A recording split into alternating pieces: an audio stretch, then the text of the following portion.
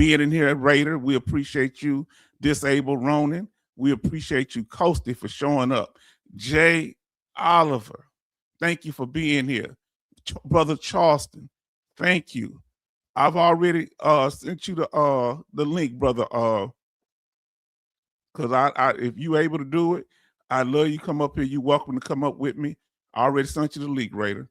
Because sometimes I do the information, but it's some information we're gonna be covering tonight. I might have a few questions.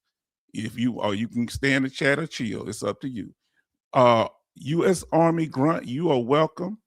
We got our 66 in the house. We know Betty Bop's up there. Family, y'all really patient with me, and I appreciate you. Because all we trying to do is make it happen. We got in here. Yes, indeed. We got our brother in here tonight. Come on into the room, my brother. We have Raider HQ. How are you, brother? I'm doing pretty good. How about yourself? I'm doing good. It just it's just been acting crazy, my computer lately. So other than that, everything is wonderful. We know coming up here real soon, we'll go ahead and look into that. Thank y'all for joining us, like we said. That real soon you're going to be having a special collaboration with our brother, fellow veteran. I think he said he was a fellow veteran and retired Raider. Raider, that being Dwayne Kimball. So tell us a little bit about that, if you don't mind, my brother. If my understanding is right, Mr. Kimball is an Army veteran too, if I recall correctly. So. That's what I remember. Yeah, and so he wanted to do kind of like we had an impromptu collaboration where I was in his chat on New Year's Eve and he invited me in and we had just a pretty outstanding conversation.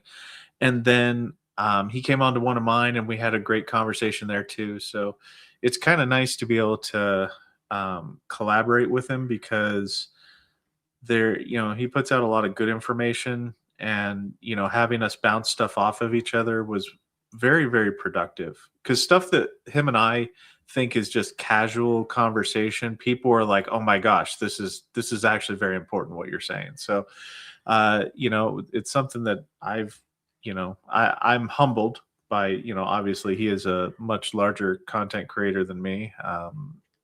So it's nice to be able to put out the message because I'm more interested in, kind of making sure that I can put out good information like you do, Yes. Well, you do more than put out good information. What he does, let me tell y'all something. And we thank Farm Girl Rebel and T Woods for coming into the room. What you do is that you're like a supercharge for us. You really you have a powerful impact on other veterans. My channel has just exploded. Okay, my channel. Yeah. I'm getting I like it. One video from yesterday, over 2,500 views already. Mm-hmm. Now I don't know how many bootleg channels you got out there that you hyping me up, but you know what? The check is in the mail. Did you hear what I said? Listen. So I really do appreciate you, brother. And I want to see, and people see the talent that you have. They see the gift that you have. And we appreciate y'all and y'all patience, family. But we're going to kind of get into the information and we'll chat at y'all, But yes, thank you. While you're in there, please smash that like button. And thank y'all for being so patient with us. Now, we do want to cover the red flags, okay? Because as the channel grows and other people's channel grows, you need to know the 4 T's. My concern is not with trolls. They don't really affect me like that. What does affect me is how they interfere with my chat and with my channel and other people. For example, last time and the person came in and started trying to talk bad about the Salty Marine. Oh, I just checked him and all this here. I said, whoa. No, we don't do that here. I say, you don't come talking greasy because if a dog will bring a bone, he'll take one away. And I said, I'm going to need you to apologize for that. And I had to apologize, and that person apologized. We moved on. This is how it is. Because if I got something to say to somebody, I'm saying, said to him myself, but I don't need nobody using my platform to down somebody who's been kind to me. Okay?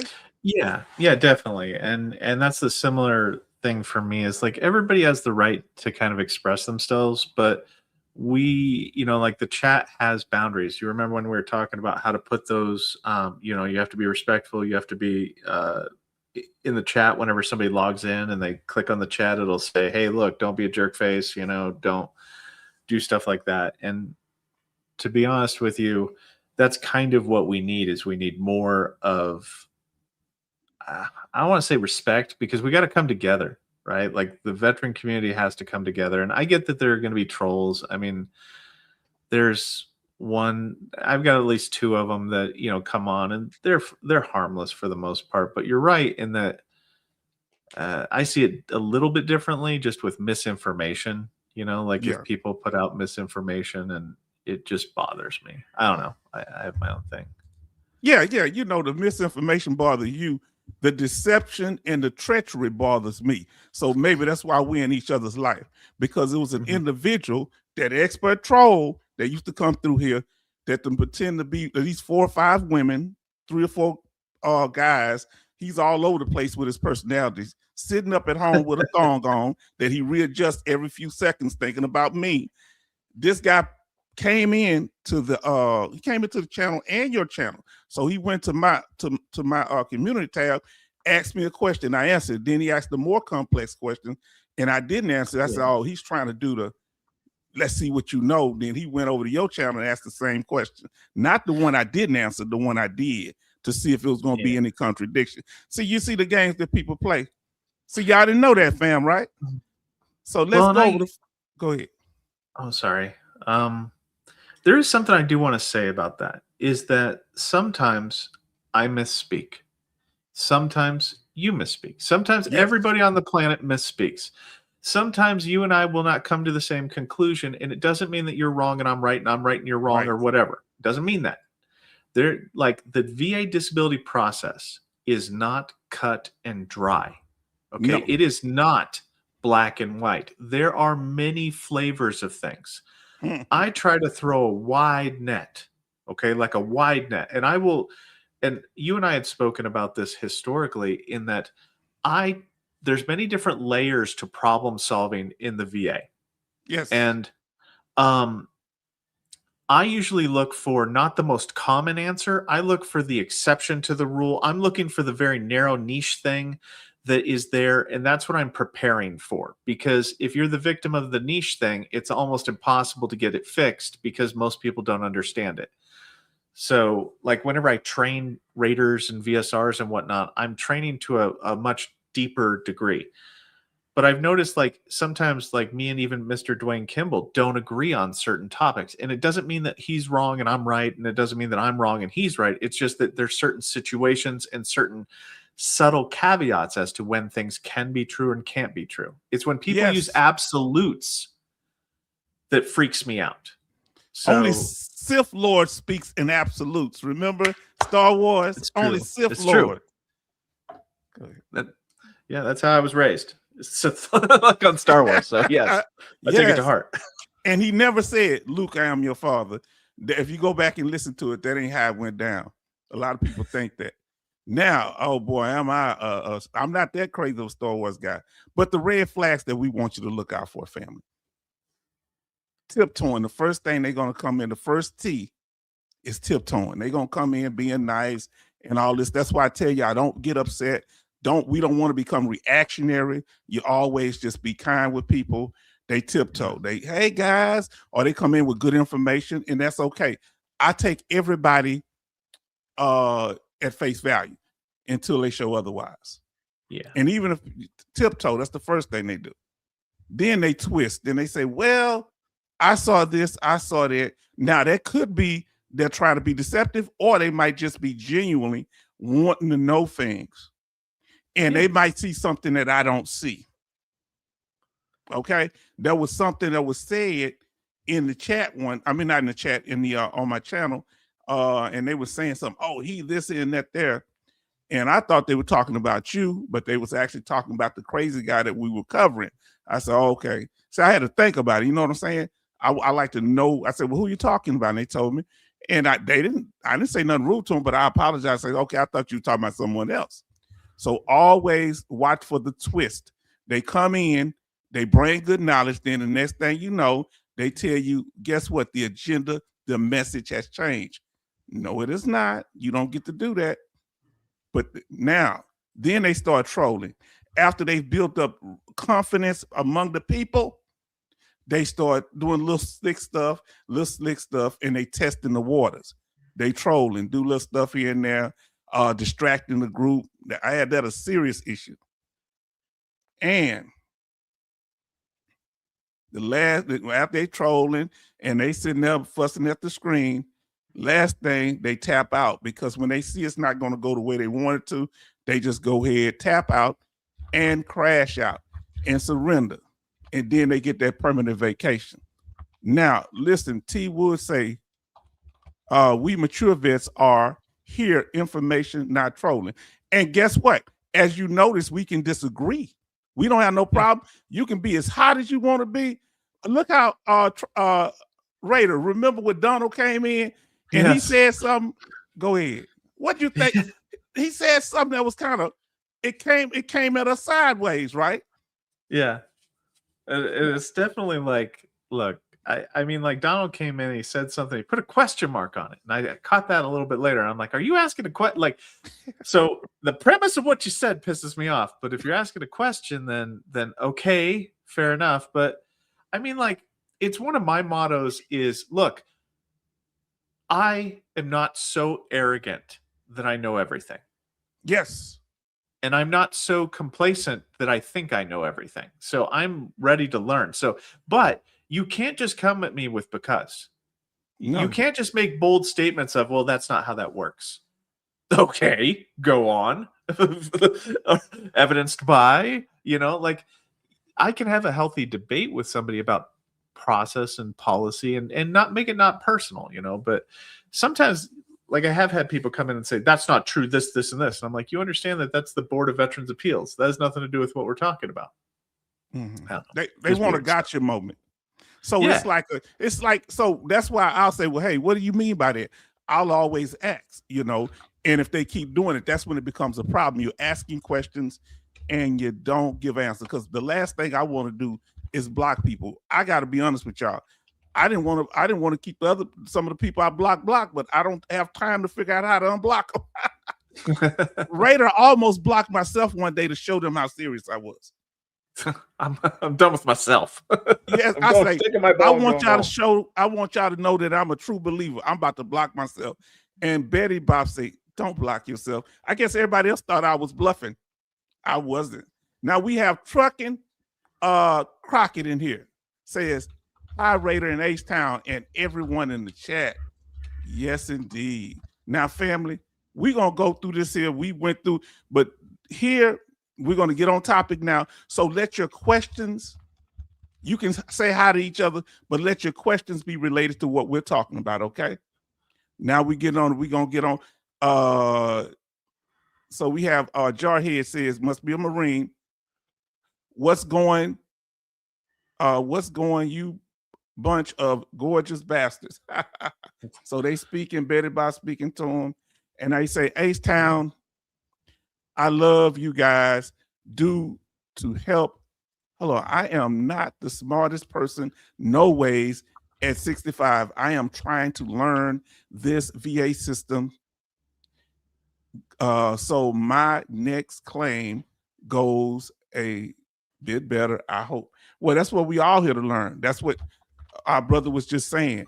Now listen to what our brother says here. He says, Brother Charleston say, civilians do not understand. Right? Let me pull us up on the full screen so I can read this better. Okay. Civilians don't understand. Many of us old veterans file after decades because we see our fellow vets be ignored by VA. And sometimes that's justified. Sometimes it may not be the VA ignoring you. As you touched us today, brother, saying that sometimes veterans send in information the wrong way. Are they always being ignored, or is it just a miscommunication sometimes? I'm sorry, say it one more time. Now, when you say sometimes you say we get ignored, this is what our brothers say. Many times we feel ignored. I felt ignored by the VA. Is that always what's going on behind the scenes that we don't see when we're trying to communicate and we don't get no response, or they ask for the same information over and over? I mean, there's a lot to this question. So the VHA, like if the Healthcare Administration is what you're talking about, that's a completely different animal. But if it's the Veterans Benefits Administration, there can be a lot of valid feelings of being ignored by the VA because you don't understand how the process works. So you're asking for things out of order, or it's like going to the DMV for something half the time. Like going to the VA and filing a claim is like going to the DMV. Have you noticed how they just do not care what you have to say? Like you are not getting X, Y, and Z unless you have A, B, and C. Right? Like, and it's a lot like that. That's procedurally driven at the board of, or the Veterans Benefits Administration. The Board of Veterans Appeals works completely differently. That works on that legal process that we talked about. But this is a very procedural process. So a lot of the times, if you don't have a full functional working understanding of the process, then yes, you can feel ignored because the steps are being taken that you don't even understand. And that's why I put out a lot of the videos the way that I do. Is this is how this is rated. This is what this needs to say to get this. This is what this needs to say to get that. Is because I'm trying to educate people on how the process kind of works. Thank you. Now, brother, we about to get into it, and I appreciate you coming because I have information that I put out, but I don't always have a full understanding. Now, we about to get on topic here, family, so we thank you so much. Let me pull it up. We're about to get on topic, so thank you. So making sure your questions are on topic, and that way we can do these clips. I like to do clips. They're really working good, and we can get this information. Everybody's not going to watch the long version. So let's get started. Me and Raider HQ, and the topic for today is, what are the VA benefits for each VA disability rating? Now, family, y'all know I'm the only person that did this that I know of on this earth. So I know how to break it down, but understanding the information and how the benefits apply to veterans is not easy. So we're going to try to go through this as fast as possible, but we're going to make sure we explain things. So we're talking about benefits from the 0 to the 100%. And we know that there are 4 types of 100%. H-Town are broken down. And we're going to talk about in segments. People don't realize that the 0% rating has a lot of benefits, brother. Have you ever seen people that got confused and thought that a 0% mean they don't get anything? Oh, I've had people scream at me, like literally at public contact beforehand, because I was passing through public contact and a veteran had come in to discuss, like they just really seriously disagreed with the fact that they got 0% for something. And what happened was the staff members at the front desk called me over and they're like, "Hey man, can you de-escalate this?" I'm like, "Sure, man, I'm fine." So, and the veteran thought that it meant that they weren't service connected because they just wanted hearing aids. And I'm like, well, 0%, sir, is you can get hearing aids. The VA will cover those, like they don't. It just means that you're not getting monetary stuff. You can get healthcare all day long at 0%. It's just that you're not getting monetary benefits. Yes. Money, Okay. And once I told him that, he just calmed right down. But I'm like, wow, we went, from 0 to 10 real quick, I wish they did better in explaining it, to be honest with you. 0% is one of those things where it feels like you got slapped in the face, but it's always just an increase away from going up from 0. So now that's what we're going to talk about. And family, any off-topic questions right now, we're not going to answer them. No problem. We're going to get to them in a bit, but we need to get to the topic. First thing is we're going to talk about why I did this and why I've done it. This is actually from the VA, and they on their website is kind of confusing. I break the benefits down from 0% all the way up to 100%. And that's the reason I did it, because when I went to the VA, they kind of keep putting the benefits over and over and over, and it confused veterans. And they got misinformation on here. Look, this is say service connected. I don't know if y'all can see this, so I'm gonna make it to full screen because I didn't have time to make it big enough. So let me make it to full screen. I want y'all to look at this. Okay, give me a second. Now it says service connected disability rating at 50%. If you go down toward the middle, it says right under vocational rehabilitation and employment, it says additional compensation for eligible dependents may include aid and attendance for eligible spouses. Well, they need to correct this. Why? Because when they actually add dependents, brother? Have they changed that? 30%. It's 30%. And they got it on at this matrix. That's why I don't send people over there. See, H-Town. Yeah. And so if you know how to get in contact, because I know that ain't your part, but I don't know if you say, okay, I got notification from Radar. Okay, good to hear you, brother. Now, all right, we're going to talk about other questions in a minute. When we get on that topic, we're going to cover every topic almost. That's why we want to keep it moving. When we get on it, you can ask questions about that topic. So save your questions to the end, write them down. Let's go. That's why I did it, brother. That's why I do this. So we're talking about compensation and pension. We're talking about the percentages, how they relate to the dollar amount, and how the percentages also relate to the benefits that you get. So we're going to go through this here. And we're going to start from this is a federal benefit. Did I say anything wrong, brother? Is this benefit a federal benefit from the federal government? Yeah. I mean, the terminology, like the synonyms for this were interchangeable.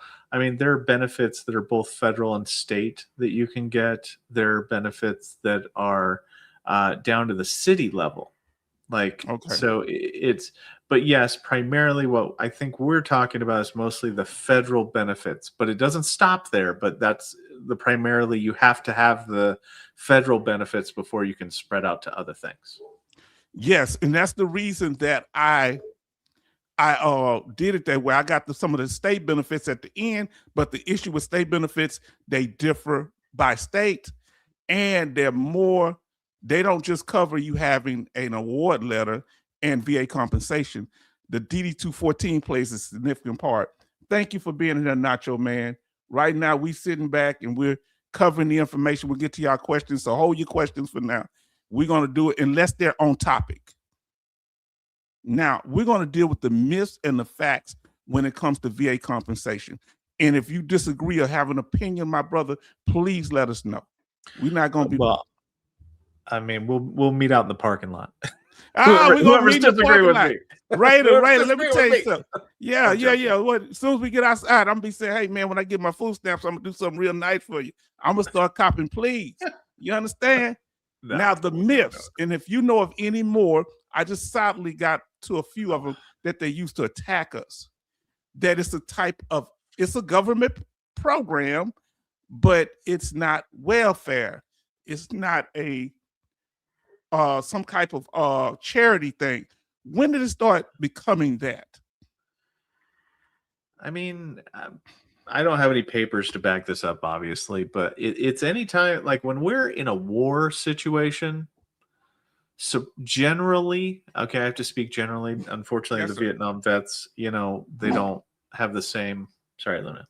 The Vietnam vets don't have the same experience that most people do during a war type situation. But during a war environment, support is typically high. It's in the lieu of, like, it's when we're in the peacetime situations that support seems to wane. It's like, oh, people forget until it's time to remember. And then when they remember, they show up with, oh yeah, you guys are awesome, cool. But whenever it's peacetime, they forget. They forget that. And it's how soon do we forget? And the Bible say a generation came that did not remember Joseph, you know what I'm saying, in Egypt. Yes, indeed. So now, family, it's not a government handout.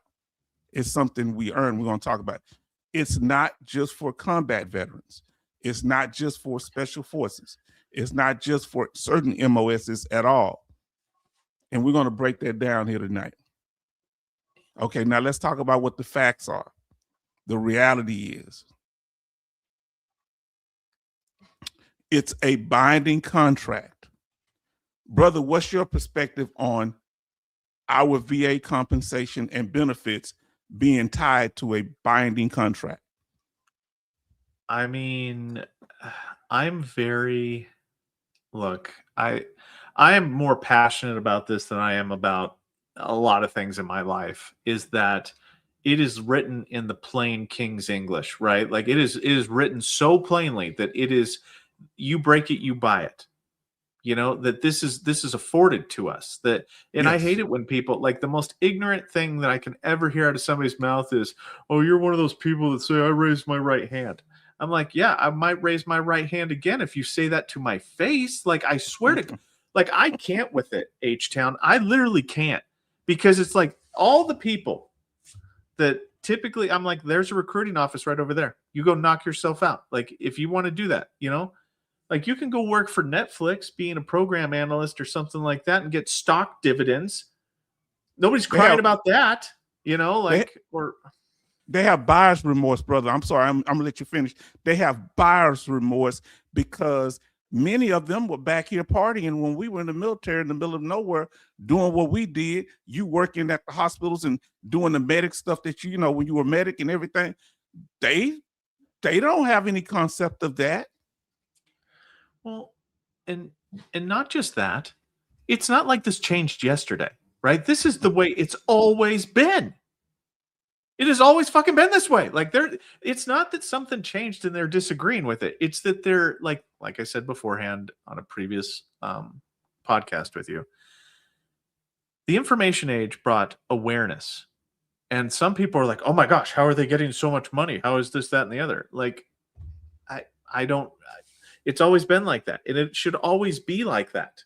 I mean, that's the price of freedom. Is that signature right there. Like, when we sign on that line, that's the price of freedom.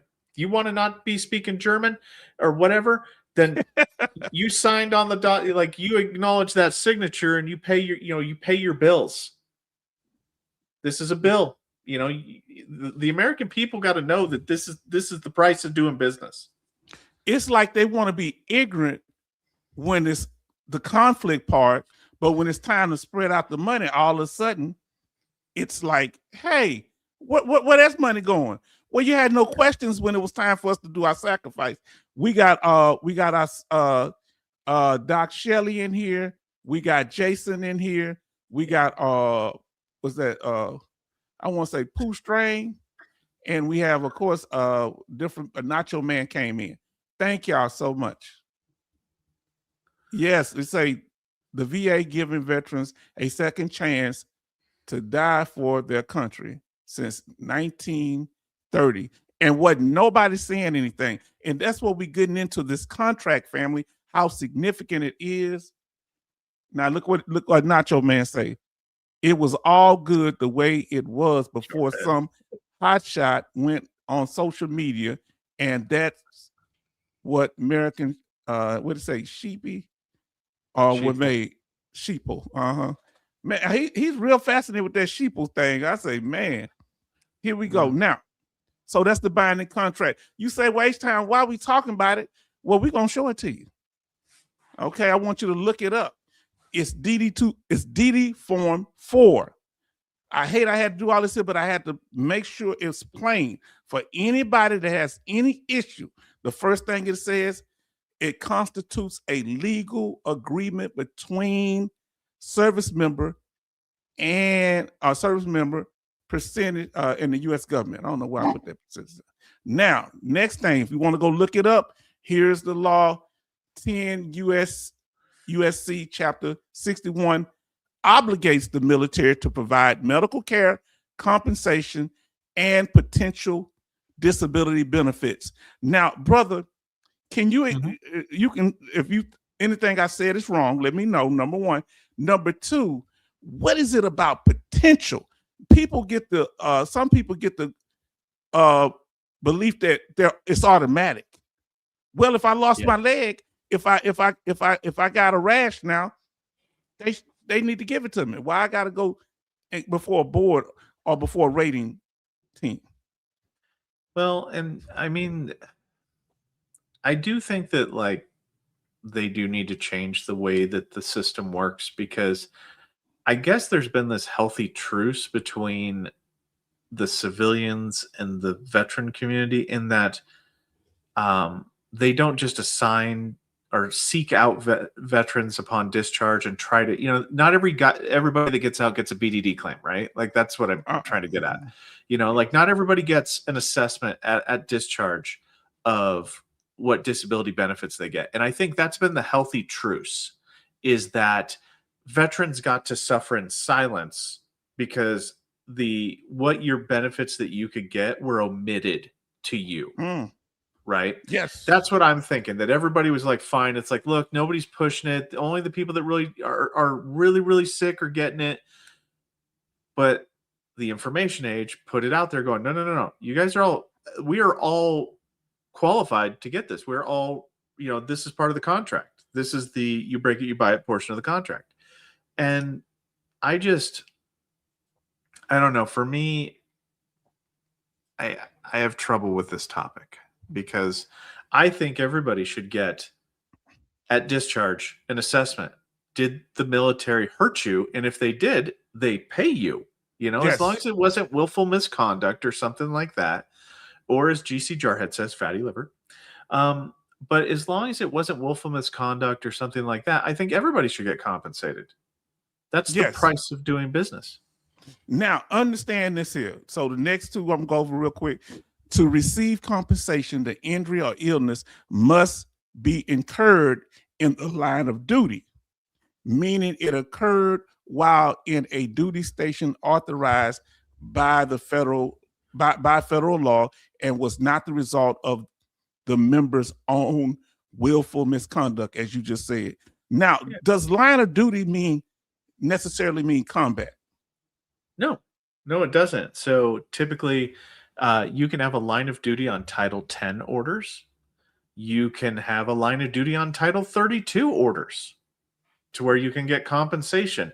You don't have to have left the continental United States of America in order to get a line of duty. Line of duty typically just means that you were behaving in a way, like if you were drinking and driving, that's willful misconduct. That's not in the line of duty. You were working outside of the military's code of ethics and whatnot. If you broke your hand because you were beating your wife, that's willful misconduct, type thing. If you're committing a crime and you got injured, then that's kind of where we're at with that. But line of duty, it's harder for Title 32 people. So reservist and National Guard, it's much harder. But okay. Go ahead. Now, what if it's of no fault of your own? What if you on the base and your spouse attacks you?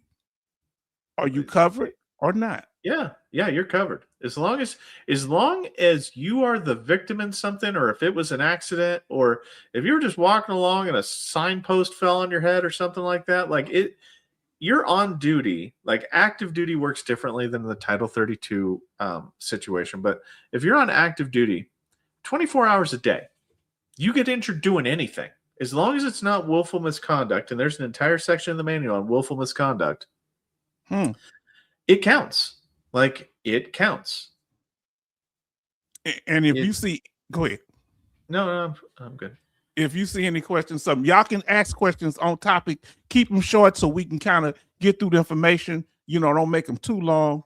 Why does all these politicians try living? Why don't all these politicians try living on the same amount of funds that VA pays for disability? And thank y'all. Hit that like button. Now, willful misconduct. Go ahead, brother. I was going to answer GC Jarhead's thing is, look, I don't want them to. I want them to leave us alone. Just honor the contract and leave us alone.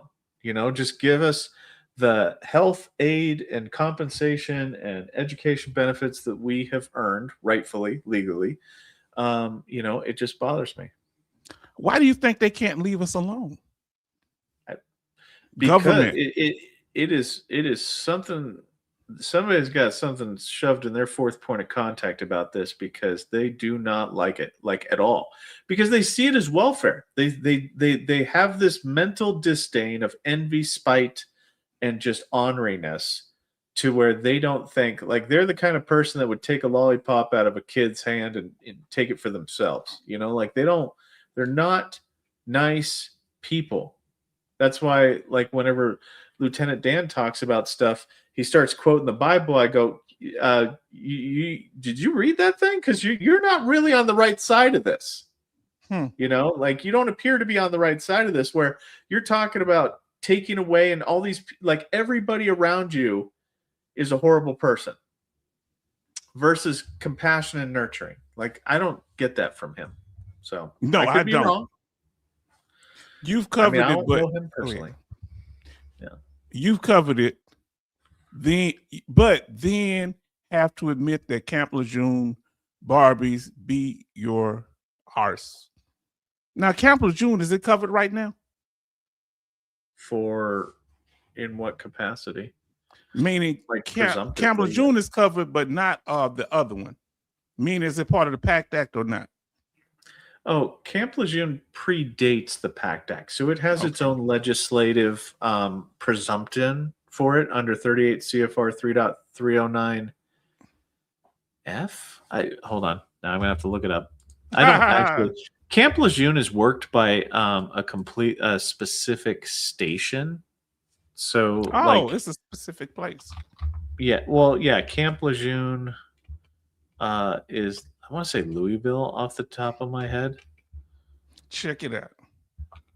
Now, Charleston say, question: does line of duty include 30 days yearly vacation, liberties off duty station?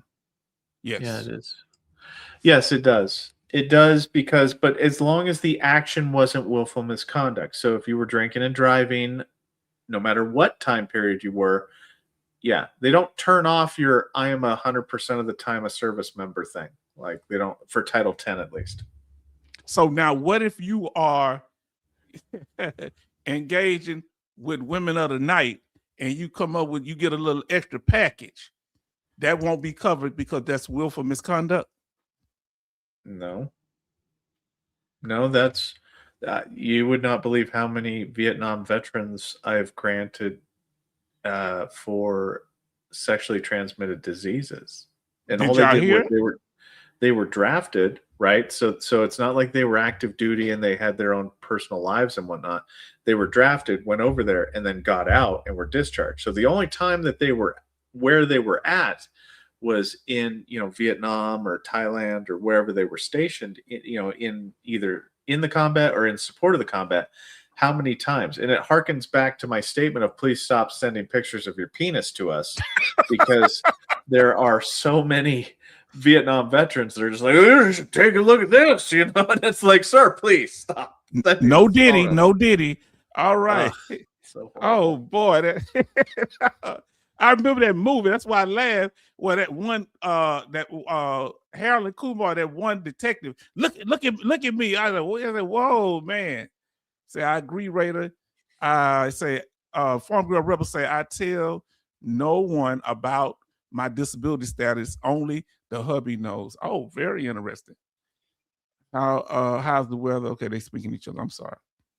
Now we doing good. Let's get to it. Now the last part is the part dealing with us.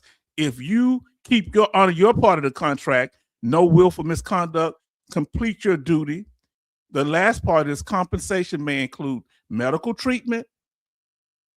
Compensation can include medical treatment, disability retirement pay, severance pay, and vocational rehabilitation, depending on the severity and nature of the injury.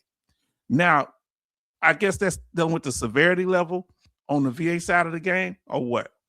Yes. Well, actually, this is a little bit different. So this seems to be speaking, like this portion of it seems to be speaking about if you were to med board out.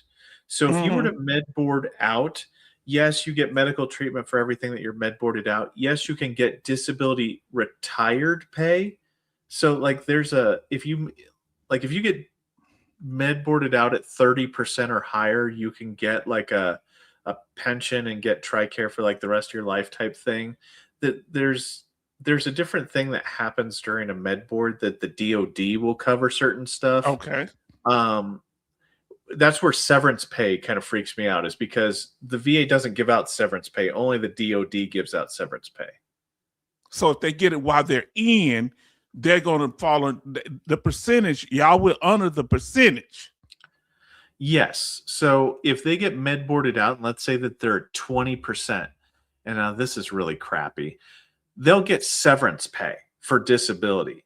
Well, what happens is that pay that you got, in order, like you go to the VA, the VBA, and you file for disability, you've got to pay back all that severance pay before you can start getting your VA disability pay. It's very stupid. It's double dipping somehow. I don't know how. It's using like 7th degree chess or fourth dimensional chess or something to get to the answer. I don't understand it. But this is more talking about med boarding and what the like benefits given by the DoD, I guess. Yes, I had happened to a couple of my friends. I helped him get an 80%, but he didn't see all the money until he paid back that he got a what do you call it? He got that, you know how they would get that early right after Desert Storm to get out of the military. Oh yeah. He got a bonus or something. They wanted that whole 20,000-30,000 back. They do. There's a trick to that, you know. What's the trick? Tell us about the trick. So when the VA goes to recoup that money, they recoup it based upon the first rating decision that you're given.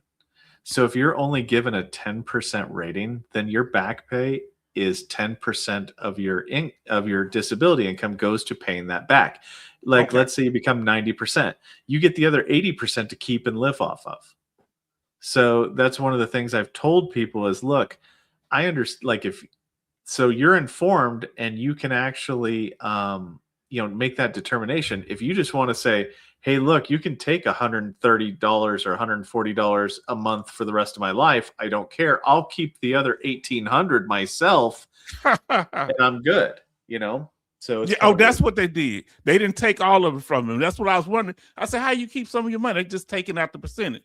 Now, 66 say, HQ, how does the VA approach claims of veterans that didn't have a exit exam? Hold on just one second. Let me look here. What happens is the VA approaches it just as in a summary of all of your evidence at that point in time. They'll go through your STRs and see what's there. Okay. Now Betty say, I did have to back all my severance. I guess she had to pay back all her severance payback. Wow. Who in here had to pay back severance pay? Put a 1 in the chat if you had to pay, or you can tell us the amount if you don't mind. Jason said, Raider, can you tell me how kidney stones are rated, please? Oh, yeah, they are rated under where are they at? It's a very weird word. Calculi. Let me look it up. It's most of the time 0%, but okay. But I wonder is it any secondaries? That'll be look that up, brother. We're gonna continue on. That's why we doing it this way, family. We're gonna break it down. You're gonna get some knowledge. But I got a question for my brother.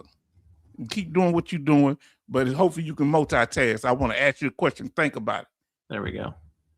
Go ahead and answer this question. Answer this question. Let me go back. Let me pull that person up. He said, I'll put it in the chat here. Okay. All right. Okay. So you had to pay money back. So GG, everybody show love, had to pay money back. That's good. Put in the chat. There it is right there. That's the name, the answer that you needed there.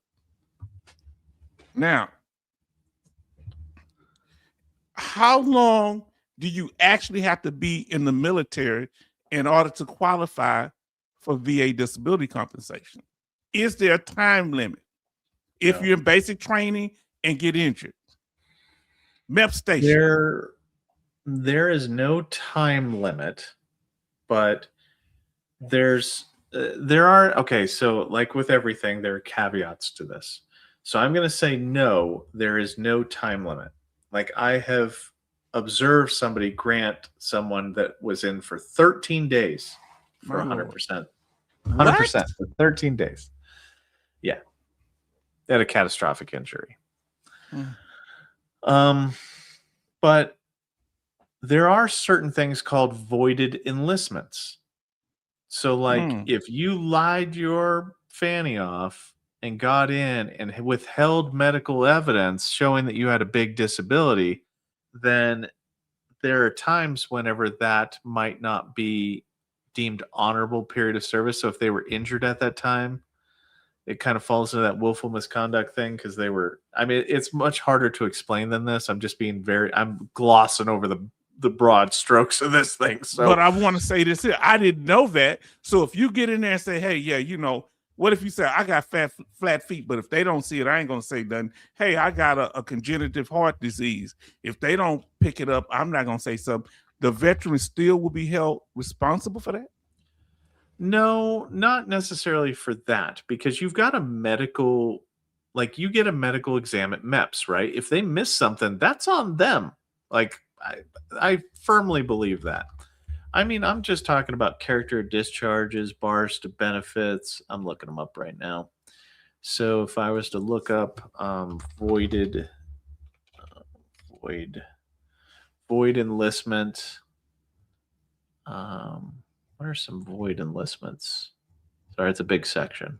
No problem. But what's the shortest time you saw somebody being in the military file for a claim with you? 13 days. 13, that's man. Did it up, no problem. Now, family, you could also get injured doing combat operations. I was in a tank. I don't know if that's this side of the tank, close to it, but I don't think so. Not no M1A1. What weight, if they don't get, how can I say it? If they don't get boarded out of medical board coming out the military, does the medical records from in service have a stronger weight than medical records once you get out? Are they weighed heavier? It's not that they're weighed heavier. It's that each one of those categories satisfy a different requirement. So if you remember, we have 3 elements needed to grant something directly. So we have element 1, which is a current diagnosis.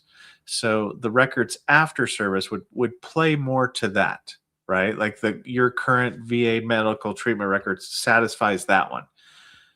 The STRs or service treatment records, those satisfy whether or not, like your in-service treatment. So one of those is I was injured in service and I have a disability now. Those are 2 components that need to be true for the VA to want to give you money for the rest of your life, because the military caused your disability.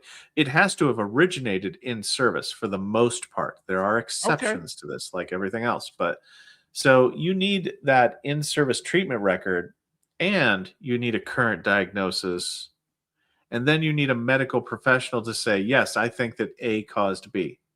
You know, that your in-service event was caused by, you know, your current disability was caused by your in-service event, I guess. That's interesting. Say a lot. 66 says a lot of people don't know that folks with mental illness may not show any signs until early 20s, especially schizophrenia. Being in the military can become an activation of it. Now, it's true. Yeah. Do you use the fact that somebody may have a hereditary issue like schizophrenia or other mental illnesses? Let's talk about the mental illness side of the game. What you say is true. Go ahead.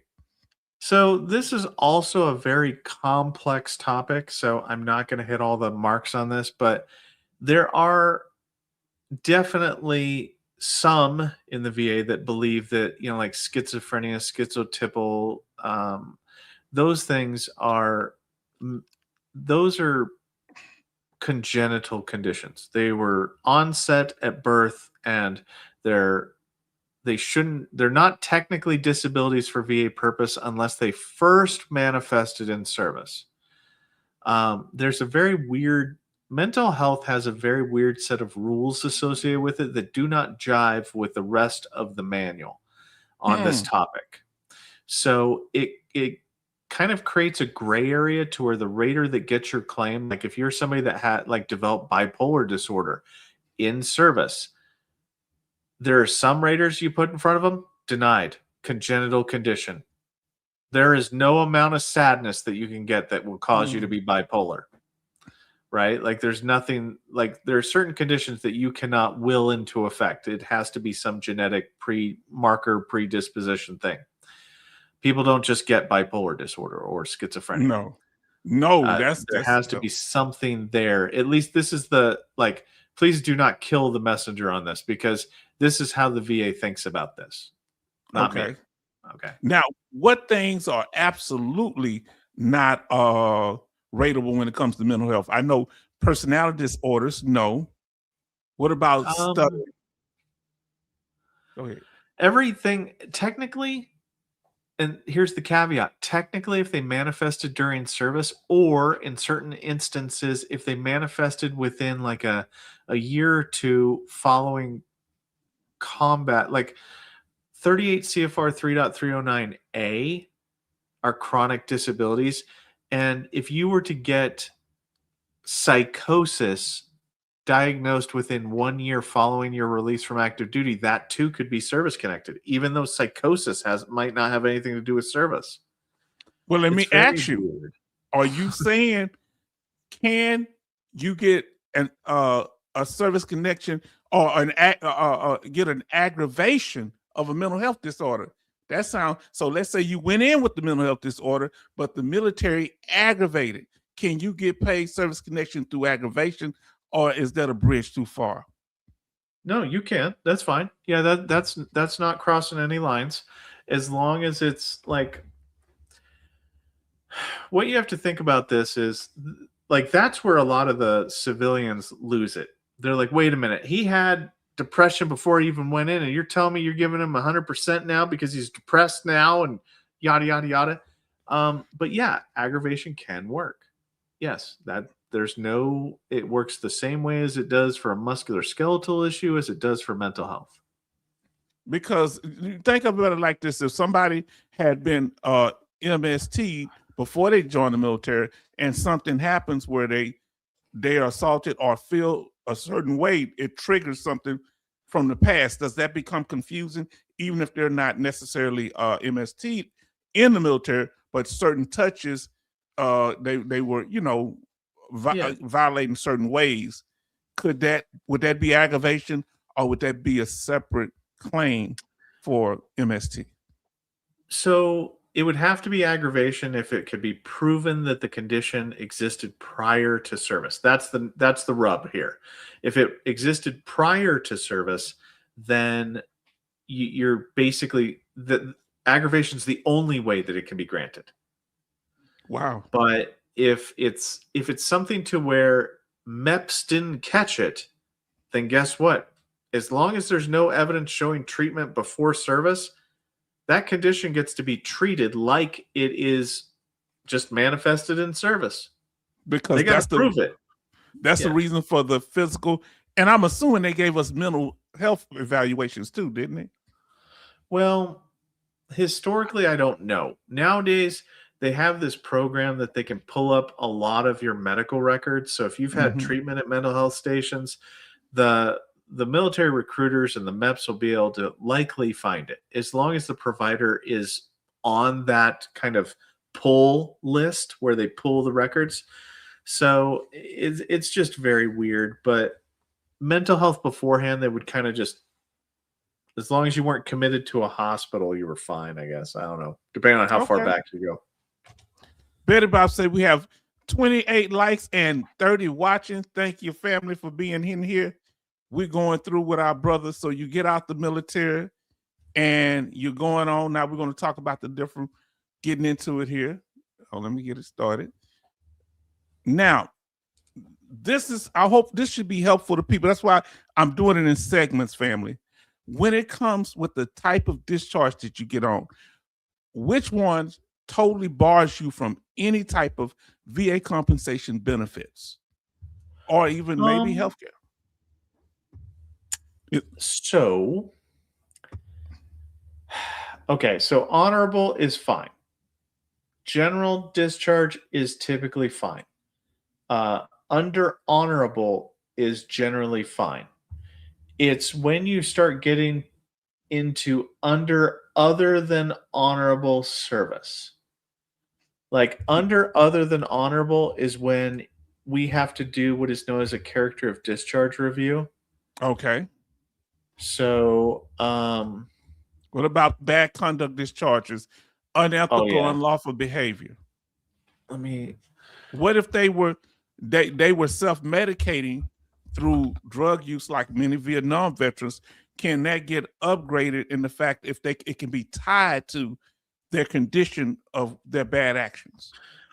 Okay, so there's 4 different types, and I'll put these in the chat. There's 4 different types of discharges and characterizations of discharges that generally require the VA to do that character of discharge review, where they will determine whether or not you either are honorable, Chapter 17, or dishonorable. There's 3 different types of benefits classifications of benefits. So honorable is the kind that most people know about. You can get health care and you can get money compensation. Chapter 17 is, okay, you had an other than honorable discharge, but we're going to allow you to get health care only for your thing. So you weren't a good boy or good girl, but we're going to let you get health care because your injury you were bad, but you weren't really bad. I've seen that. Yeah. And the third kind is dishonorable. It's where you don't get anything. Unless you get a character discharge upgrade, there ain't nothing you can do. You aren't getting any money. You aren't getting any health care. You aren't getting nothing. Because you got out on a criminal charge. Well, you got out under one of these 4 things, and the VA said when that VA VSR reviews it, when the authorizer reviews it, they go, okay, based upon my review of the evidence, I deem you X, Y, and Z. That is one of the most dangerous and scary reviews on the planet because, yes, QRT reviews it, but this is just some layperson injecting their own opinion on whether or not you get to have benefits or not. Like, I don't like that. I like the system to be very black and white in that if I do something, it's because I'm compelled to do something. I don't like it when people get to make offhanded choices and judge other people's behaviors and whatnot. So you're saying a decision can be somewhat random, but depending on the person making the decision. You can get a biased or prejudiced DRO. Like the authorizer could be backing you and going, you know what? I know that they got an other than honorable discharge, but I'm going to deem them honorable for VA purposes because that's what this character of discharge review does. Is it reviews and it makes the VA gets to interpret your behaviors and then decide how they're going to treat you moving forward. It doesn't care they don't care what's on your DD 214 because they're making an administrative determination, a legal administrative determination on whether or not you get to keep what benefits you get to have. It's horrible. So family, the character of discharge, character of service is very important. And from what I'm gathering from Raider HQ being a Raider, that you can get out on an honorable, sometime even a general. But when it starts to get into other things, as he said, it may bar you from medical. You might get medical treatment, but you may not be able to get VA compensation. And let's not even talk about state benefits because most of them they require honorable discharge. I don't know about generals. Yes, indeed. And if you're in the indeclinable stuff that you have and it's not major, when you get out, they got veteran court. I don't know if you've ever heard of that can help you with things like this. So I put a link in the chat for the section of the manual that discusses character discharges. If anybody wants to go there, that section of the manual will help you understand how the VA reviews for that, what their steps are, and it even it's a long section, but it even gives how to write up the letter, what questions to ask, all that stuff. So everybody show love to Raider. And if y'all got any questions about what we talking about, we're going to cover so many topics because it's different things, but as much as we can get to it, we're going to do it. Thank y'all. Show love. Now, really, when it gets out, this, I think from 2024, most people get out on honorable discharge. I was surprised to see so many uncharacterized discharges. I guess people that don't stay in very long, get injured in boot camp. Are you surprised there's so many people they kind of get out within that 13 days doing basic training or very early into their military service? Not so much. And this is going to be kind of a prejudicial answer to this. Oh my gosh, the CivDiv's here. Hold on. Go ahead. Finish up, brother. So the reason why, in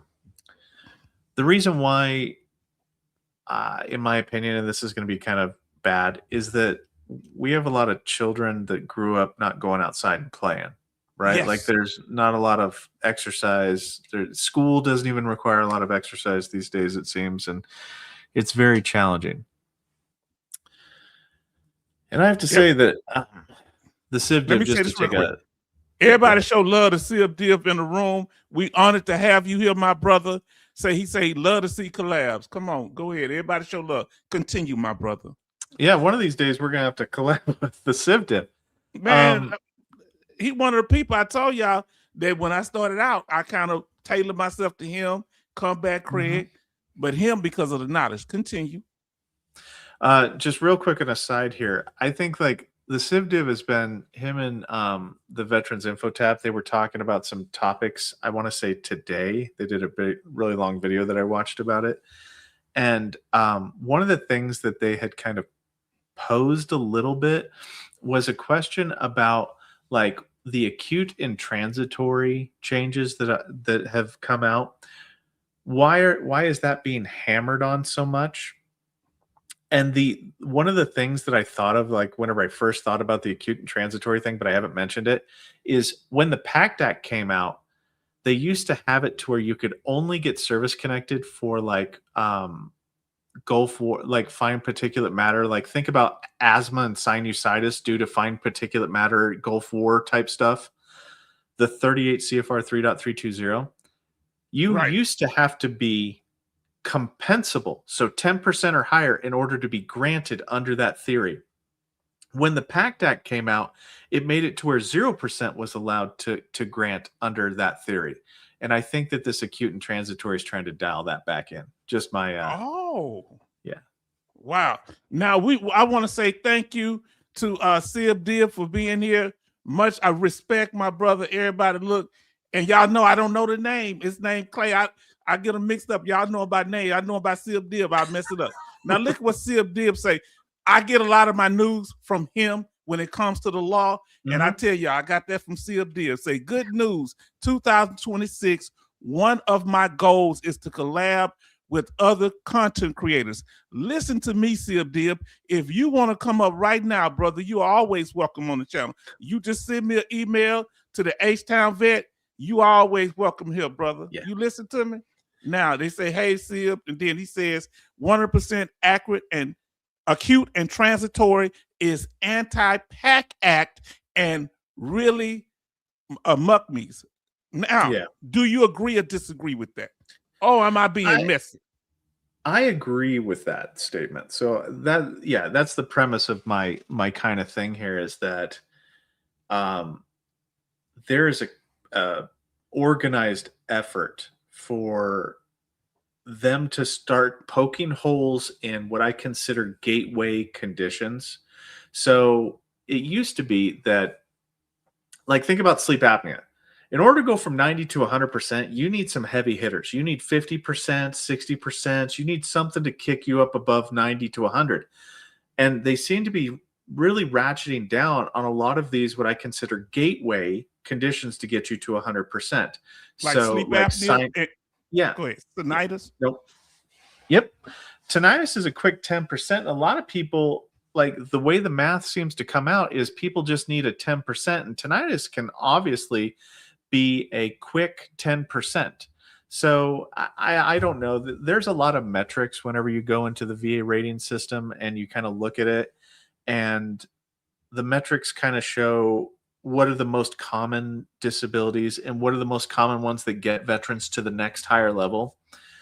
Anything below 70% typically is fine in a lot of people's opinion. But when you get a higher than 70%, they do not like that culmination of sinusitis, migraines, and sleep apnea. I expect them wanting to dial back on migraines soon too, just because that 50% can help you get to 100. And they don't like That's what I was trying to say, sinusitis.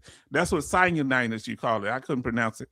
So, brother, this is a serious thing. Now, let us continue. That's the email is up, my brother, and you are definitely welcome to do that. Come on, you always welcome here.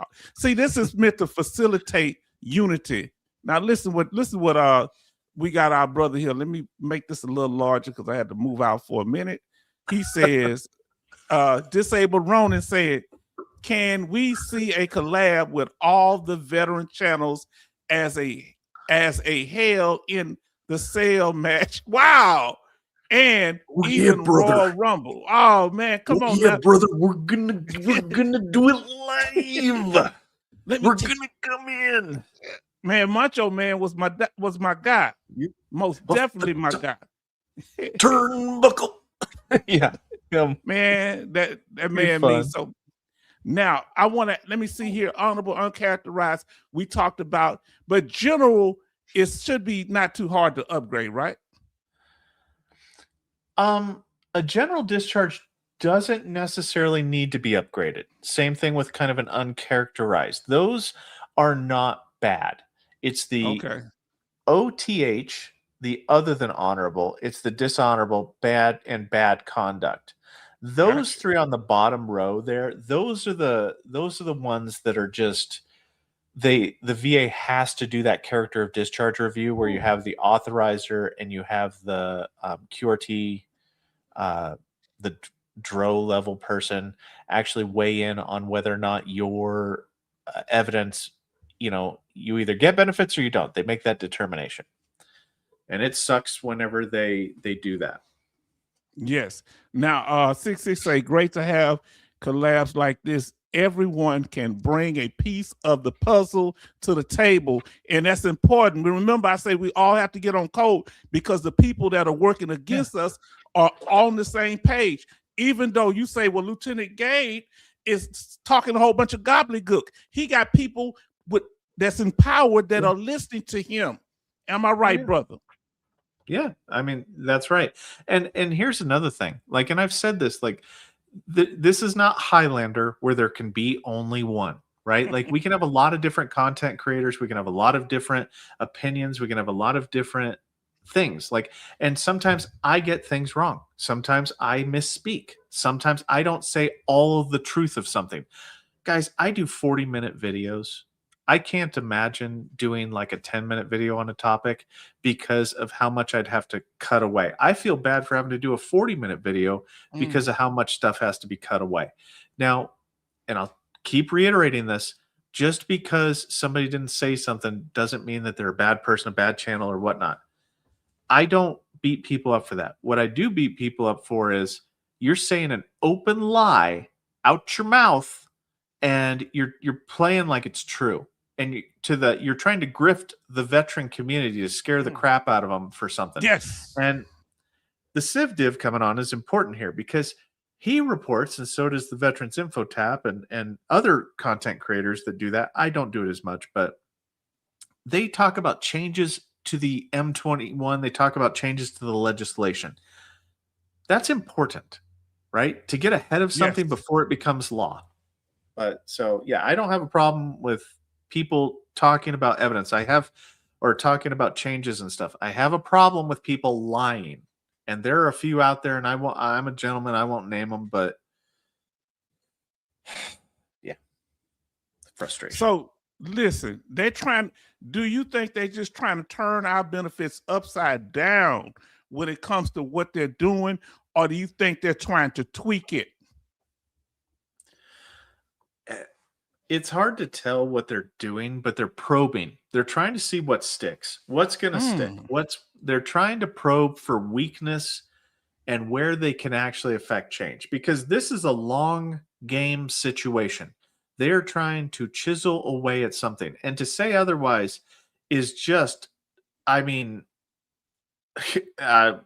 what drugs are you on? Because to want to take all these things away at the exact same time is very, very scary.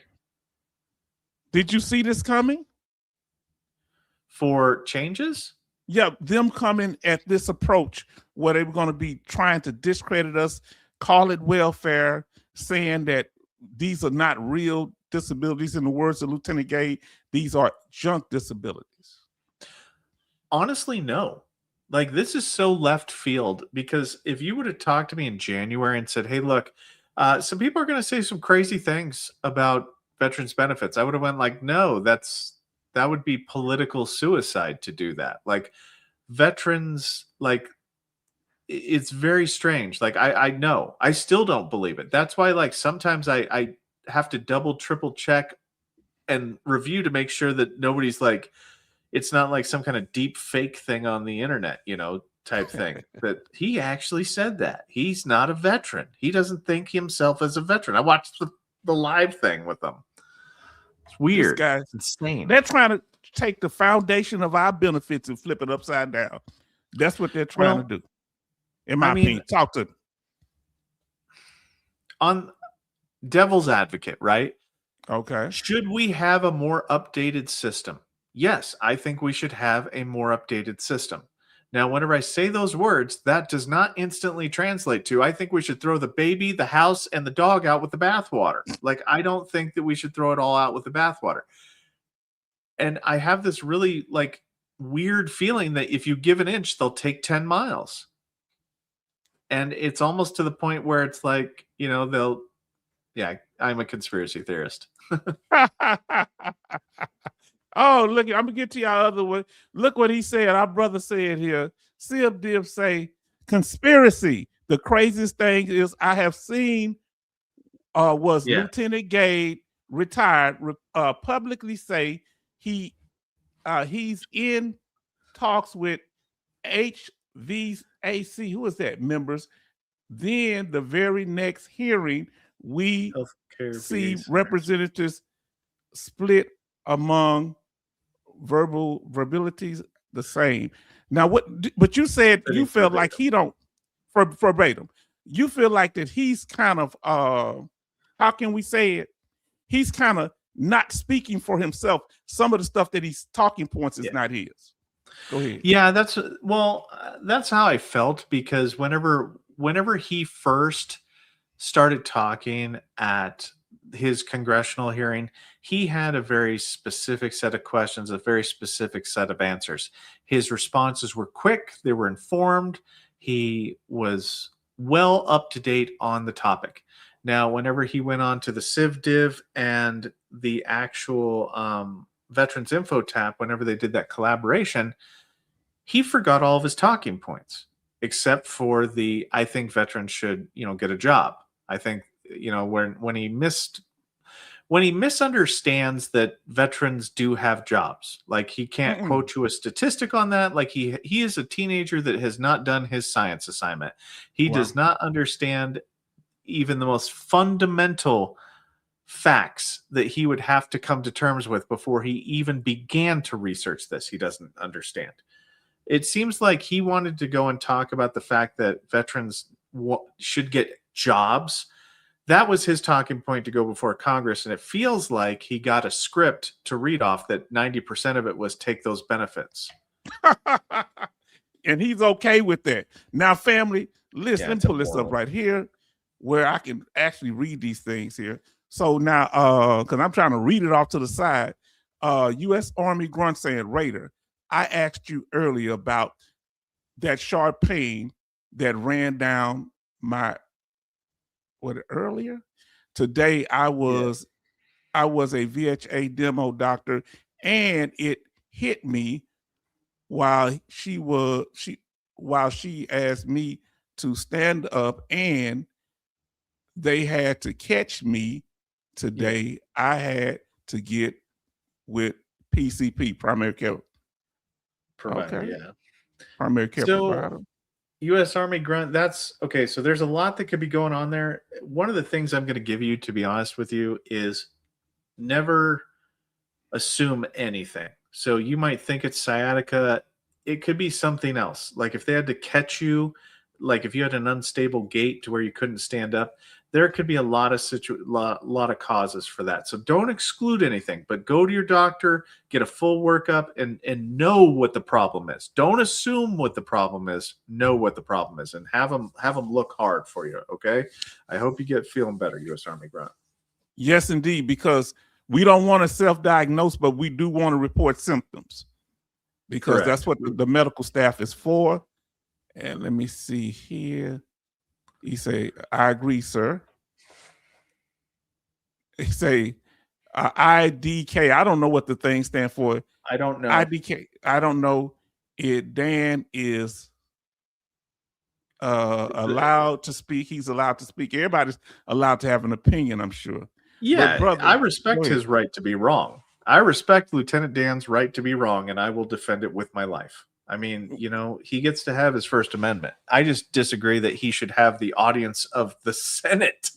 Like, how did he get there? Like, how did he get there?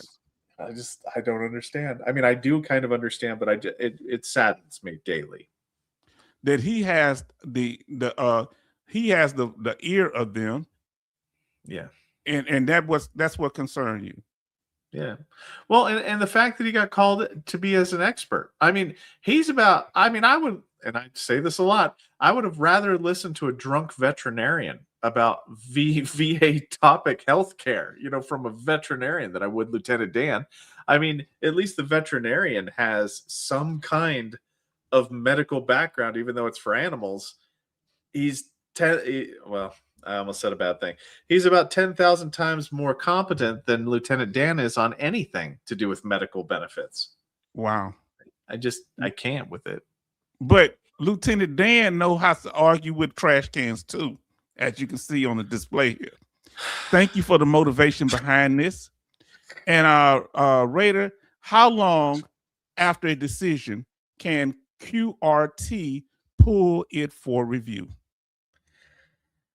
Technically, there's probably about a 60-day window on average where everybody that was involved with the claim, like the VSR has, I want to give it a real healthy window of 60 days. The Raider has a 60-day window to get their review.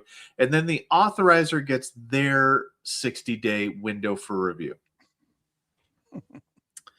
I'm trying not to rant about him because I can just go off. I'm being respectful of the host. So, hey, you welcome, brother. Speak your mind. Say LT Dan is rant material. Jeez, LOL, nice me. It was inspired by somebody that y'all know who said he gets more. He get a more coherent statements out of somebody arguing with a trash can. So H-Town know how to break that down. 11. See, and that's how that goes. Now, brother, hold on. Let me see. Let me get back. I just had to pull that up for a minute. Guess who's in the room? Salty Marine. Thank you, my brother. Everybody show love to the Salty Marine. Yes, indeed, fam. I told you, but you didn't believe me. You're bringing us together, brother. Huh? I'm trying. I mean, yeah, you're going to bring us together. And then we're going to kick you off the island. That's what we're going to do. We're going to get you. Listen to what I'm saying. Yeah, you know how it turns out on these Survivor shows. And everybody's showing love. Show love to the Salty Marine and to the old Salty Marine who came to the live stream a couple of live streams ago. Well, the last live stream. And we thank him for being there. We appreciate y'all. See, family? I told you. Look, he got a salt Put a salt shaker in the chat to show love to the Salty Marine. Put a salt shaker in the chat. Yeah. Family, we doing this here. We got out on that time. You understand? Because see, go ahead. Oh no, go ahead. You go ahead. I'm good. Now I'm putting up to the thing here. Thought you were about to say something. Well, I was, and I think like I've recorded the same video 9 times so far, and I've deleted it every single time. And I think, like, I'll just say it, but I don't think I know how to YouTube very well. Like, to be honest with you, I don't think I know how to YouTube at all, because my thing is I want to put out like a good product, you know, like a good faith effort. You know, sometimes I might flub a little bit, sometimes I might not give everything, but I want to put out a good faith, like, you know, whenever I put out information, it's coming from a good place. I'm trying to do the right thing. But I don't think I'm doing YouTube very well, because I want to collaborate. I want to bring everybody together. I want everybody to have a similar, not the same, but like a similar positive message towards, hey, look, there's a reason why veterans reach out, right? Like there's veterans why veterans are watching us, is because they have questions of an archaic system. The VA compensation system is literally one of the most insane, like, wow, misunderstood. It's got so many different variables to it that it's very hard to understand. And I just want to fight the misinformation, and I want to bring people together, you know, that are putting out good messages. They don't have to be the same messages. They don't all have to agree with me, but just good messages that are not trying to openly lie and take advantage of veterans. And that's what I like. I wish Congress would focus on that, about people like not taking advantage of, like, but trying to help veterans. We should be able to help each other. We should be able to help each other file claims. We should be able to help each other talk about things that need to be talked about. We should be able to get to the bottom of a topic, understand it, and move forward. And it frustrates me. And are you surprised? Let me shout out Inner You Healing Ministry. Say, HQ, your videos are extremely valuable. Of course, you may see them as, come on now, go ahead. Let you respond to that. Well, no, I was just, thank you. I mean, I appreciate it. I mean, but I'm hoping to one day work myself out of a job, in that, you know, I just put out the information and the content. As you can kind of see, I'm not in it for, I'm a voice behind a little image here. I'm not trying to become internet famous. I just want to try to put out the best information, because it does physically bother me whenever I think about, you know, our brothers and sisters getting taken advantage of by disingenuous people who honestly do not care about the veteran that they tell the wrong thing to. And I am looking at somebody's channel right now that I'm talking about, where they just scare the crap out of you, or the AI stuff too. The AI stuff is equally dangerous, and I hate that. But are they using it to mislead veteran about benefits? And I hope I said yes, indeed. Now, as far as our brother, that man got about 4 or 5 kids. So if he ain't able to come up, that's cool. If he's in the chat, I just always have it, like with the Salty Marine. You're welcome to come up if you want to. Now, listen to what Mike says. Mike says, hey, H-Town, do you have any idea what the VA means by this? We closed a request exam, data science. I've never seen data science on that. I mean, they closed the weirdest exam.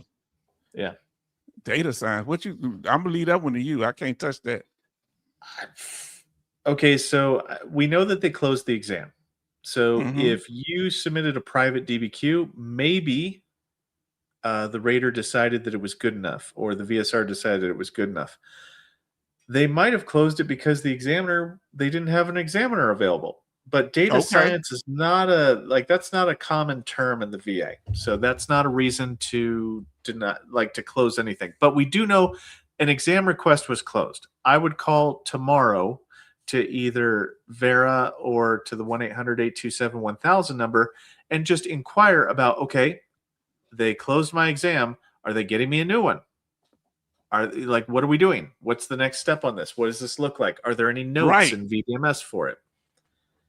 So when they close it, you would question them. Would you do that over the phone, or would you go up to the regional office? What do you think would be the best thing? I mean, I would do the phone, right? Because not a lot of people live near the regional offices. So if you like, I wouldn't drive 2 hours to go. Oh yeah, they'll get you another one.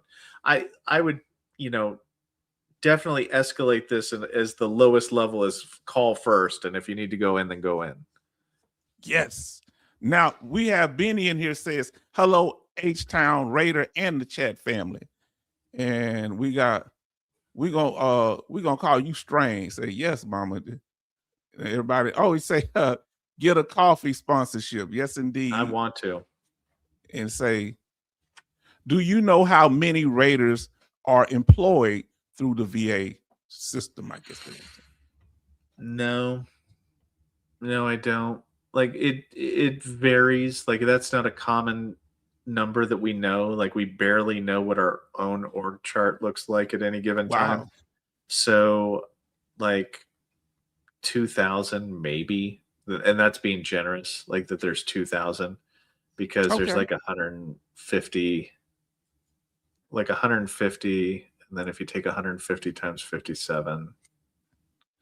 But see, you've got smaller regional offices and bigger regional offices. So it just depends. I would say like maybe 1,500, 2,000, maybe. Wow. Man, but see, people move a lot? Is that what the case is? Or what? No, people don't move very often at all. Like that's one of the positions that typically you die in. Like it's something that, it's one of the, okay, so if you want to know, it's a GS-12 position.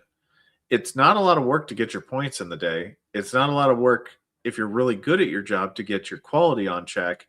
But it's one of those things where most of the time in the VA, to be a GS-12, you have to be supervising like 20 people or something like that. Okay. So it's a non-supervisory GS-12, which can top out over 100K. Yeah. Now let's very impressive. Oh, so people just hanging in there, as we would say. Yeah. So now Brother Charlton say you all know the VA is behind it. IT knowledge programs just 2 years ago upgraded from Windows XP and now just got Windows 10. Family, I have to pull it up full screen, but I can't mess with other screen. That's why sometimes it seems like, what, can he read it? What's going on? Not behind the shadows. Actually, what you think? Windows 11. Windows 11 is actually what most y'all ain't that bad off, huh? No, we're not that bad off, but Windows 11 is the last upgrade, but it's a hot mess. Like IT is a hot mess, oftentimes. Okay. Now, brother, I got a question. Is being a disabled veteran a legal status? No. Not, this is my opinion. Okay, so I'm going to heavily qualify that this is my opinion. And I have to go with no. It's not the same, like, and this is where a lot of civilians get misunderstood. It's not like being on SSDI, where you formally are disabled, you get the placard, you get the whole 9 yards, you get all this and that and the other and all that stuff. I don't believe that it's a legal status. And that's just my opinion. And that's why I asked you the question, because I thought of it as a legal status. That's why I want to know. Now, why do you not see it as a legal status as compared to people that are disabled in the general civilian population? Well, I mean, because I don't think being a disabled veteran is a legal status. Your disabilities are covered under the ADA regardless of whether or not you served. So to throw disabled veteran on there, you're a person with a disability or a disabled person, however you look at it, but you're not special because you're a veteran Gotcha. for this Now that status. makes sense. Yeah, It's just a because, disabled person. yeah, and it's like how, Lieutenant Dan has that little shame test where he's like, get 10 civilians in a room and tell them your thing. Well, if you got 10 people with one leg in a room and Lieutenant Dan, he's not special, right? No, Like he's not special. He's not special at all. They all have the exact same disability. How he got it doesn't matter. Somebody could be born with it. Somebody could have lost it in a traumatic injury. Doesn't matter. So for legal status, I don't see that. I guess it depends on who the audience is. If you're applying for HUD-VASH or something, then your disabled veteran status is required to satisfy that component. However, if you're just talking about in general how the federal government looks at it, I don't see a distinction between that and any other disability. Just me, Okay. No, that's why I want to get an understanding. Now I don't have all 15, but I have 14 of the systems here. When it comes to different categories of that the disabilities fall under. Let me ask you, which ones do you think are the main ones that tend to be the ones that are hardest for veterans to prove? Will it deal with cardiovascular system, dental, digestive system, endocrine system, female reproductive system, and genourinary, you said, I hope I said it right. Genital. Genital, okay. Urinary, okay. And then mental disorders, musculoskeletal. You said that's not a very often claimed musculoskeletal system. It is. It's often claimed, but it's not claimed as much as other things because it has a were you injured in service? No. Okay, then. What now? Because it's very hard to get it service connected if you didn't have an injury in service directly, right? To get it directly service connected. Now, with the nervous system, would a lot of these PACT Act, would that fall under chemical exposure, dealing with the nervous system, or not necessarily so? So that's kind of a harder question because the PACT Act can deal with most things that are so like cardiovascular would fall under the PACT Act in terms of TARA. So one of the things that we have to understand is that the PACT Act it's a vast umbrella of things. So it improved Vietnam locations for Agent Orange exposure. Okay, but that's a Vietnam era veteran. Yes. It increased certain criteria for the fine particulate matter. Burn pits was added on as a presumptive condition to 38 CFR 3.320.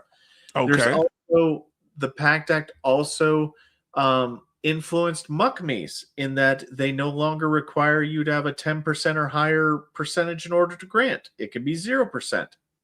So it changed a lot of existing laws, but it also created something called TARA.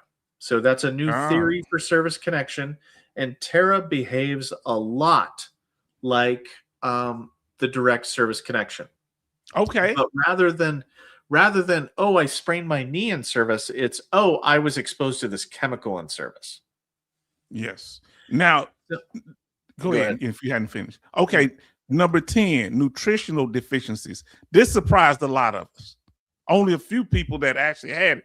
I didn't know y'all dealt with nutritional deficiencies. Have you ever seen that claim before? Oh, I have seen that claim before, and there is probably thousands and thousands of people who are pissed off about that category because it rarely is granted. Rarely. I'm going to do a video on it, on trying to say what is and is not allowed. Because typically with nutritional deficiencies, the reason why that was brought up or created for the most part was due to POWs. Now, POWs typically suffer from a condition called avitaminosis. And it's where, the act of being starved and just being confined and all those things can cause somebody to have a permanent, basically, disability that is caused by being starved of vitamins for a long period of time. Wow. So POWs automatically can get that. Now, veterans can sometimes get vitamin deficiencies, but what we see a lot of is, hey, look, I have low vitamin D. I'm going to claim that.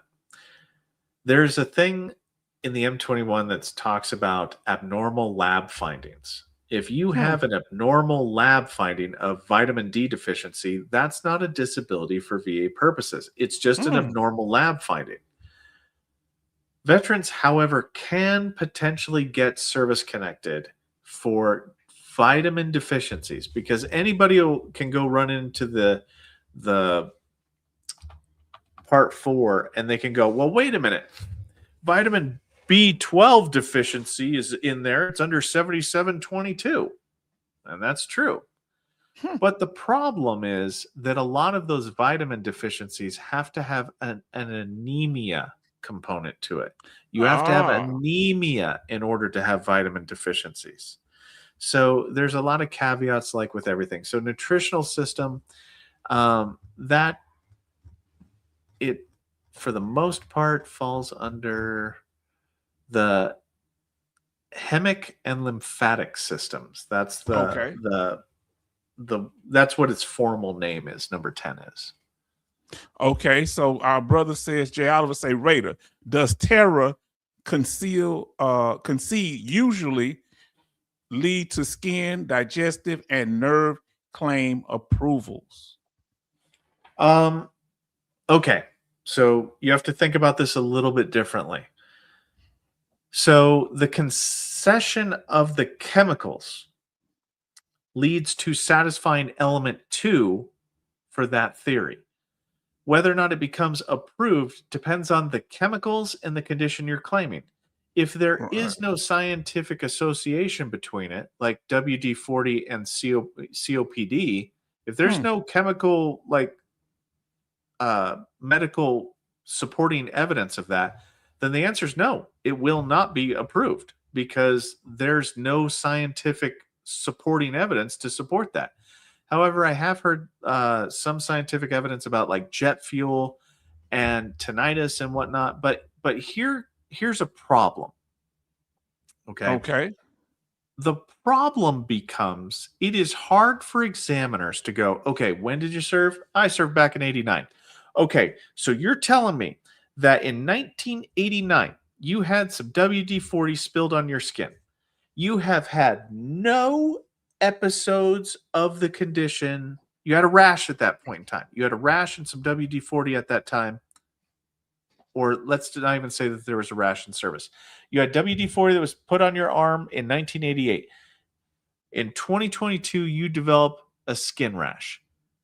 How on earth and under heaven did that WD-40 permeate in your body from 1988 to 2022 to cause you to have a skin rash? How did that factor in? Unless they ingested it. Even if they ingested it, what's the half-life of that? The body will, you're going to pee it out, you're going to do other stuff, but how does that come out of your body?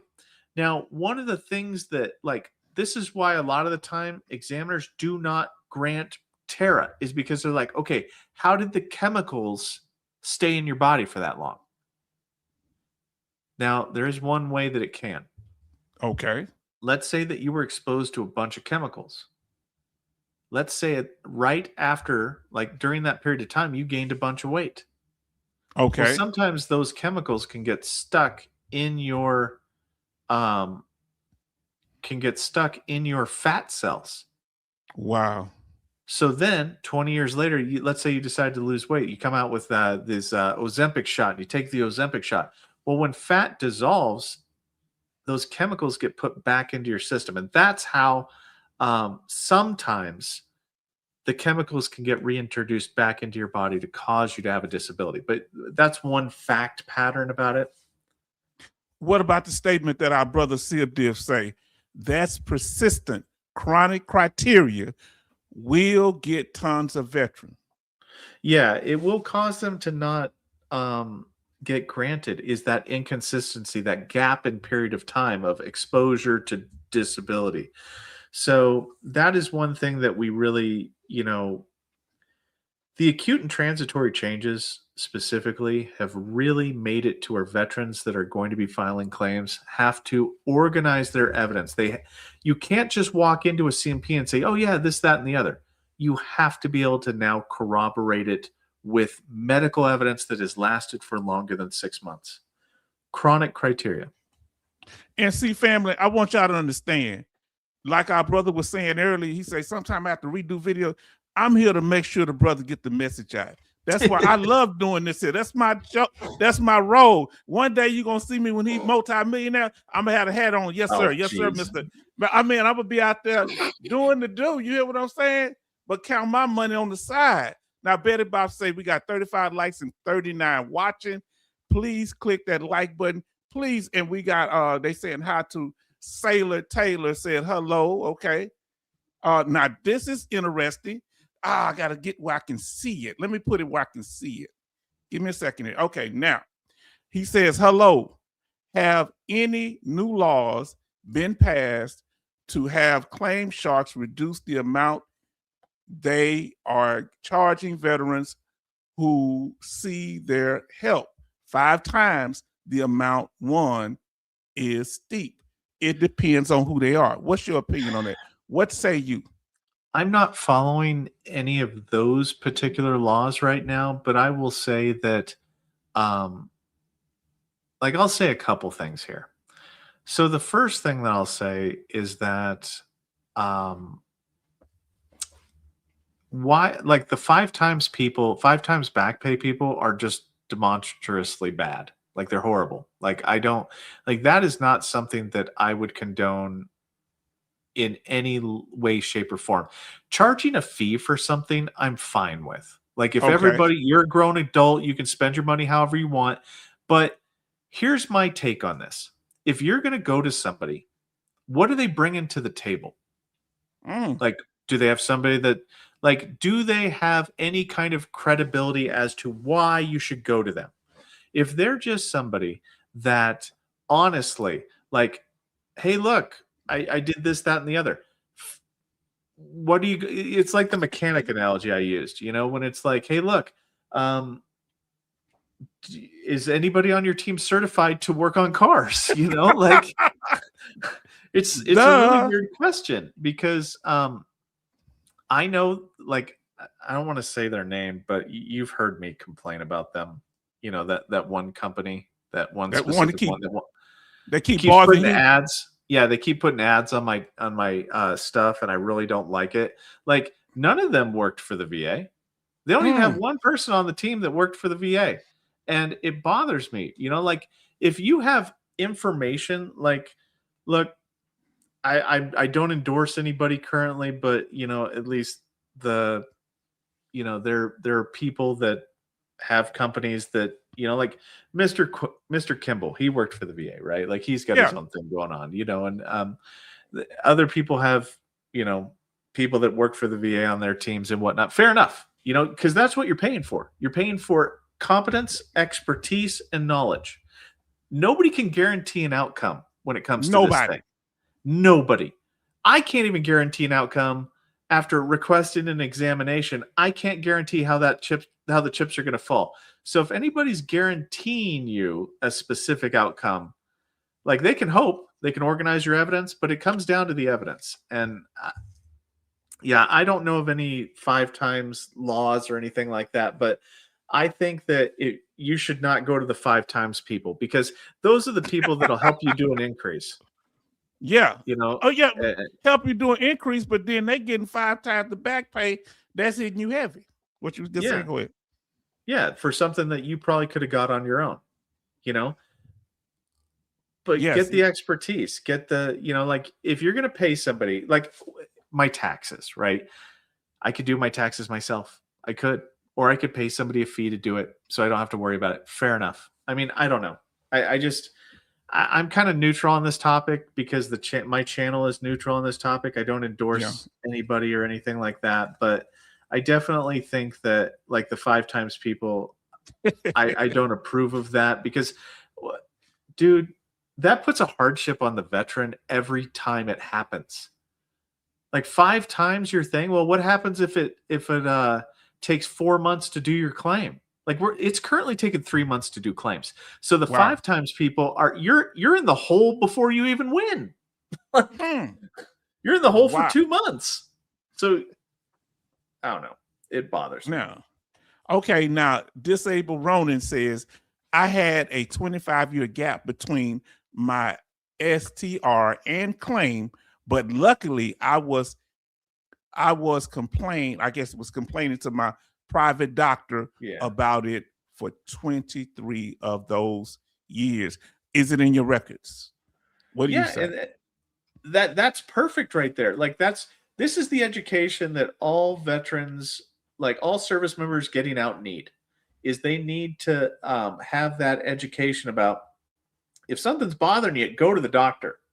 You need to flip your mental switch off for being a soldier of one, or, you know, like a hero, an island, whatever, you know, can't smoke a rock, you know, type thing. No, but you can crush one. You can crush a rock. If you mess with it enough and you apply enough pressure, you can crush that rock. Do not be the rock. Just go get your get help, man. Yes. Jay Oliver say, Raider, does Terra include MOS also? It can, but you have to explicitly claim the chemicals and the job duties that you did in order to be exposed to the chemicals. So yes, it can, but you have to explicitly cite it. If you were a fuel handler, you actually have to tell people, I was a fuel handler, and while handling fuel, I handled fuel while fuel handling. Like, you literally have to say something that's stupid in order for them to concede it. Wow. Now let me know if I'm saying that person's name right here. Is that Solaris or Solar? Solaris? Solaris, okay. Solaris, okay. And they laugh and say that pay That's pay to win. Pay to win. Yeah, and it's okay. I have no problem if somebody's helping you. Now we have Martin. Everybody show love to Martino, I guess it is Martino. And it says, if I had radiation exposure doing a nuclear bone scan in boot camp to diagnose my service-connected stress fracture in my knees, in my heels, can that be an extra claim? Does anyone know conditions from radiation? Wow. No, like, okay, so I'm going to tell you right now that a nuke med bone scan will not cause radiation to the point that you would get a disability from it. Okay.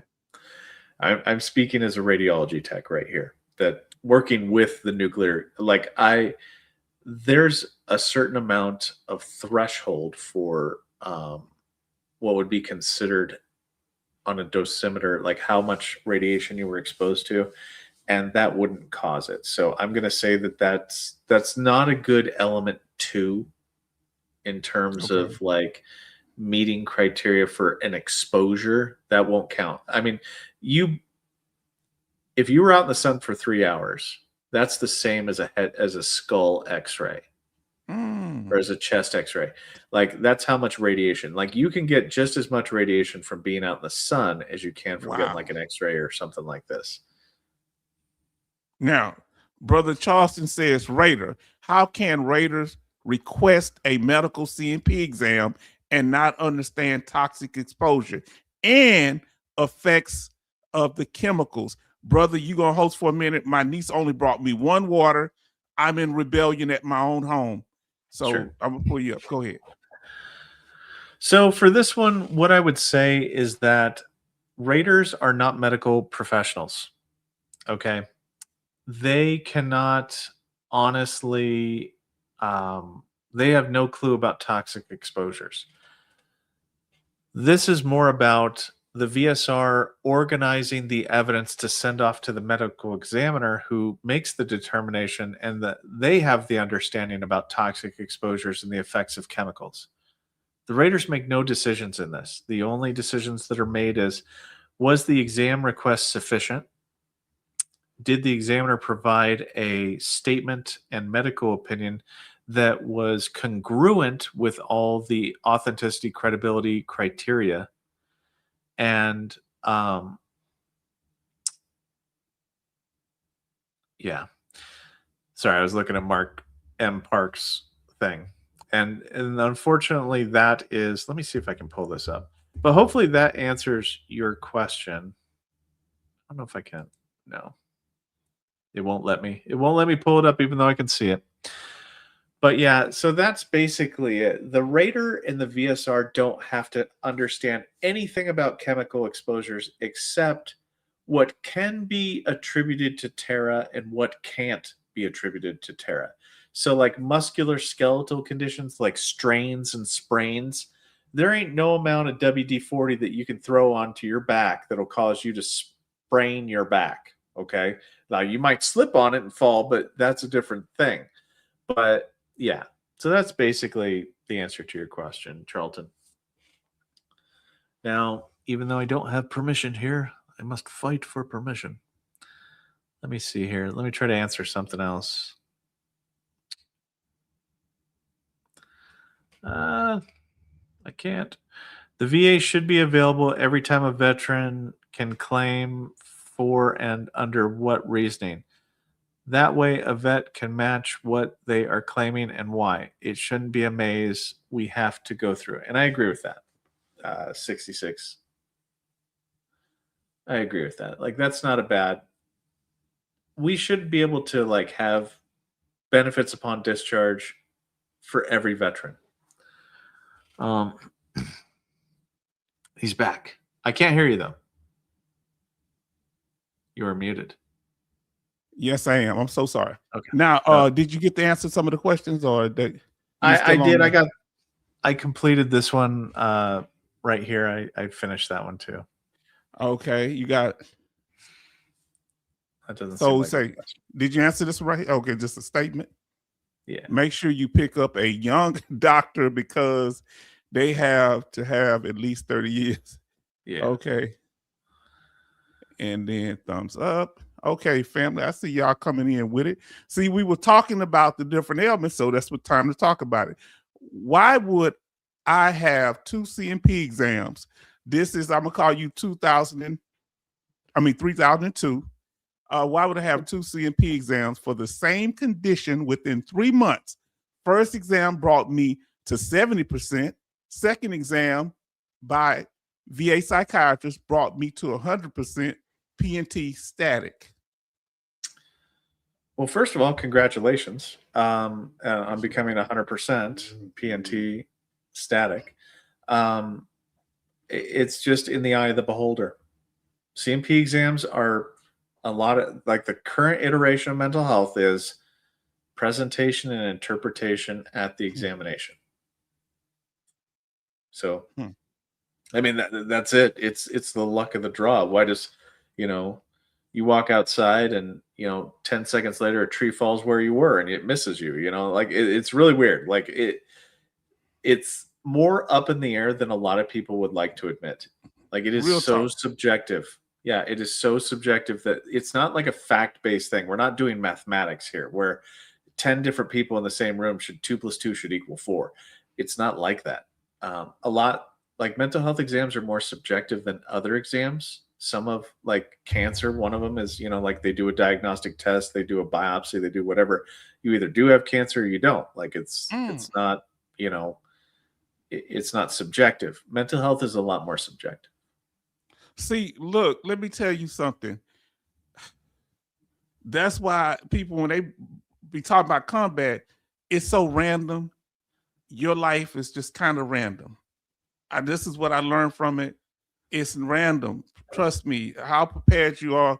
I saw people walk between a truck and a wall, and the truck didn't have a brake on and got the person. Then other stuff happened, and it's just random. People don't understand. That's why. Now listen, I'm gonna call you Martin. Say, why was the tech wearing a space suit? Who was for the wearing a nuke space med suit? test? Yeah, for the nuke med test. Oh boy, they typically don't. I mean, I can't tell you why. Like, now could it be for infectious diseases or something like that? No, it was for a Nuke Med's bone scan, and typically they should just have a lead apron on if it's any kind of ionizing radiation, but Okay. So now we got MP Parker. We started to say work radiology, nuclear medicine for 20 years, retired in 2007. Denied what is that? The what is it? thyroid. Thyroid cancer, DXN 2009, stated not enough exposure. Yeah, so as a 68 Papa myself, somebody that worked in radiology myself, that's the kind of you have to have exposure on the dosimeter above the required yearly rads, unfortunately. And if you do not have that, then you can be denied. Like an odd fact, not a fun fact, but an odd fact is all radiation exposure is done at the Jackson RO, like at the Jackson RO regional office. So radiation claims are done exclusively there. So they specialize in this, and that's, I don't know why they have their own thing about it. I don't know that much more than that, to be honest. Well, I'm gonna get two questions here, and we're gonna continue on. I'm gonna get to some people that didn't get to say. Coach to say, how does VA figure out back pay was awarded back pay twice, and both times they overpaid me for by thousands and had to repay it. How does it work?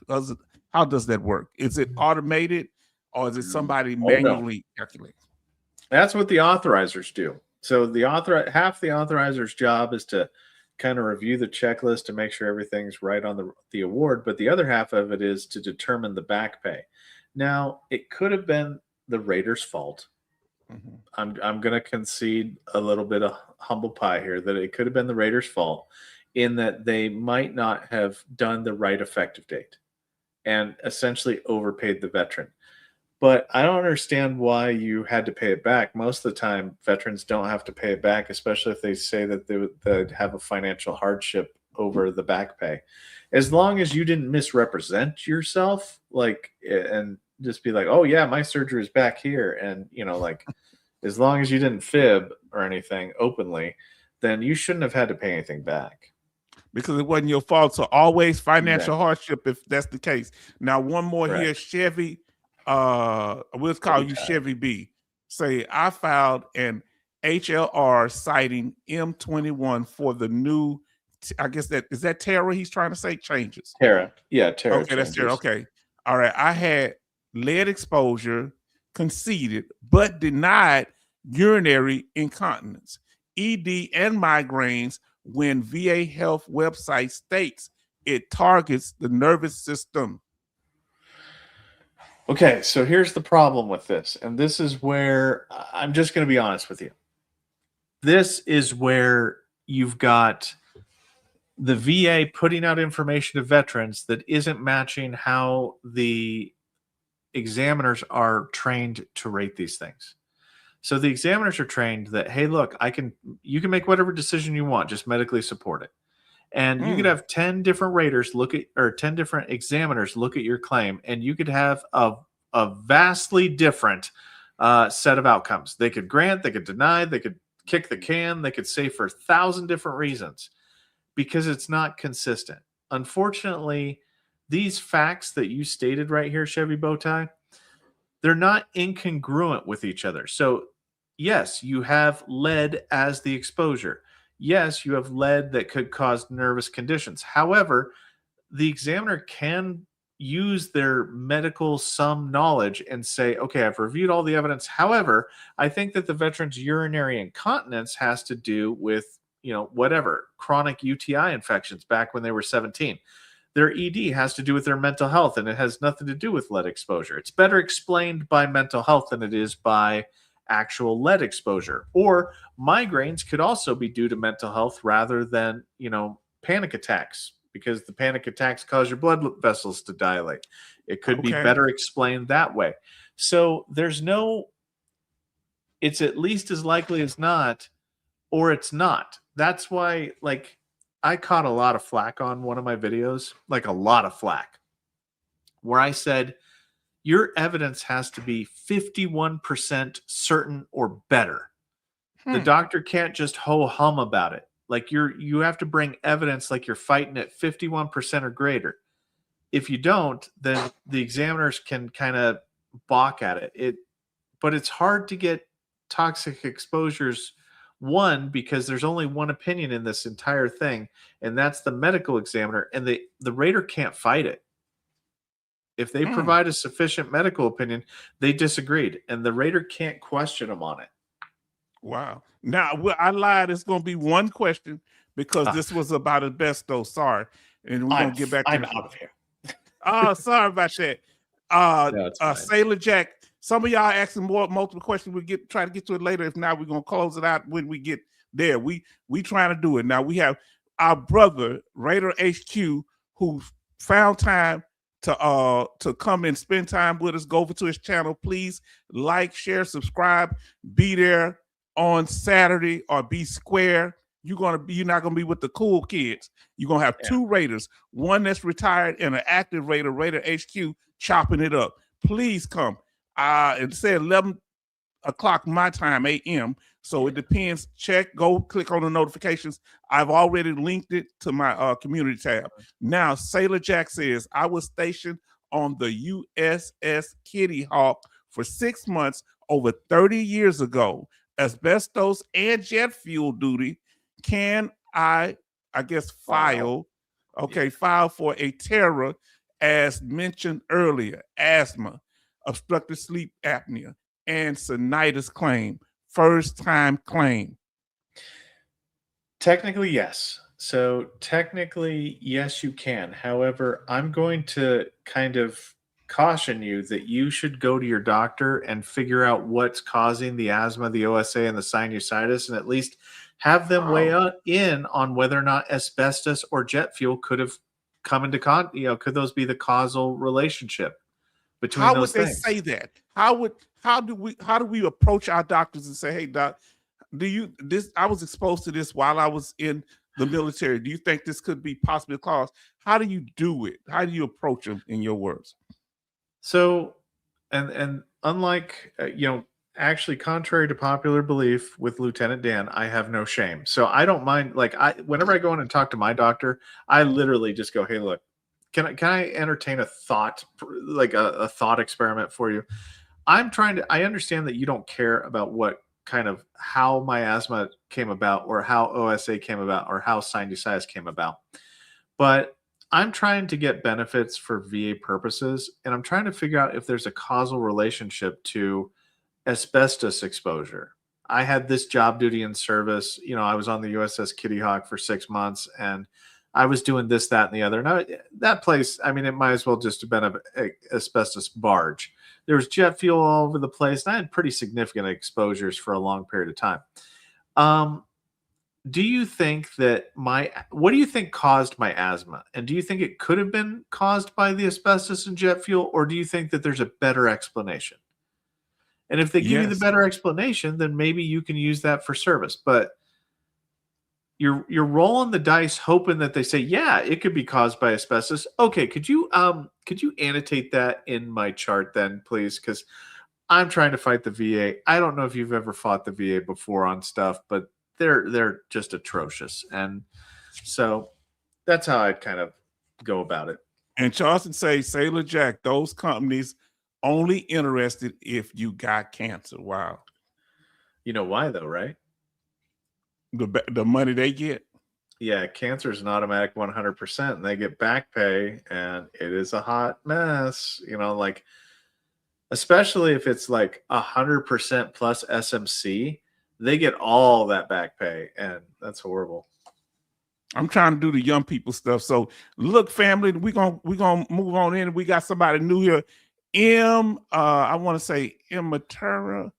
Okay, say if a doctor maternity, yeah. So if a VA doctor provides a medical nexus opinion via secure messaging, will that be accepted as valid, especially if missing NPI.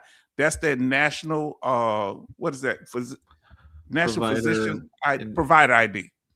Yeah. Okay. So no, it's not the same. And I'm going to look it up. Sufficiency. So the exam sufficiency criteria is different for VA providers versus non-VA providers. Let me just try to find it here. Okay. So if you were to look, I'll put this in the chat just because it's easier to do that. Nailed it. So this section right here talks about how for VHA providers, all you need is a signature and the printed name and credentials of the provider, and that would be sufficient for the signature. Now, I need to say something here, and this has to be heard, okay, is that there are authenticity, credibility, and sufficiency reviews. There is more than one review, and just because the signature is fine doesn't mean that there are not other issues with the medical opinion that conflict with, that cause logical conflictions. Even with VA doctors? Yes. If they say that it's due to direct and secondary, your asthma was direct and secondary. Well, secondary to what? Oh, it was secondary to your, sleep apnea or whatever. Like, let's just make something up. Well, okay, but the veteran didn't get their sleep apnea diagnosis until 10 years after service. So how can it be both active duty, directly service connected, caused at that time, like let's say 1980, and then 10 years later in 1990, they got the sleep apnea and it was also caused by that? How is that physically possible? It's not physically possible. So John died in 2000 of natural causes, but John was murdered in 2010. Oh God. That's how logically inconsistent some of these medical opinions are. They choose the wrong words. Now we got Merit Exposure say H-Town. I'm a 19 kilo. That's a tanker like myself. Okay. And would like to send you an example of a 19 kilo MOS exposure research packet that we created. Okay, we're gonna figure that out. He say nailed it. What he was saying is it say nailed the punctuation of my name. Okay. Thanks for the great answer. Try to serve connect. What is that called?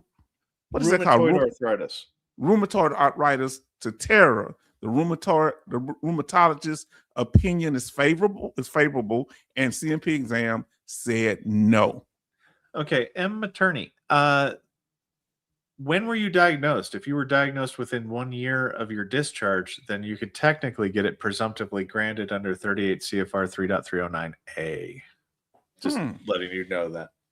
Because arthritis is a chronic disability under 38 CFR 3.309A that can be granted that way.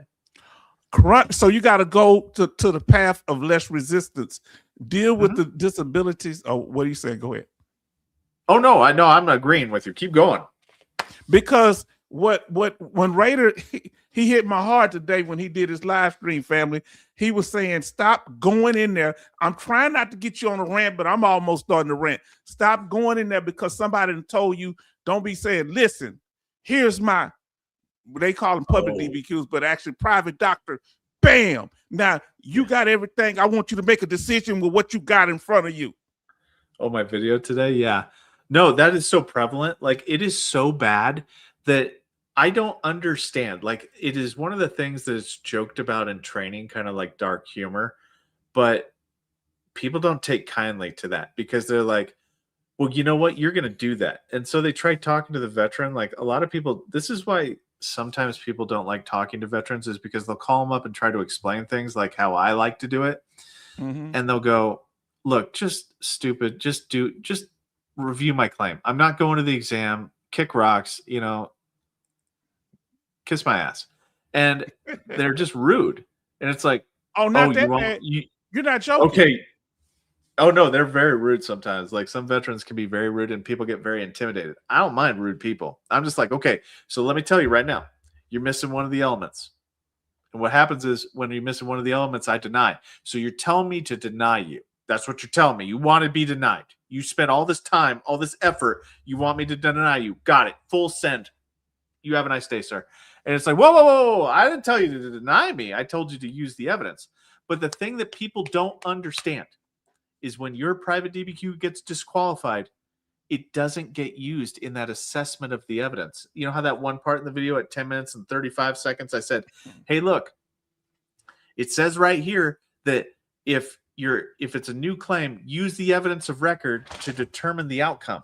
Well, your private DBQ isn't included in that if it's disqualified. It's not sufficient. And I know that some people were saying, hey, Mr. Dwayne Kimball was saying that you should, that you should not do that or do this or do that.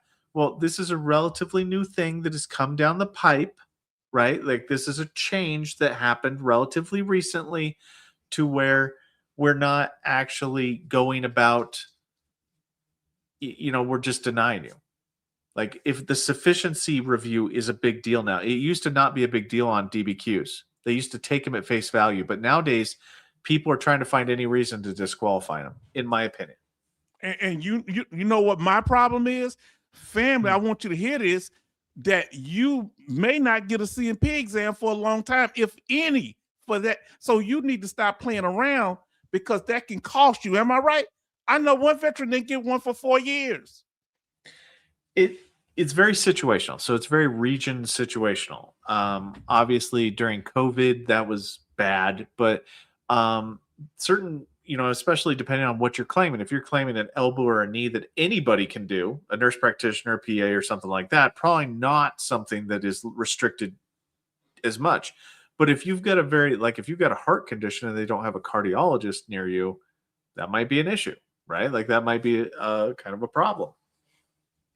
We got Sandra B in here. She says, Raider, if the VA granted a reopened MST claim based only on markers, didn't associate the missing relevant STRs or any VA medical records, TRX records, is this a DTA inadequate exam?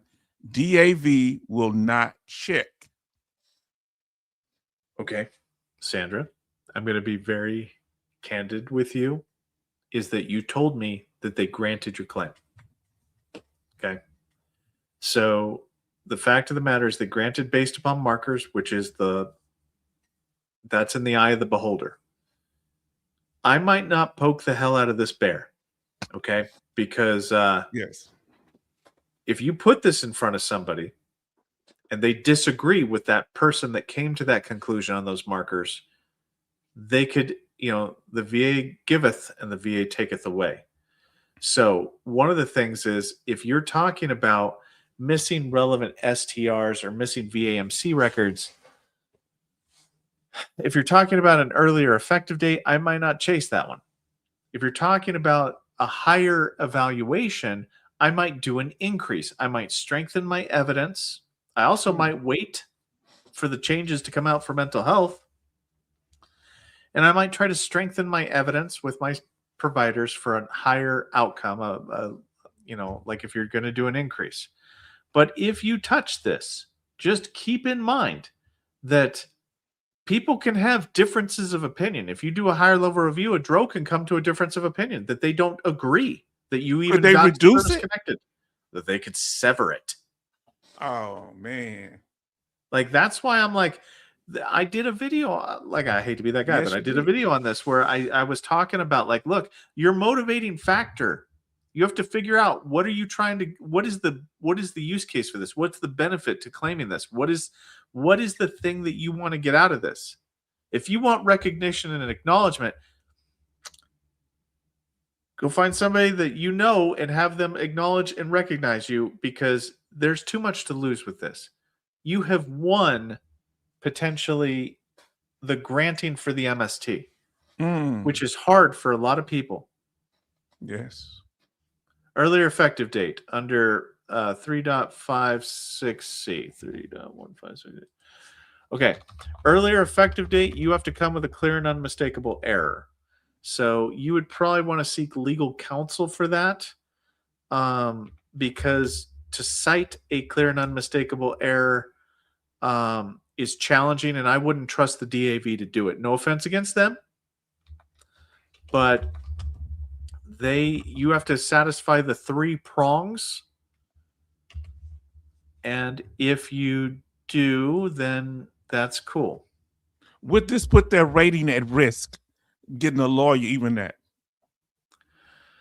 A lawyer, a supplemental claim shouldn't put it at risk if needed, but the earlier effective date under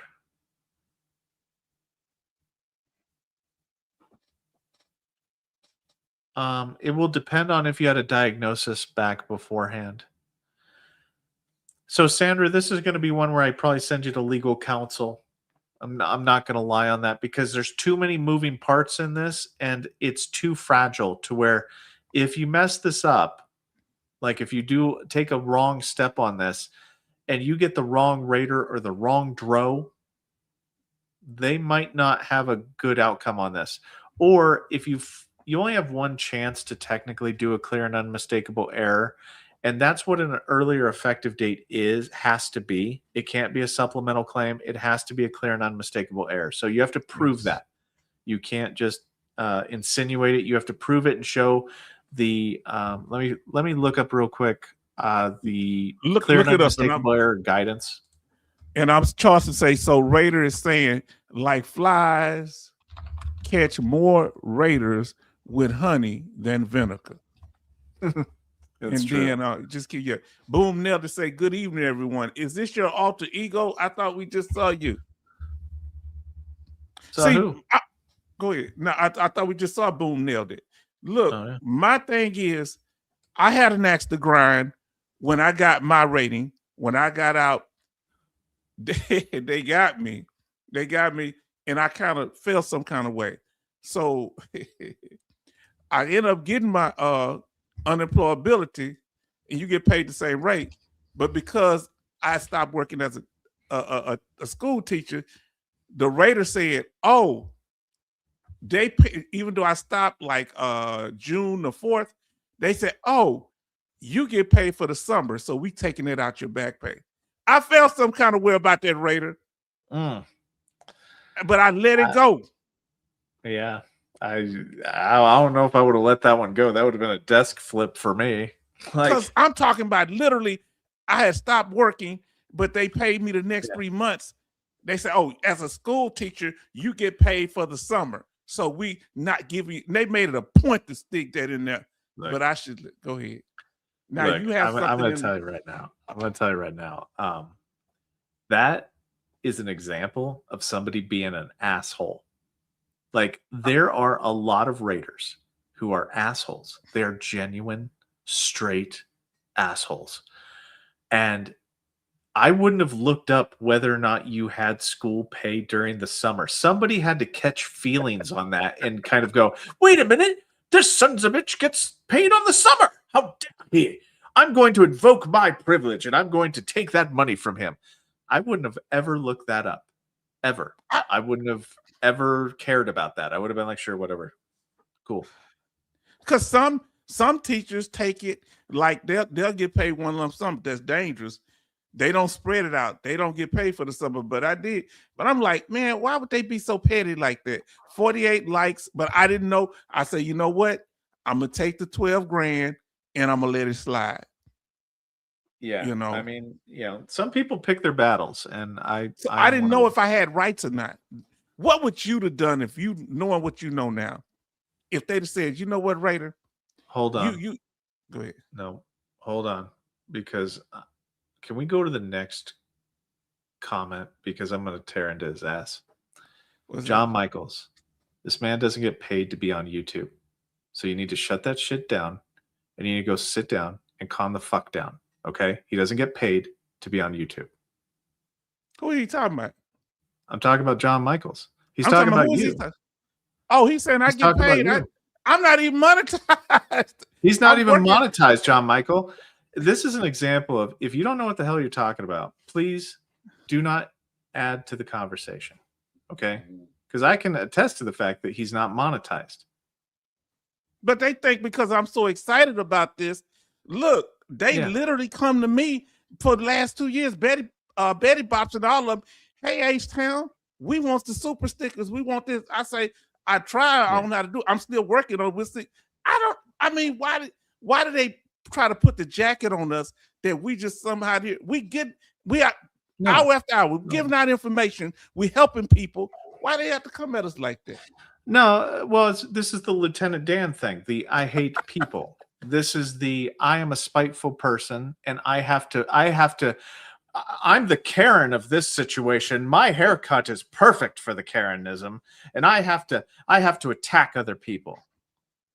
But you know what? You just mind your business, John Michaels. You can attack me. Go onto my channel and attack me all day long. You can do that.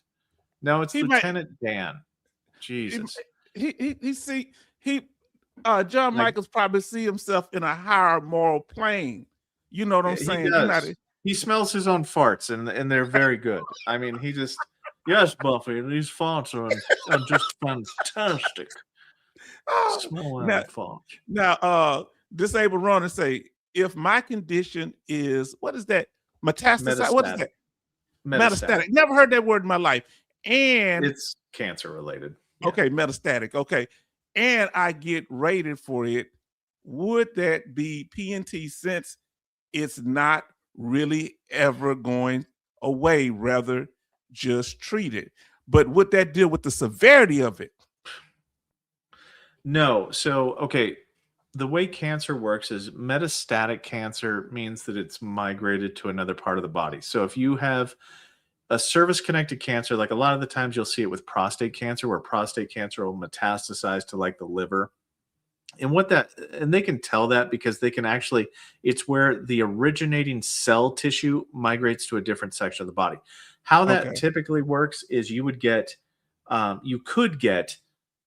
service connected 100% for active primary cancer, and then you can get service connected again for 100% for active secondary cancer or metastatic cancer that is moved. Not at the same time, right? At the same time, yes. Yes. Oh, that's at the crazy. Same time. Hold on. So I'm calling Lieutenant Dan, man. This is too much. Go ahead. Don't call him up and wake him. We got John Michaels here. It's just as good. So anyway, so that actually is determined by treatment. So you get cancer 100% for metastatic and 100% for the primary. Obviously, if the primary resolves and you get metastatic cancer and they can prove that it's due to the original thing, then you get that new 100%. And what happens is you have to go through the treatment regimen to see if it does resolve, or because certain cancers might not be able to resolve. Like certain esophageal cancers have I don't want to down on people, but if it lasts for a long time and there's no hope of, like, it's terminal in nature, then they can make it permanent at that time. So yeah. See, and I'm gonna tell y'all, John Michael, do you see how many people that Raider is helping? And I'm just trying to facilitate. Oh no, that. John Michael does not give a shit. Let that ship has sailed. He does not give a fuck. If he actually came across like an old woman trying to cross the street, he'd probably kick her out of the fucking way and just be like, "Look, let's move." Like, John does not care. He's like, "What's in it for you helping this old lady across the street, huh? Nefarious." Do we always have to have nefarious motives? Look, and what's funny is, like, and I know I'm picking on John Michael a little bit here, but John Michael's an adult and he can take it. But here's the thing with John Michael is that he doesn't actually question Lieutenant Dan's like lack of actual competency and education to even come up with any beginning conversation about what he came up with. And that is that's a problem, right? Like, wanting to take veterans benefits away and not having sound science to do it is disingenuous. And rather than direct the actual factual frustration at the actual factual source, he just wants to pick on people. And like he gives it to me. He's like, "Oh, people are giving you money." And I'm like, "Look, I don't ask for money. If people want to donate, that's fine. They can show their support. I don't care." And you got to understand, sir, I was on IU way back then. So that's amazing that he's pocket watching and keeping notes. Oh, yeah. This is we have reached boss level fucking Karen here. Okay? Like, John Michael is the boss fucking level Karen. Like, he is super fucking Karen. Like, you wouldn't believe it. Every fucking once in a while. Like, if you look at if I pulled up my videos, there'd be one thumbs down, and God help me, it's John Michael every fucking time. Just following me around, just like, how dare you? He's the guy that thinks that fucking private DBQs should be outlawed.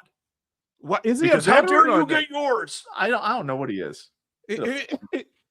So Betty Bob says, swear. I try not to swear tonight. I ain't got no problem. Let it go, brother. Oh, fucking John Michael will make me swear. Like, he's like fucking Little Dan. Oh, that's Little Dan. You, John Michael, and Lieutenant Dan at a game of Twister. We want to see it. Shit, I'd lose because both my feet would be up two people's assholes. Boom. Betty Bob H-Town, that is true that they say about educators. Yes, indeed.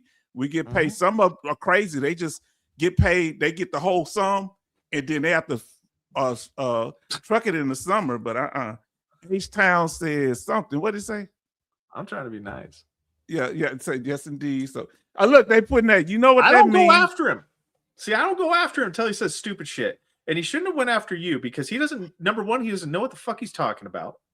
And that's the worst thing. Like, that's like, look, I'll be honest with you. And I will thank John Michael for actually starting this conversation, because I'm going to put on my therapist voice here. And I'm just going to talk about this for a second. Is that John Michael's presentation tonight of how he misinterpreted that H-Town does or does not have, like, this interpretation of IU and how much money he gets and that he's a YouTuber and this other stuff, and what actual monetization is and what it's not. The fact that he didn't give a fuck to take 2 seconds to research anything, that's what the problem is currently with the threats against our disability benefits, is that you have people that do not even care enough to even look 10 seconds into the legitimacy of something before they make actual and factual, like, attacks against it. And see, I don't like that you got Raider upset. But you got to understand something, John Michael. I know you don't care. That you don't know. At that time, I wasn't able to work no more. I had a young daughter, and I had a house note, expensive vehicle note. I had a Tahoe. You got to understand, I'm trying to make it day by day, and money was the last thing on my mind. And I just thought it was odd that the person would be that petty to say, yeah, you just went on a whole diatribe just writing out on the thing. Yeah, as an educator, you get paid for this student, and so this month you won't get this month. He listed the months. I'm like, man, whatever do to you? Who hurt you? And I'm like, dog. And I'm going to tell you right now, John H-Town, Michael. Huh? I'm going to tell you right now, H-Town, John Michael doesn't care. Like, I'm going to make a shirt that says John Michael doesn't care. He does not care. Like, he doesn't give a shit about the human aspect of it. He doesn't give a shit about the like, he has proven this time and time again on my channel. And I apologize that he's followed me over here like some kind of weird stalker. Oh, I got a real quick Sandra say thank you. So you're welcome, sister. What about that? What about that? John Michael doesn't care. He does not care.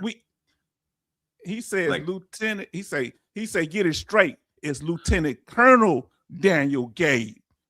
Oh, John Michael, I'm saluting with my left hand right now. I'm saluting with my left hand. It is so formal. Like, sir, you have changed me right now. My left hand is saluting currently Lieutenant Colonel Daniel Gade. Dan, he checked you. Yeah, he did. I mean, I feel like a better person now because John Michael has corrected us all. Tell me you his brother. You have to be his brother. So now I'm spiteful at times. Yeah, I'm talking about John Michael. You must be Lieutenant Colonel Gade, retired. You forgot to put that in there. And see, Oh no, people he's never retired. How dare you? He has never retired. That old leg soldiers, is still in they service. just fade away. Wow. No, that leg is still in service right now. It still counts. You and Jay Oliver, I'm an asshole. I'm going to be honest with you. Like, I can be an asshole. Like, the military issued me dickardry at an epic level.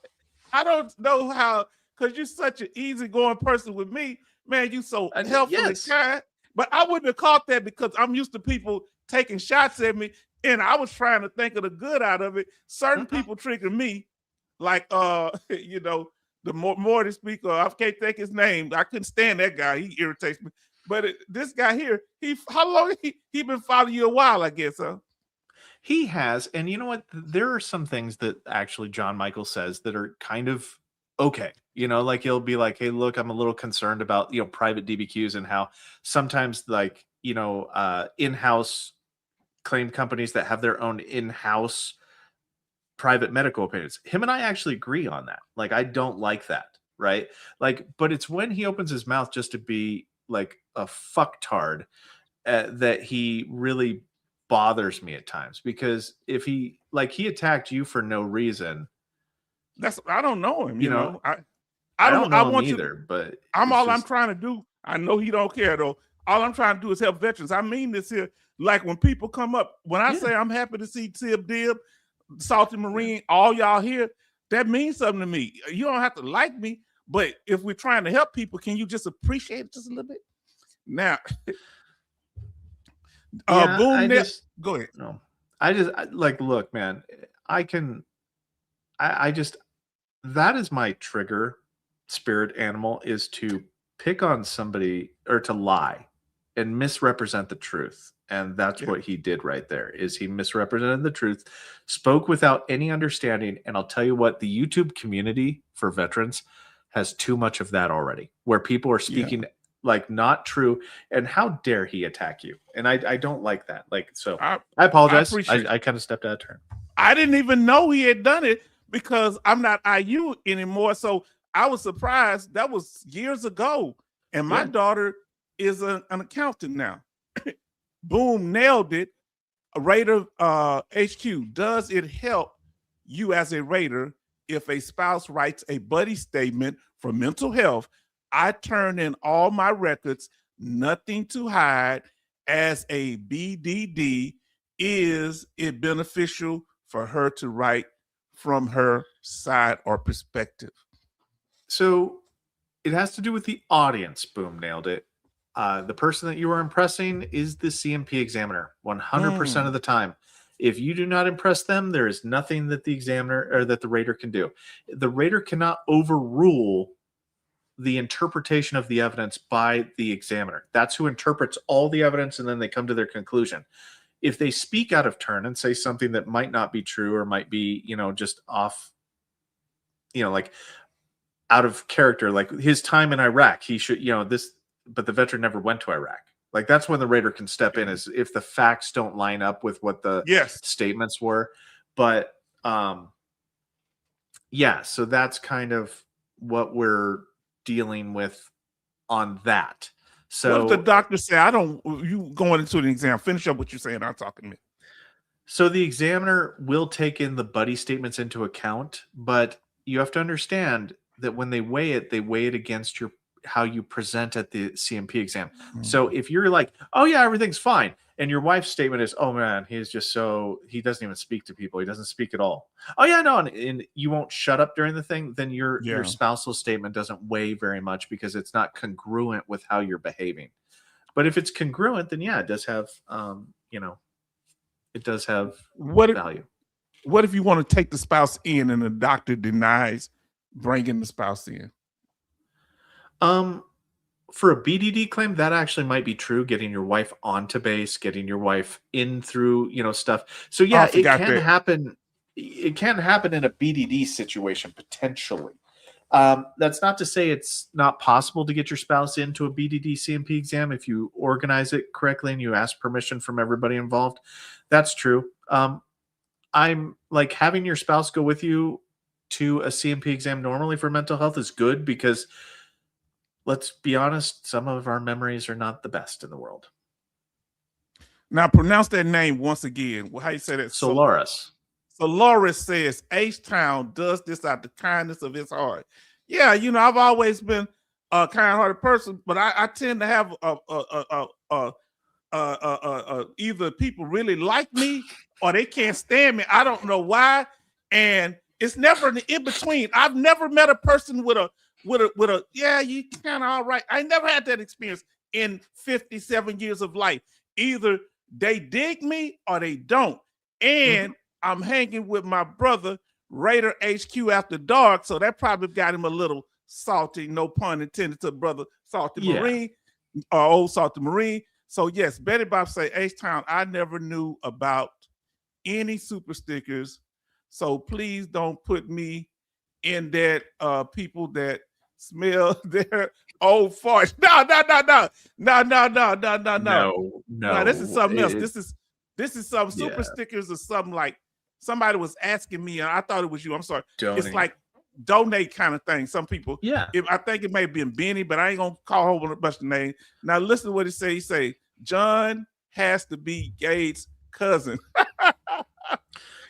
Now there are certain like donation programs, like buy me a coffee type thing. There's there's things like that.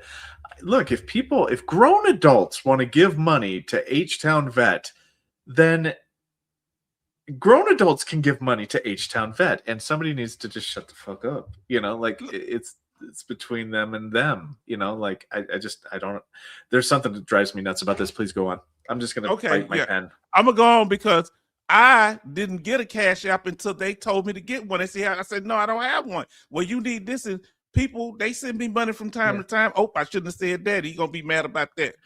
No, well, I'm living like a pastor pimp or something over here. Okay, wow. Yeah, you want to argue? Boom. Plus, nailed. Go ahead. Finish up. Sorry. I want you to talk. Plus he doesn't even you can still make intermittent income on IU. So I mean, you can make up to 14 grand. Nobody's making 14 grand off YouTube, you're not making 14 grand off the donations every once in a while. So even if the fact pattern was true, it still doesn't make any damn sense. And it bothers me how people can just full send on stupidity like that. It just, sorry, keep going. And I said it at the beginning of the thing. I told what my rate when I was rated was when I was talking to my brother here.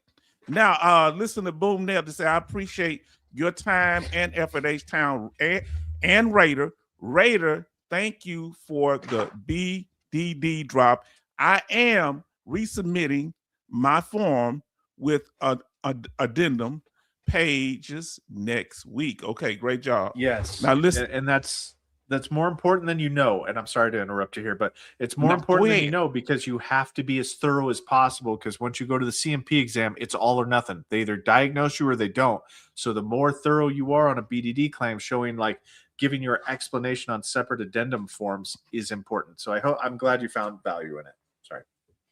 No, you ain't do nothing wrong. Some people are a legend in their own minds. Shout out Lieutenant Dan. For me. It's probably for me. Now listen, not you. Now you talking about that dude. T Wood say, is that if you get cancer anytime soon? I don't know. So if we're talking about the metastacism, under the fact pattern of you have service-connected cancer, and let's say it metastasizes or moves, there's no time limit on when that happens. As long as they can trace the cancer back to the original tissue type that you are service-connected for, it doesn't matter how long ago it manifests or how far from the original cancer, it can still be service-connected. Okay. Now look what my sister say. She says, H-Town, I apologize. I thought you were insulting me. And see, when I say something that ain't proper, I apologize, sister, for miscommunication, because she don't even know what a super sticker is. So if I'm getting all this money, dude, why don't none of my people know what that super sticker stuff is? I just heard one of them say it, so I thought it was her. I apologize. I'll be careful putting names out, but sister, you all right. You ain't do nothing wrong. You speak your mind. Yeah, and Betty, if I said something, I apologize. I wasn't talking about you. I was just talking about Dip Nuts and how he doesn't how dare he, go after, you know, like you owe him money or something like that. Like I don't pocket understand watch. that mentality. Yeah, I don't understand that mentality. 'Cause He comes onto my get- stuff and we taking his tax money. now what's funny is on my channel, I'm just like, okay, John Michael, just like let's calm down, let's do this. But over here, fuck you and the horse you rode in on, John Michael. Not the horse too. Oh Lord, And the horse that too. He gets oh. the fucking horse too. Like this is yeah, nope. Yeah, he doesn't Now want look to do what that over here, 'cause Jalova I'll tell him how I said. think We about it. all know you would give a leg up for Lieutenant. See, Charlton. Let's give I was the gonna professor- say that earlier.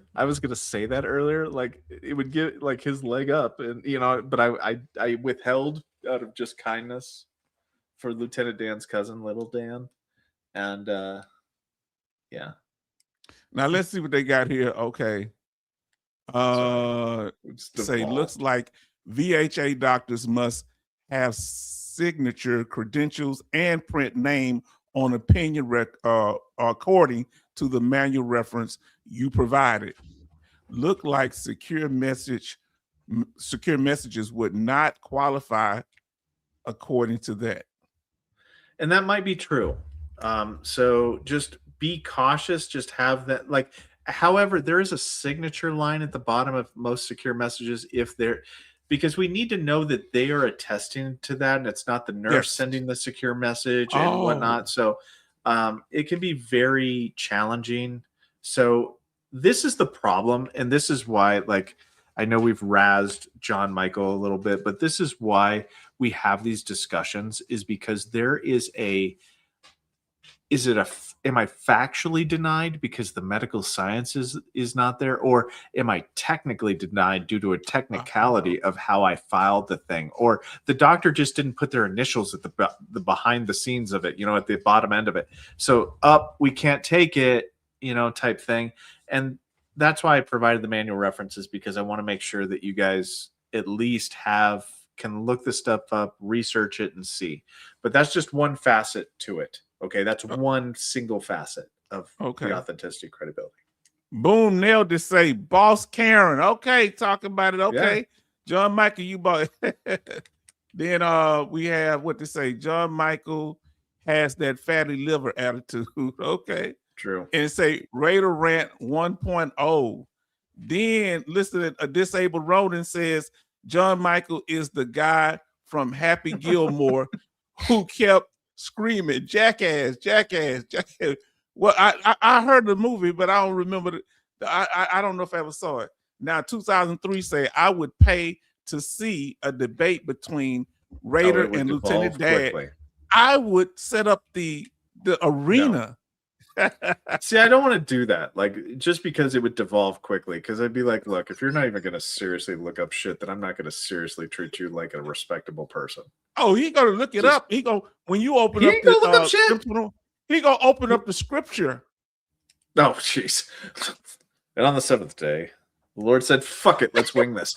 And I just don't understand. And I don't mean that to be disrespectful towards religious people. I'm just saying, it's just that his use of scripture at times to kind of blanket justify his morality kind of annoys me. And we're on Lieutenant Dan, and it's the easiest topic for me to just go off the rails for. So can we please get focused again? Let's get okay.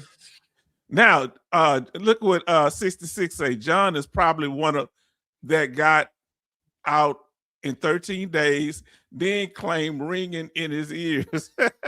And that's I know we're razzing him, but he gets razzed because of how he behaves. Because we having fun with you. We having a little bit of fun with him, because he doesn't care. He doesn't care what we say about him. He won't care. He's justified in his understanding of what's going on. I mean, he hasn't said another word since. Yeah, I don't even know him, so that's why I'm like, why can he be mad at me? And I don't look just like Coach said. H-Town isn't on IU, but he didn't listen to the broadcast, I guess.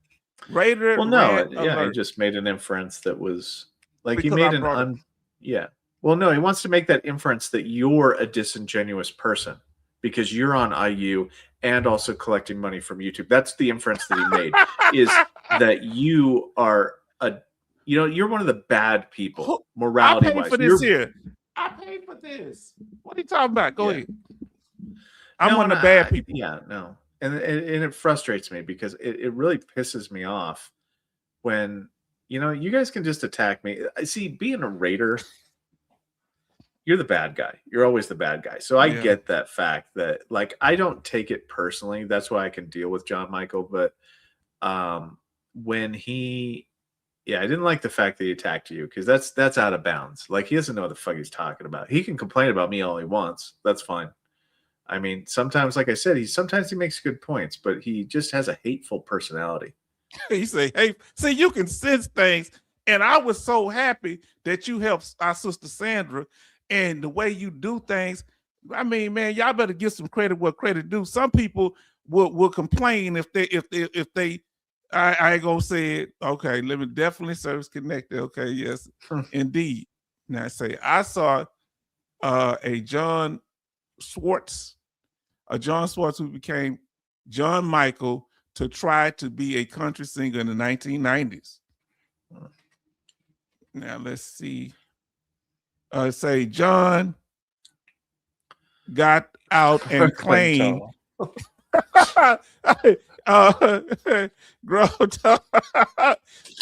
Wow, John Michael suit. Wow, they drag you, man. Come on, like we gonna have to stand up for you. LOL. He is like shingles. He doesn't care. Wow. He does not care. Like, and he doesn't. Like, has he ever said he what? He reports that he does not care. Oh, he just unreal for no reason. Now, so if I was to come up and say, well, John Michael, was it something I said, that wouldn't matter. No, it wouldn't.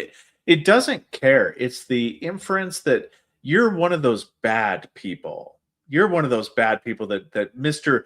Captain Lieutenant Colonel walks on Watergate. That one of the deplorables that he talks about. Like, yeah, that's all it is. Like, this guy's his mind made up, and sometimes you can't argue with somebody that's got their mind made up about something. Yeah, because see, y'all don't understand. Raider helps me because other people get to see me, because I be talking and everybody don't. But he came and took a chance on me and became this. He just accepted me for who I am. He don't see me as like a bad person, because I talk, but I'm all bark. Y'all know what I'm about. I don't even like having disagreement. I feel bad toward people that done me wrong. I be like, dog, I don't want to feel too bad about it. Family, I'll fuss, but I give more tongue lashings than anything. That's what I like about the people that get on my nerve. They don't like the tongue lashings. Say, Raider, bring out Arnold. And it say, get to the chopper. Now, get to the chopper. Do it. Come on. John Michael, come in here. Fight me. Do it. Come on. You pussy. Say, sorry. Look what they said. Now, you good. Cause look what I wouldn't say, you can say whatever you want. Jason M say, Raider, I think you're scared. You scared John. You scared John. And he went to bed sucking his thumb. Well, I know you guys are razzing him, but he's never heard me talk like that to him on a live stream. And I swear to God, I don't do it on my channel because I try to, like, my channel is more, and this is not here nor there. Mine's a TED Talk, right? It's about like, exclusively trying not to swear, even though I swear more than most people. Trying not to swear and forcing myself not to swear in order to get out the information, because I understand that some people have children. They don't want to hear that. Right. Like, I'm trying to put out a message for everybody. But if you just want to know, like, the real me, that's why I come over here and I'm this not the Coliseum, like, baby. Yeah. This the Coliseum. But if you want to come at me, bro, like, John, fair enough. Give this man the link and I will call him what I need to call him to his face. So I'm we got tired. Trying to say, little Dan, it's past your bedtime. Yeah. Now, hold on. Let me see here. I'm gonna get Sandra laughing about it. Everybody say, "Gay." Oh, hold on. I got you up there, Sandra. Yes, I did. So, family, the Lord wine causes fatty liver. Okay. So, family, y'all get on. Let's. We're gonna go to a little more of this here. Yeah. Let's see where I'm at, because I gotta remember. Here we go. Now, yes, what I want to action. So we're back. And 10 days ago. So we got respiratory. We'll talk more about the respiratory, Yeah. but the five senses, does that usually affect Vietnam veterans, or do you see issues with veterans from other campaigns, military campaigns? Not genre specific. So the five senses are not genre specific at all. So you can have people with tinnitus, hearing loss, vision loss throughout all spectrums and demographics, combat, non-combat, peacetime, wartime, Vietnam, all that stuff. There's nothing that's really unique to Vietnam era veterans or to any veterans, other than to say that there's a lot more presumptive for the respiratory system, like the nasal sinuses under the Persian Gulf, Persian War, Gulf War I, Gulf War II era. That demographic gets a lot more sinus related stuff, but not to my five senses are kind of not exclusive to any demographic. Do you have to have a cause for the sensory problems? Oh, It yeah. has to be called. Okay. Yeah, same rules apply as if you were claiming anything else. So it has to have a diagnosis and a cause, an in-service disability. Either, it could be secondary to something, like loss of taste, loss of smell. They have to be caused by something. Now, when it deals with the skin, because the skin is the largest organ on the body, what are some of the most serious problems that the most frequent claim dealing with skin disorders? Is it like psoriasis or what? Dermatitis type thing. Okay. So, go ahead. I was going to say, if you want me to tell you something about the skin that not many people know about, that yes, I have not actually shared in a video yet, is that the skin is a very interesting condition to where you can get different ratings for the skin. So you can, as long as like the condition is like you have dermatitis on your shin and you've got eczema on your elbow or whatever on your elbow, you can get up to 2 separate ratings. However, there is also a caveat in there that says, well, wait a minute, Mr. or Mrs. Rater, if the coverage of the body, if you were to combine those two together, and when both combined, the criteria would equal the next higher level, you can do that. Okay. So there's a really weird behavior that the skin ratings do to where you can combine them together in certain times to get, go from a 10 and 10 goes up to 20 or 30. Because it has to do with the area of the body in which it covers. Because the way the skin is typically rated under the skin criteria is if it's like under 5% of the body. Let me try to find dermatitis here. And if it's visible, do you get a higher rating? If the rash. The general rating scheduler it doesn't for 10% characteristic lesions involving at least 5%, but less than 20% of the entire body affected. So, and then you have exposed area, which falls under the exact same thing. So lesions that you can see or exposed body area. Okay. The reason the 10% falls between 5% of the body and 20% of the body. Well, what happens is you have to ask the examiner, okay, what specific percentage are we dealing with? Are we dealing with 19.5% of the body? Or are we dealing with 6% of the body? Because 2 sixes combined. Yes. So like combined, I'm sorry, go ahead. Yeah, 2 sixes combined would be 12%. So there'd be no value added to combining them because they'd still be under 20% when combined. However, if both the conditions equal 19 and 19% of the body, then we're talking 30-something%, which would take you up to the 30% rating. So 2 10% are not the same as a 30%.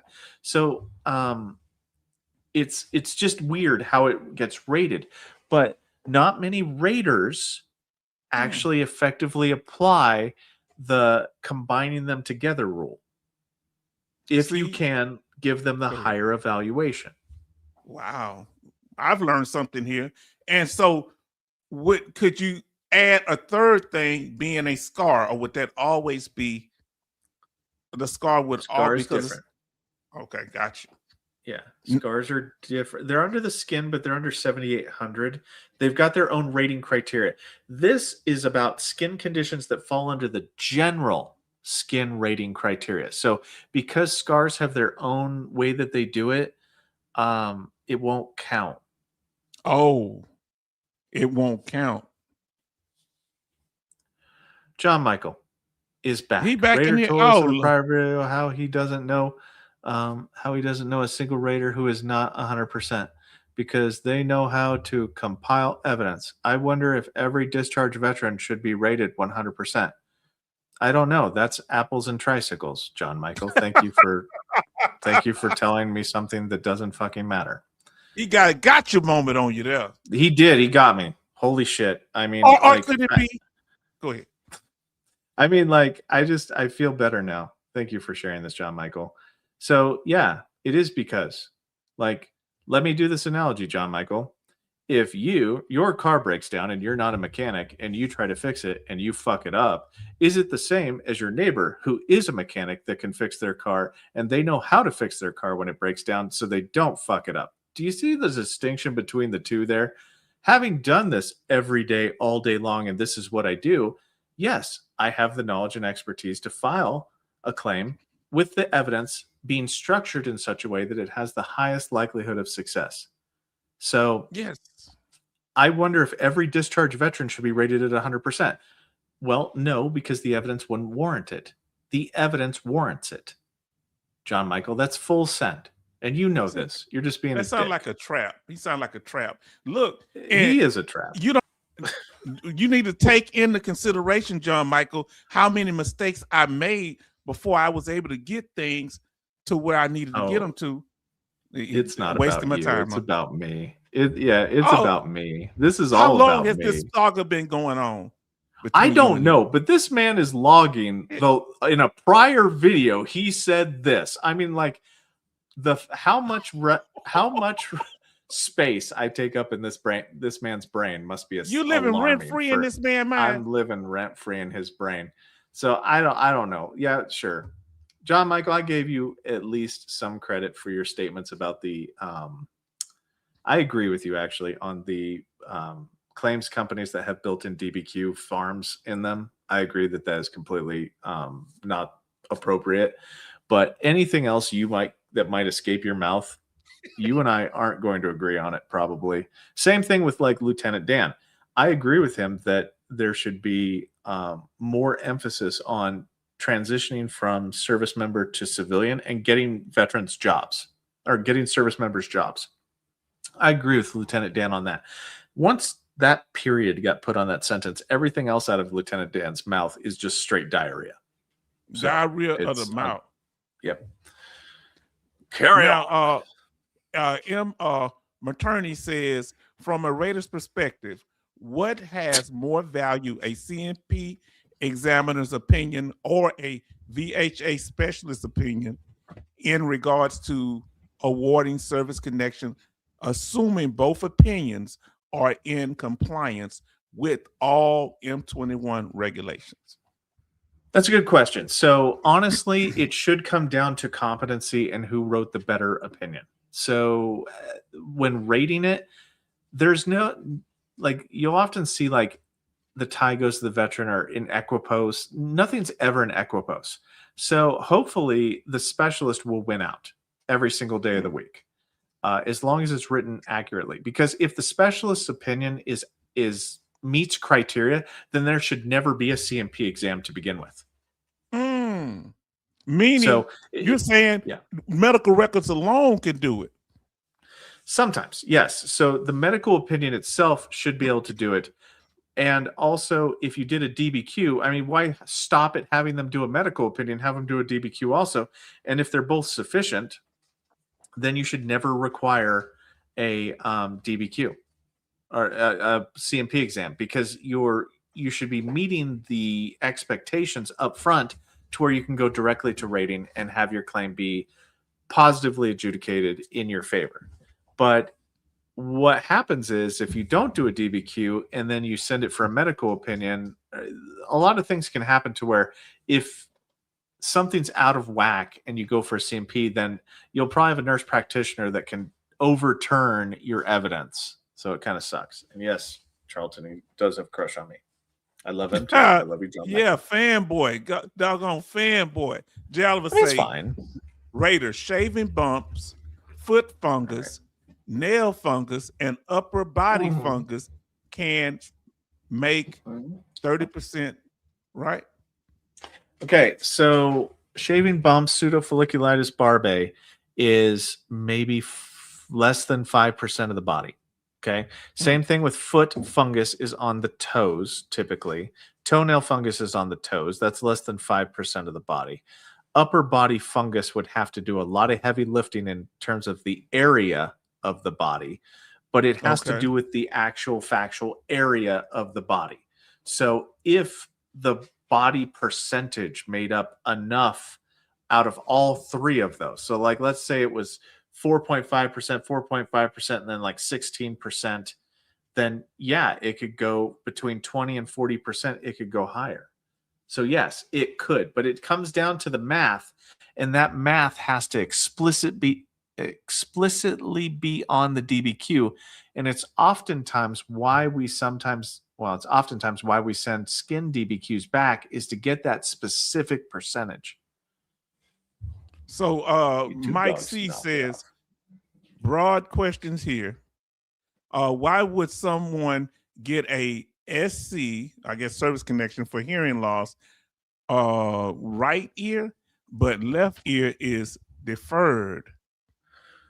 Okay, it could come down to the medical opinion. So your right ear could have direct service connection based upon the threshold shift in your audiograms in service.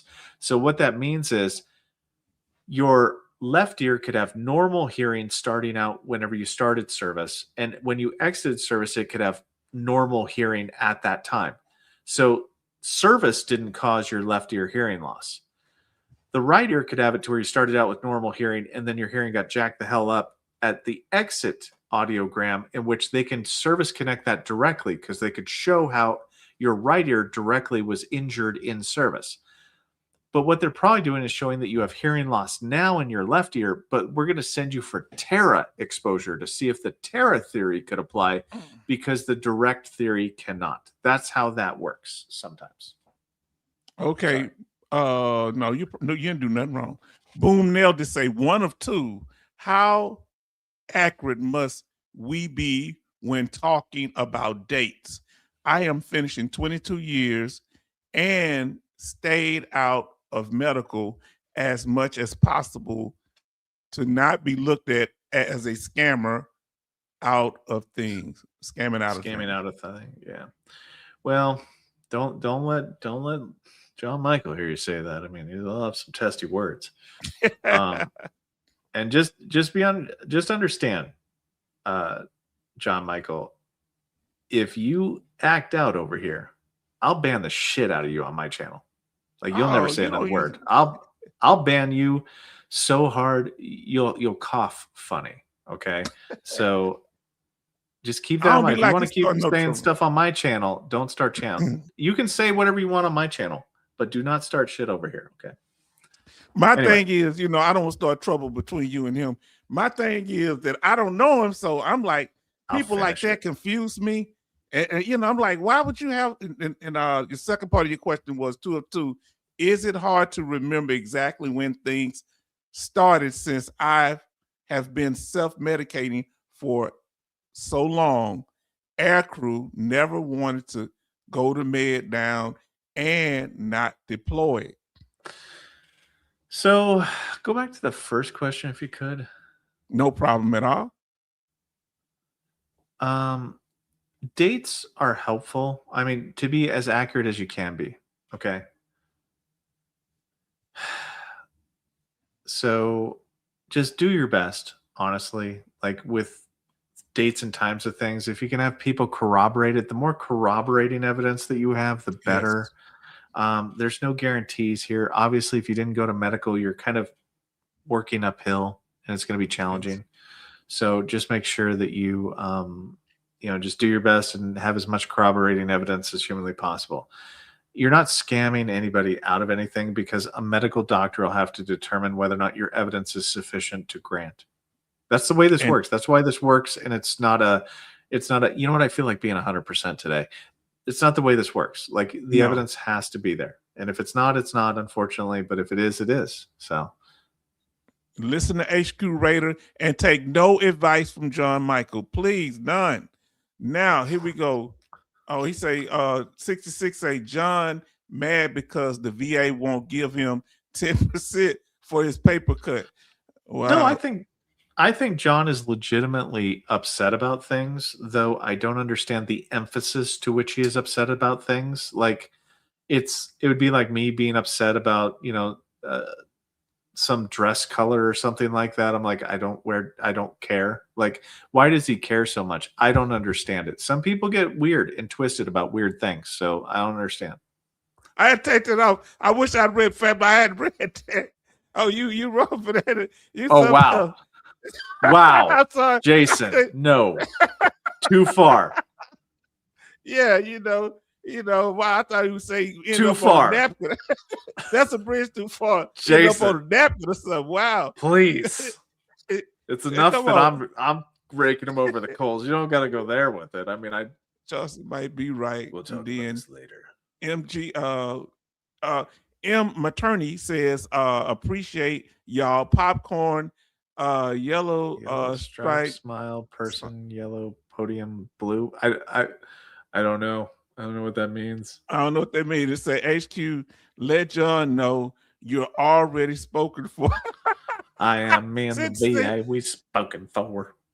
And he has a pet already, buddy. I do. And she's over here on the bed wondering when we're going to finish this up, unfortunately. She's just staring at me. Let's see. Okay, now I got a few more over here. We caught up on those questions. Let me pull this up. See, and I got a few more for you, and we're going to let you get back to Luna. Now, brother, my question, hopefully I didn't go too far. Did I go too far? Yes, that's what I wanted right there. Now, the severity assessment, who does that? Is there a team, or is that part of the Raiders' job when they're checking to see severity assessment, or am I looking at it from a layperson's point of view? This is very lay. So what happens is that the rating scheduler doesn't get reviewed until the Raider reviews it, because that's why it's called the rating scheduler, type situation. I did a video on how the process actually works, start to finish. There's 3 different phases of development, and it was one of my first videos that I did on these. But what happens is that the VSR gets your claim. They determine what type of claim it is. Is it a new claim? Is it an increase? What is it? And then they review to see, okay, do we have all the evidence that we need? And then they'll gather the evidence. So, and then they typically wait to do exam assessment until after they gather all their evidence. And then once they do the exam, the severity assessment is done by the CMP examiner exclusively. So the CMP examiner determines your severity, how frequently the symptoms are, their duration, the impact on daily life. That is all with the examiner. And that's why we have to get them as much evidence as humanly possible, because they interpret the subjective and objective evidence and filter it into what they believe to be true. And that is what is given to the Raider, is what they believe to be true. And as long as that belief, that DBQ, that medical opinion, as long as that doesn't have any conflicting evidence in it, the Raider has to take that evidence and that information as fact. Okay. So if you have 13 buddy statements and they're given to the examiner and the examiner disagrees with them and says, no, I don't think that that's true, the examiner has reviewed the evidence and they have filtered it with their medical science degree into whatever the conclusion is. And the Raider can't, as long as the examiner accounts for that and says, yeah, I don't really think that those opinions are, that persuasive, then we can't fight them on it. But yeah, this is the examiner. It's not actually the examiners don't even care about the rating scheduler. They don't even look at that. They look at the DBQ and they're Wow. just checking boxes. So there is a huge disconnect here to where Okay. you typically don't have advocate examiners that are like, I think that this is 30%. They're just checking boxes as whether or not it's factually true or not. And then the rater takes those boxes, plugs them into VBMS, Crunch and the numbers. yeah. Can I take a second here? I Take a apologize. second. No problem, family. Listen, No, we no, got no. Raider. I Oh, you wanted to talking go about off the topic. talk? Yeah. Go to ahead. talk. Where you Off want? topic. Tell me what you want to talk about. I'm sorry. I want to just let you know that I did a video whenever I first started in which I go through and show explicitly how ratings are made. So I use the evaluation builder and I kind of show you these are what the check boxes look like. This is it. Do you know that that video only has 6,000 views? Wow. But Yeah. if I find out where it's at, because I would take it and put it into some information. Whatever you do, man, I'll make a whole PowerPoint slide for you. This is what I do. Well, You no, because I just show people explicitly what the rater does. Like, and it takes the mysticism away. Like, it is not what you think it is. There are check boxes on the DBQ, right? Well, there are also check boxes on how the DBQ or how the rating is made. So I'll put this in our chat. Oh, do that. Solaris, that video is why I subscribed. I'll put this in the chat, but it's not to promote. Can I do this? Actually, do you mind if I put my video in the chat just to show the You can difference? put it on this? whenever you want to put a video in there. Okay. Whatever. That's the Now, video. John Michaels can't put no video in there. Go ahead. Now, brother, remember, you free Unless to do it's a that. music video. You free to put a video anytime, bro. We good. See, we down home where they know you by name and treat you like family. Now, listen, Boom nailed to say, thank you guys for answering all my questions. I appreciate all the support. I'm anxious about the process. Please put that video in there. The reason being, I'm going to look over it and I'm going to ask you some questions, because a lot of times what I learned as an educator, you give people the information and unless they can do something with it, it'll just sit there. Even though you may break it down plain, because I used to scratch my head trying to understand. But by us doing this back and forth, that's why so many people are drawing over here, because we doing this thing. And John Michael, we don't have no agenda. I ain't keep trying to introduce you. Oh Lord, He's I hot. spoke too He's fast. the hotness. Oh Lord. He say Well, claim and that's the conflict thing. medical providers love that video. Oh, But positive. see, the problem with that video is it just shows you how I do my job. And actually, knowing how a rater does their job doesn't help a VA examiner do theirs. It doesn't. Like, it doesn't matter how. So this is, once again, John Michaels making a very trying to come to a conclusion that John Michaels cannot come to, because it doesn't actually help bad actors complete DBQs better. It doesn't. Like, it's just, honestly, anybody that has reading comprehension can go into the 38 CFR, read what is required to get a certain percentage for something, and then just go look at it. Oh, John Michael's not complimenting you. He's trying to assault you. No. He's trying. Yeah, no. Trying is a very, very generous term here. He's trying to say that my video helps these bad actors be better at their job. Come it on, takes John a lot. Michael. It takes a I lot would to kind of believe read in between you. his lines. Yeah, he I was believe in flying you. my head. I'm more. Wow. Oh, you caught it. You don't let nothing get past you. No. Maternity says, God granted AA. I want to say, hold on, let me pull it where I can see it better. God granted, I guess, aid in attendance at the Correct. board.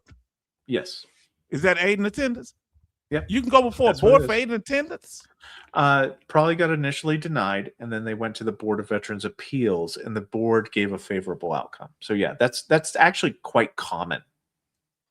Board specified 2 conditions for the grant. Now, I thought it would usually be just one condition, but I guess it can be multiple. RO does not list any conditions on code sheet granting aiding attendance, preventing my SMC increases.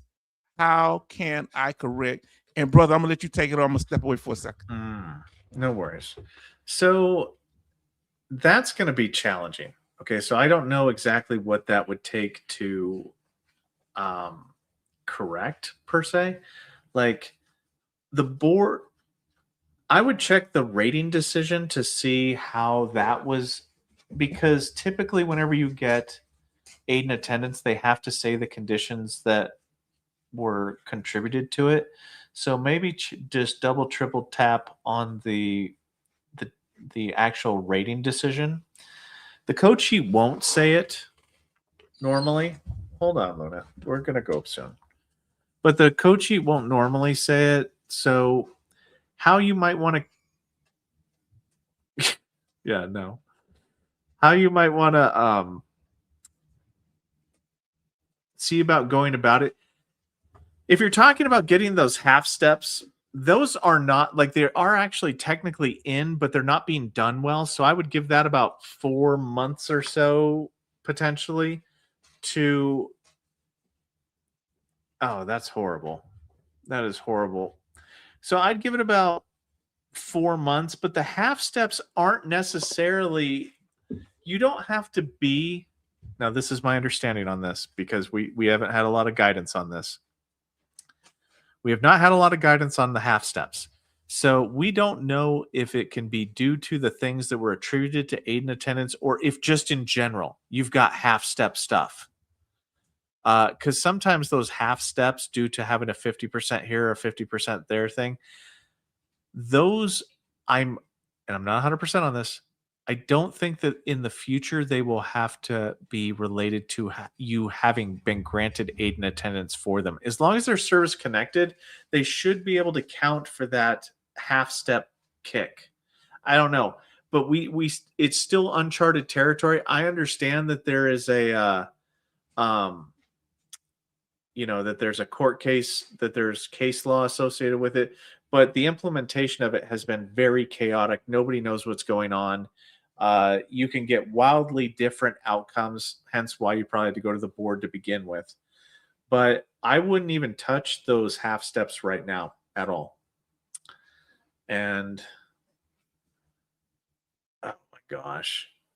And I don't know, like John Michaels, at least he's not saying bad things. I mean, like I said, as long as John Michaels attacks me, I'm fine with it. And he can stay on my channel attacking me. But if he steps out a fucking line over here, I'm gonna lay the hammer down. And it's more just John stuff for the most part. Moving down here. You know what Raider reminds me so much of myself, because I'm a person, I used to get bullied sometimes, but when they were bullying my friends or family members, a whole different person came out.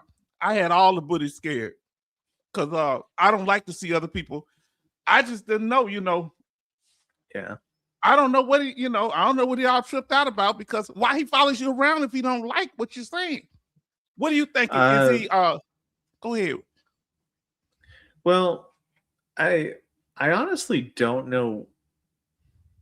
It's actually the biggest compliment I can humanly get, because for John Michael, he does not appear to like veterans successfully getting their benefits. He does not like for veterans to be successfully educated. So the fact that he is following me around means that I must be very scary to his internal belief.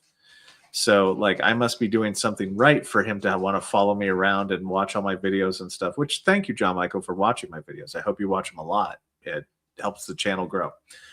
But there are other actors out there who are people who are openly lying about the process and how the claims process works. And I think you should use your powers for good, John Michael, and you should go over to those sites. Like, I'm not even being facetious right now. I'm Real saying, talk. like, look, man, real talk. If you want to just go after the bad actors, I want you to be on those 5 times people's sites and whatnot. And if they're doing stuff, go after them. I mean, they're the ones that are damaging veterans' lives. Like average veterans that are just getting their shit, getting their stuff rated. They're not bad people, right? They legitimately have the stuff. They're not bad people. Go after them, bro. Like, go after the bad fucking actors. The people that say, like, that the VA's monitoring your benefits and they're going to come after you and they're taking your birthday. Like, go after those fucking liars. But why he got the energy for the wrong person? Radar HQ over here helping people, man. And well, that's the scary thing. What's scary about you helping people? And you doing it the honest way. More help means more claims. More claims, more success. More success means whatever his belief system is. More veterans getting more benefits or understanding their benefits or getting accurately rated is scary to John Michaels.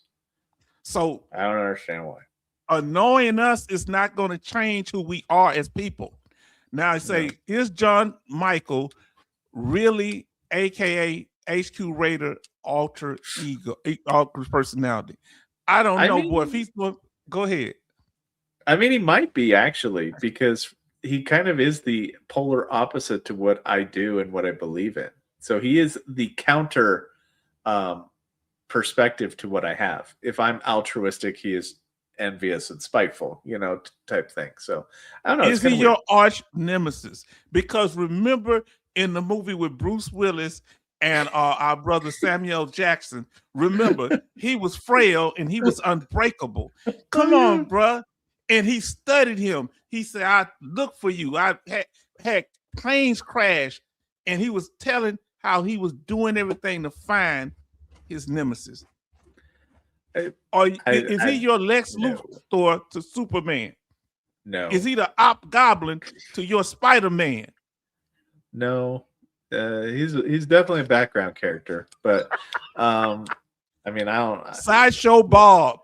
He doesn't actually, like, I mean, like I said, he makes a couple of good points over here and there. If he was just a dick all the time, I might mute his ass. But I believe that everybody should have, like, we can have a difference of opinion on stuff. But where I draw the line is when he attacks people. And that's like, I don't know. When he attacked you for no reason, it kind of bothered me. Why when you let slide? Because I didn't even catch it. I'm going to be honest with you. Even the second time. Why don't you let things like that roll off your back?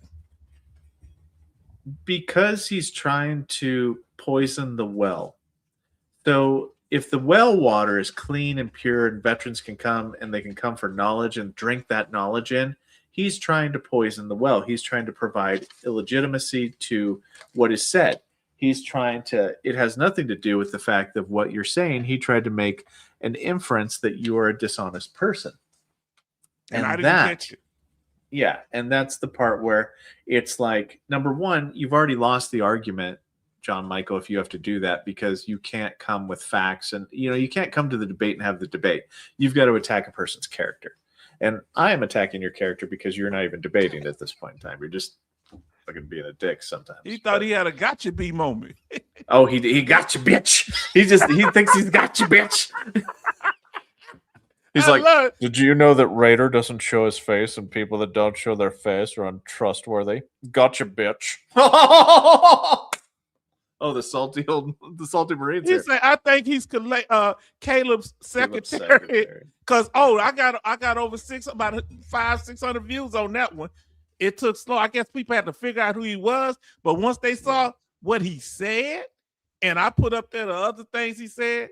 Wow, you know, everybody's entitled to their opinion. Now, go ahead. I'm still waiting on the Salty Marine coming in here sometime. Maybe not. They're going to come. We're going to let everybody feel comfortable because a lot of people, see, you're the type of person, and that's why I say we the male version of the group Salt and Pepper. I'm Pepper, he's Salt. You figure the analogy out. Now, listen, Salty Marine, you got a spot too. You're going to be Spinderella, okay? The male version of Spinderella, okay? Here we go. I agree. The rating decision just says, if you got it, you got it. And say, I believe based on the board's language, it should be 2 separate aid and attendance awards leading to SMCO plus aid and attendance getting R1. So can you have 2 separate aid and attendants to get 2 separate special monthly conversations? Is that possible? Under the new new regulations, Barry v. McDonough, McDonough, I don't know how to say it. But anyway, under that, technically yes. But the problem is nobody knows how to interpret it. So, and that's still like on the VBA side, it's still questionable. Now, there's going to be a reckoning on that. Let me just tell you right now. Like, I hope you get it, attorney. I hope you get it. But I'm going to tell you, like, if Dan gets pissed off and sideways, Lieutenant Dan gets pissed off and sideways about, a veteran getting sleep apnea, then they're going to lose. He is going to lose his cookies, congressional cookies, even because they gave him milky cookies at the Congress thing because he's just so great. But he's going to lose his cookies whenever they find out how much money somebody on R gets. It's basically like, I don't even want to look it up right now, but you get up high enough on those double taps. Like if you get up higher because of it, you get those half steps and whatnot. Mm-hmm. Like you're kicking like 6K easy. Because somebody on SMCS1 can get up to 5K if they have enough dependents and whatnot. Mm-hmm. So you can get these other special monthly compensations for like R. There it is. Yeah, look at that. Don't ask me how it's up there. Don't get. How the fuck how are you doing this? I don't know. What are the lottery numbers, sir? What are no? You I don't gamble. I don't gamble. I don't. Just give me 6 numbers. That's all I'm asking for. Give me 6 numbers. I don't know. They can just be in a certain sequence, and yeah, you just give them to me. Oh Lord, but that is the up-to-date number too. Now, if they see this would run him hot. You saying people like him? Well, they will lose their shit. They won't look.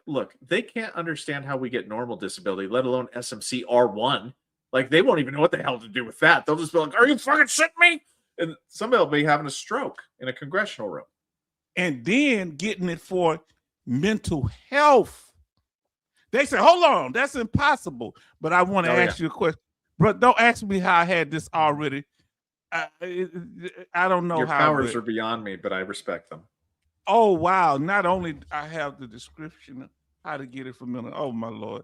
I have no idea. It's just my mind never rests, man. I don't know what. Now, look, to qualify for SMCR, veteran must satisfy specific conditions, including 100% total disability rating. It does not have to be. Can it be IU? I say TDIU total. TDIU. Yeah, it can be TDIU as long as it's the sole disability. Like that can get you to 100%, and then you can start basically chipping away at the aid and attendance. And R1's a little bit more specific than that. Like I went through that on a live stream, but technically, if you started doing half steps, you could walk yourself up to R1 theoretically, depending on the fact pattern of what your disabilities are. You can walk up to R1 relatively quickly.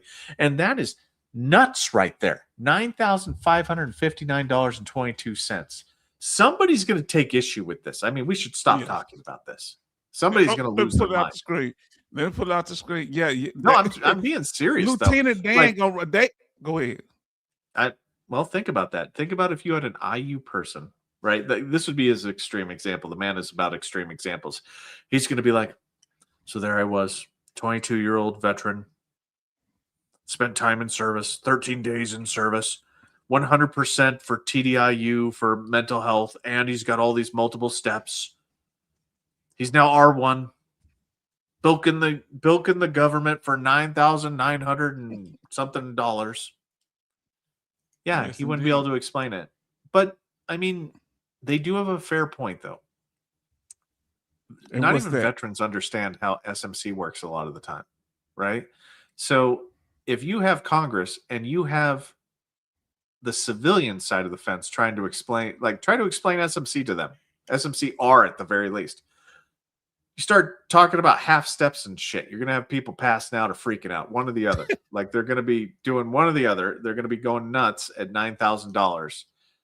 And if you can't explain it to them and they can't understand it, then it's going to be tough. This is going to be a heavy. We got a few more questions. We're going to actually let you go. But this is going to be heavy, bro. have you ever met a Raider that was like a Lieutenant Dan or a Yeah. Michaels? Oh yeah. No. Oh yeah. Yes. That is scary. Oh yeah. Oh yeah. I have met them, and they are tiring. Like, they're exhausting. They're like having a bipolar person.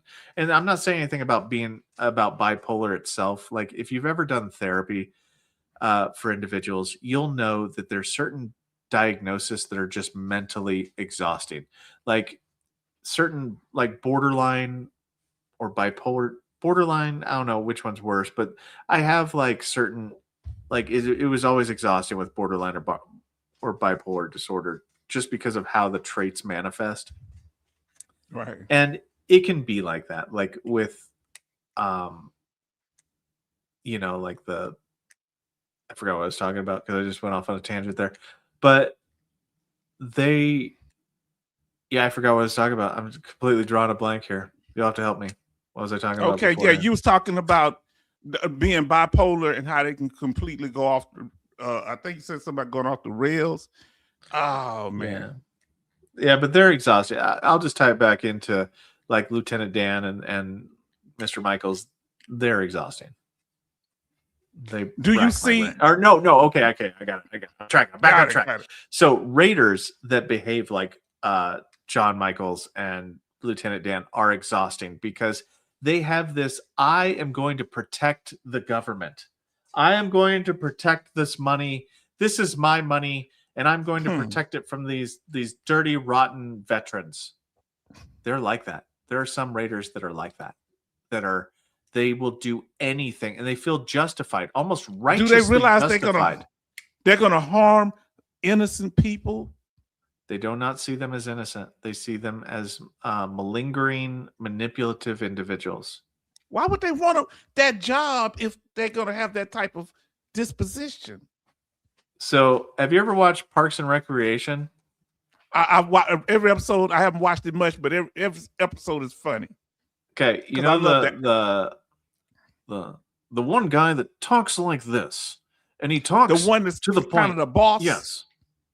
And he's the boss, and he doesn't like it whenever the government works efficiently. So that guy, Wow. He actually, like, that's how they feel, is that they don't like it. Like, if the VA shut down tomorrow, they'd be happy. Like, their job is to prevent it from working properly and from veterans getting one over on people. Man, they want everybody in poverty. Now, there are some people that are just assholes. Yes, indeed. Emma attorney says, SMCO plus I need for aid and attendance is separate from Barry. Okay, just wanted to be clear. R1 requires aid and attendance. You can't get to R1 with just Barry. Half steps, you have to require aid and attendance. Now, what is Barry? That's the court case. So that's the court case that did it. But yeah, the half steps are what we're talking about. And yes, you have to have aid and attendance in order to start kicking down the half steps. But I assume that you got aid and attendance. So yeah. And I want to apologize for Salted Marine. Welcome, my brother. You're always welcome to come up, or you can just sit back. We want to let you know, brother, the other night somebody was on my channel and they started trying to go in on you. And I folded them up like a lawn chair and made them apologize on the channel because you don't come over here. Yeah, disrespectful. Now that run me high. So I guess I'm a bit of a hypocrite because I'm wondering why Raiders all upset, but we have to defend each other. We got to look, because I didn't like that. I checked him. You ain't checked nobody. You need to check your drawers and make sure you don't need to go change them. Shut up. That's what I said. I mean, you said, look, he ain't here to defend himself, so you don't get to talk. Like if you remember what I said? Yeah. You were like, because I was here at the time, and I was like, that's what I'm talking about. So that's I don't know. It's just weird because it's the internet. And people behave like they can just type things and be mean. I know, Luna. Hold on. But they can just be mean, and they don't have to, like, they can just type what they want, and they have the, keyboard hero syndrome type thing. And like, people say mean things. Hell, I said mean things tonight, but he deserves it a little bit. Okay, But, well, we go ahead. Yeah, I don't know. I just like I believe that everybody should, like, we should be coming together as a veteran community. Sometimes we can't Yes. save everybody, right? Like the John Michaels of the world, they're just gonna hate. They hate everything. They don't like it. They're pissed off, and we can't save everybody, but we can do the best to come together as much as we can and not just be a toxic environment. What is it? Is it that how do you see him as so kind of unharmless?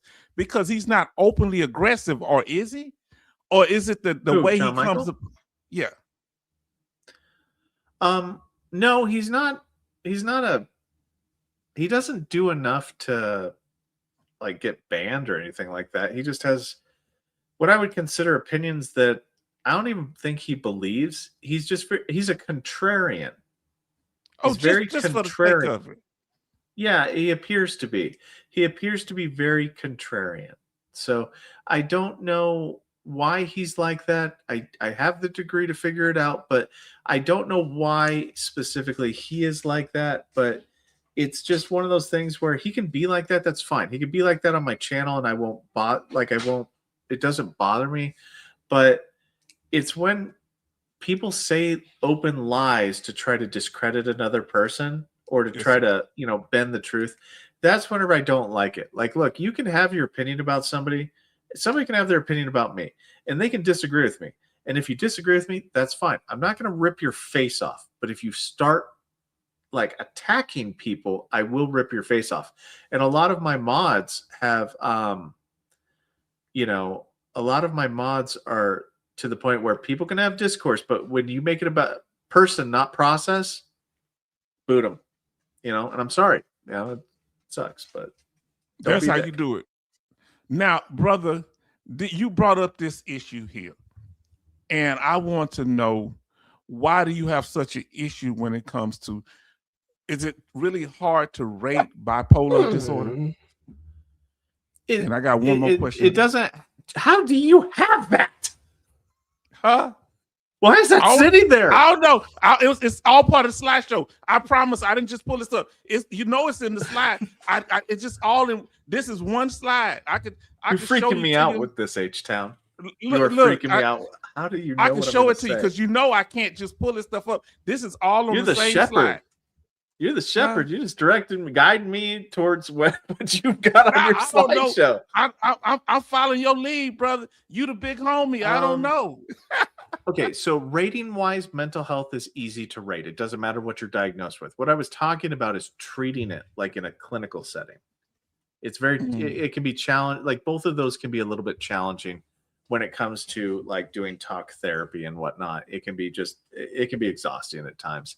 And it depends on the individual, but if you've ever worked in, like, BHIP, you'd know that it can be, like, when people think about mental health, that's why I like Dan whenever he does his stuff, and he's like, oh, mental health, oh, just get over it. And I'm like, no, you don't just get over it. Like, it's not like, great, thanks, Dan. Tell me how the Holiday Inn's, continental breakfast was. He annoys me. But now, one last statement. Wait a minute. What was that? Oh, which one? This one here? Kimball has a video for that. H-Town has a slide for it. Yeah, that ain't untrue. That ain't untrue. I got slides for that. Look, I try not, because I could literally, I don't know. I didn't want to scare you, because I could literally, I don't know. Let's say it's coincidental. And what's the name would tell you anyway. What's the old dude name up here? My dude up here, John Michael, tell you I ain't nothing but a scammer anyway. So you can't believe nothing I say. Don't believe your lying eyes. Dirty IUer. Yes, you dirty IUer on YouTube making the millions. He didn't expose me from the Bahamas. If you were stranded on an island with him, and y'all needed to work together to survive, I'd eat for a little while. He died tonight, yo. Like, I don't know. Hey, Like, I you it'd said, probably be to the death. let me see this last thing I want to ask you here. John Michael. Let's see. I don't have a real problem with John Michael. He's okay. He's just sometimes people believe in certain weird shit, and I mean, he's still potentially a veteran. Yeah, potentially. I don't even know. Let me see. I ain't gonna pull you up on him. So now, family, look, I want to. What do veterans waste the most time on when it comes to filing their claims that they should be taking action on other things? That I got to have this. I got to have that. Go ahead.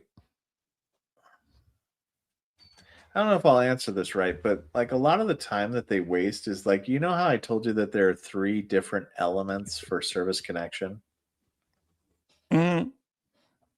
Sometimes veterans will focus on one of those elements exclusively, and they get so fixated on it that they forget that they need the other 2. Right.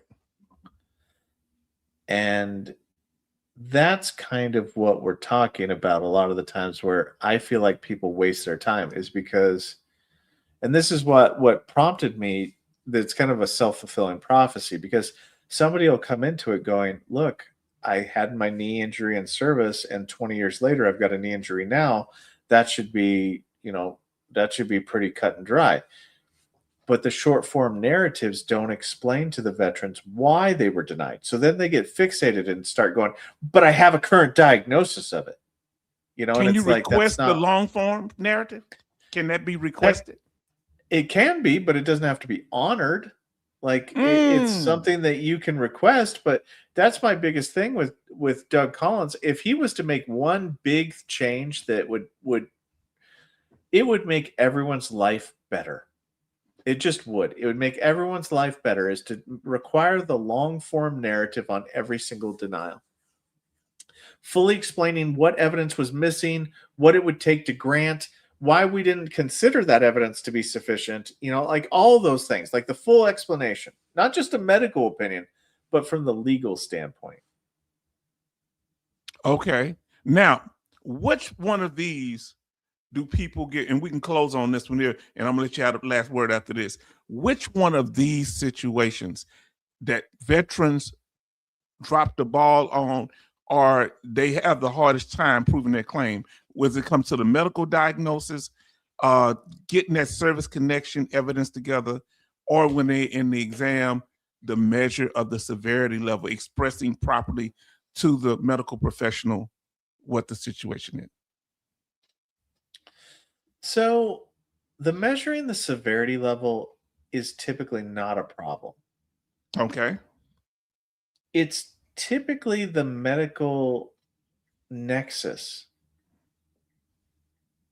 It honestly is. It's the medical nexus as to trying to convince somebody, like the longer the span of time is between the injury and the current disability, and if there's a gap in treatment, that's the biggest one. Like, how do you fill a gap? You can't go back in time and you can't get treatment where there wasn't any treatment, right? Or if you have STRs, like service treatment records, I don't know. I'm going to go, if you just give me these 3 topics, the medical nexus is the hardest one. The diagnosis isn't hard. You either have it or you don't. You can't finagle that. But there is something inherently frustrating about having the diagnosis, having the severity of symptoms, and not being service connected. You got it. I had an injury in service. I've got a knee injury now. I'm freaking out about it. Why won't you, like, what am I missing? Mr. or Mrs. Rader, what am I missing? Why can't you grant me? And that's the biggest unknown. And that's where veterans' minds wander and they start going on YouTube and they start getting bad advice. And then the bad advice then comes with, hey, pay for this bad advice. And wow. Like where sometimes you'll get Well, I mean, some people pay with it with their time, or they actually do pay money for it. You know, they'll. I mean, some advice is good, but you should be able to do this on your own, and that's the goal of my channel, is to help people to understand how to do the process, so that way they can hopefully do it on their own, and they don't have to, you know. Yes, they've got to watch an ad every once in a while, and I know that this makes John Michael so mad, but is that you don't have to donate to my channel. You just have to watch the ads, and that's it. You know, but like, that's what makes them mad, that people acknowledge you. I mean, because that you don't, people want to give to people and want to come. I really appreciate the Salty Marine being here. I appreciate the old Salty Marine showing up. Sib Deb showed up tonight, and I thank y'all. And the fact that you going on a bigger channel, but you still hang down here with us, man, that means a lot. Because you know I'm sensitive. I said I never liked him anyhow. I always thought he was better than us. Even when we went to the playground as kids, he was always off to the side by himself. Oh man, I just make up so much. But I lied, brother. I lied. That was one thing else I would say. Yeah, I'd be saying, yeah, he was always off to himself. Didn't want to play ball with the rest of us. Yeah. Is this it? Yeah, overlap with the time. No. That's why go ahead. Yeah, that's why I say I don't know how to do YouTube very well, is because I want to bring people together. I want, you know, the Salty Old Marine, the Salty Marine, Civ Div, everybody to do well. Because if we're all doing well, then, you know, we're all, like, the veteran communities should be doing well, right? Like, there's, you know, like, we grow as a unit. You know, it's that cohesion, that military cohesion, where, you know, we're all moving in the same direction. That's the way it should be. That's how we function. H-Town, you no longer doing YouTube. What you mean? I know you no longer doing YouTube. I'm not. No what happened? They can't. Wow. What was that? You've been mean? Canceled. John Michael. He canceled. Yeah, John Michael canceled me. Now my question to you is, and this is my last, I promise. How? Because y'all don't understand. Raider been through a lot. I've heard a lot of Raiders get attacked up there at the regional offices. Here, one of them told me he broke that glass twice when he had the little room. How you go back and do your job after you've received so much hostility and anger from veterans that you are trying to help, that you've been attacked? Remember, you said somebody did something horrible to you, stabbed you. No. That was at the VHA. As a Raider, you're like, look, you're in a secure building. Like, if you got to go in, so most of the time work from home. But when you had to go in, you're in a secure building. They've got to badge up twice. The elevator, you got to badge in to go to that. You gotta. Yeah, you said last broadcast. Why'd you say last broadcast? No. I was telling. I'm sorry. Salted Marine. He's done. No. Oh Lord. No. January 22nd, 2026, last broadcast. Salted Marine. That's when the guy was talking greasy. I should have put Salted Marine in there. Salted Marine, help save me, my brother. This is not the last broadcast. Because Final show. So John Michael ruined it. Oh God. John Michael, you did it. It's all your fault. You know what I'm saying? I'm not focused. Oh Lord, John Michael I'm talking about the last broadcast when that guy was kind of cutting up, but he apologized. I got to let my brother know, because we don't let stuff happen. And no, but this is not my last broadcast. No. Go ahead. Look at somebody say, watch summer reruns. Oh God. All right. So you wanted me to do overlapping symptoms, right? Yes, indeed. Because this is one that kills us. Yeah, we do that because that's let me get this up right quick, and that will definitely be it, because I have a kind of a little trap for you on that one. Oh, you got a trap? Okay. John Michaels is rubbing off on me. Oh Lord. Now it's oh Lord. And I tell on myself.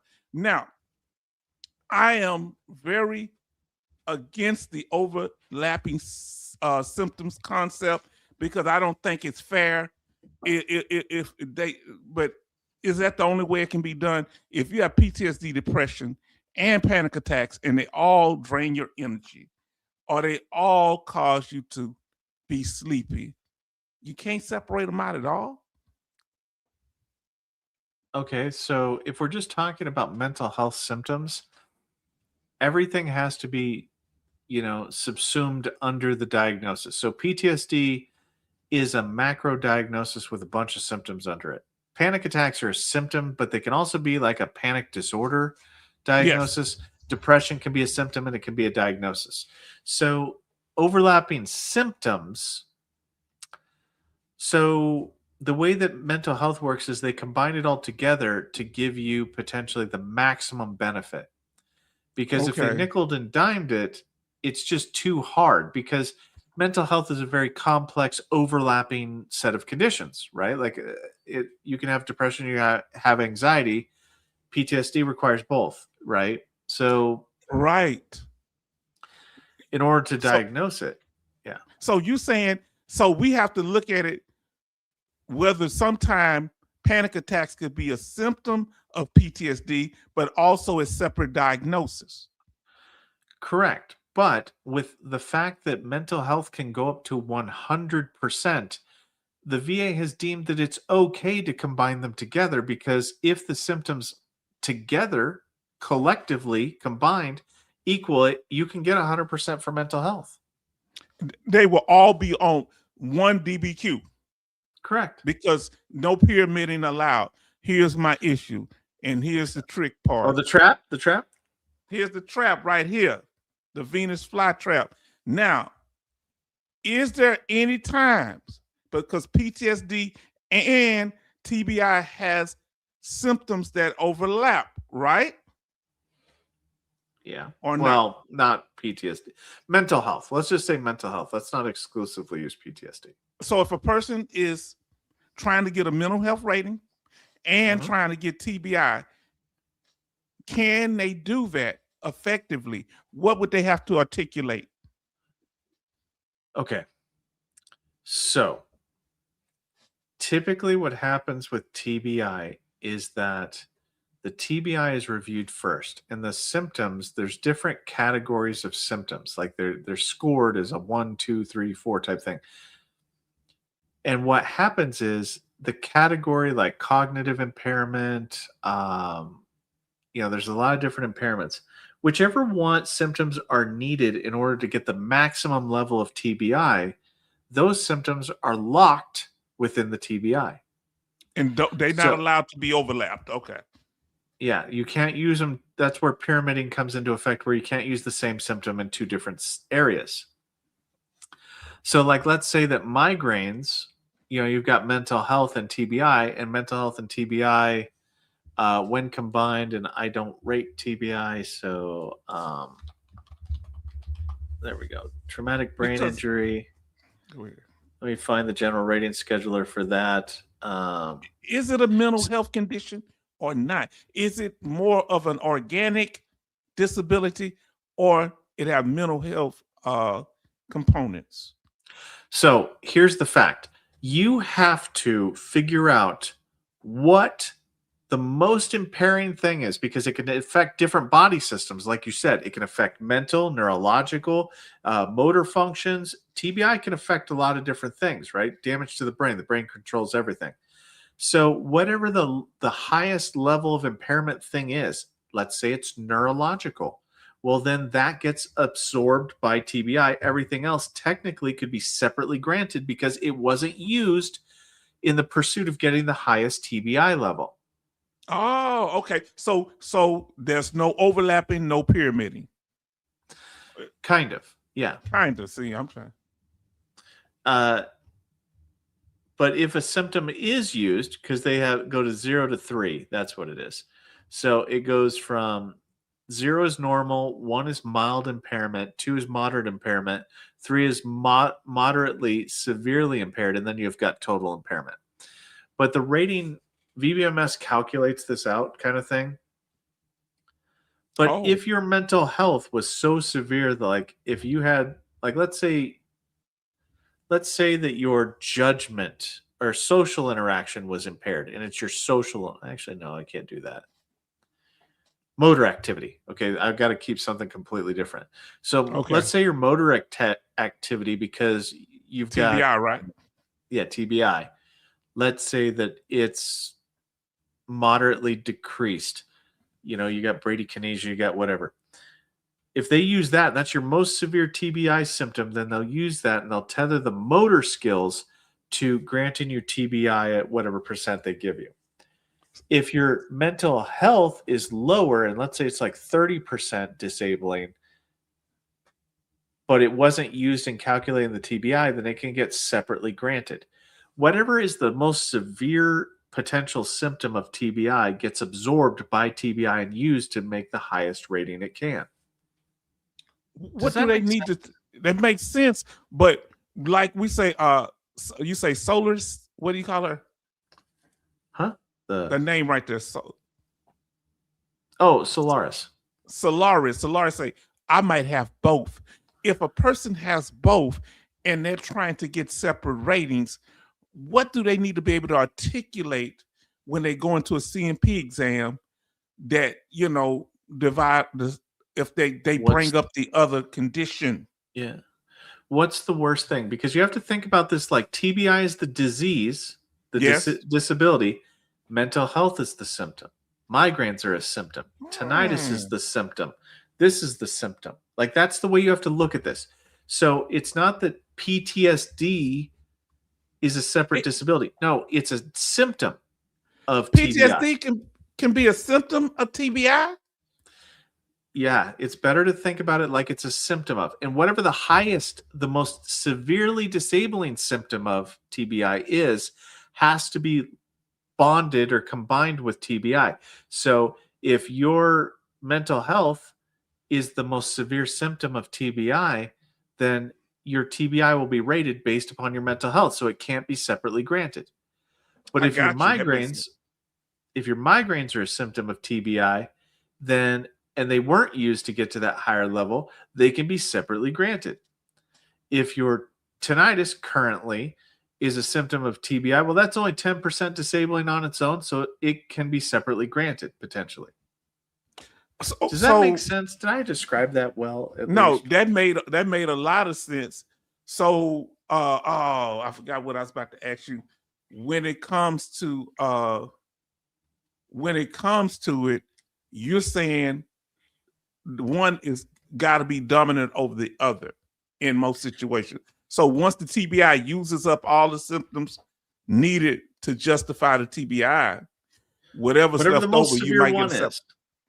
Yeah, what it picks one. It is the Highlander. It will pick the worst one, and it will use that one as that category. So if it's like motor activity, if motor activity is your worst one, then anything under motor activity gets subsumed or absorbed by TBI, and that's what is used to grant the highest level one, leaving potentially mental health to be separately granted on other symptoms.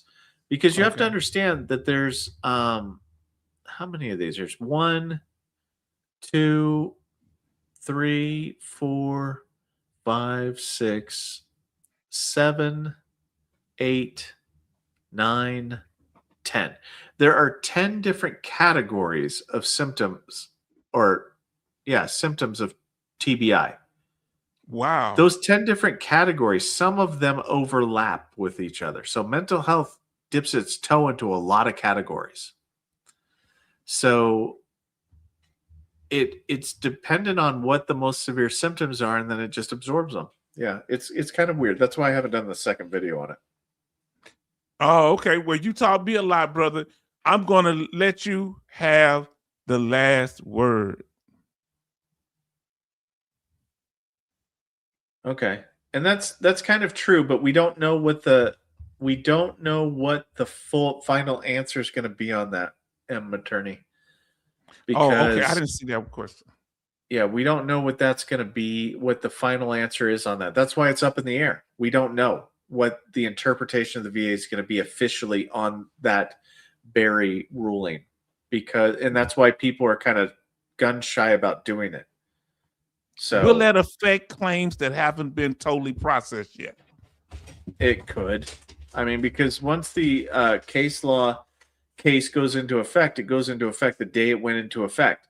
but the VA is slow to change and to adapt to it because it's got to digest the legal interpretation of it and then figure out what to do. Well, hold on. I got to put it up one more time. Let them know that family. If you don't know that on, oh Lord, I can't.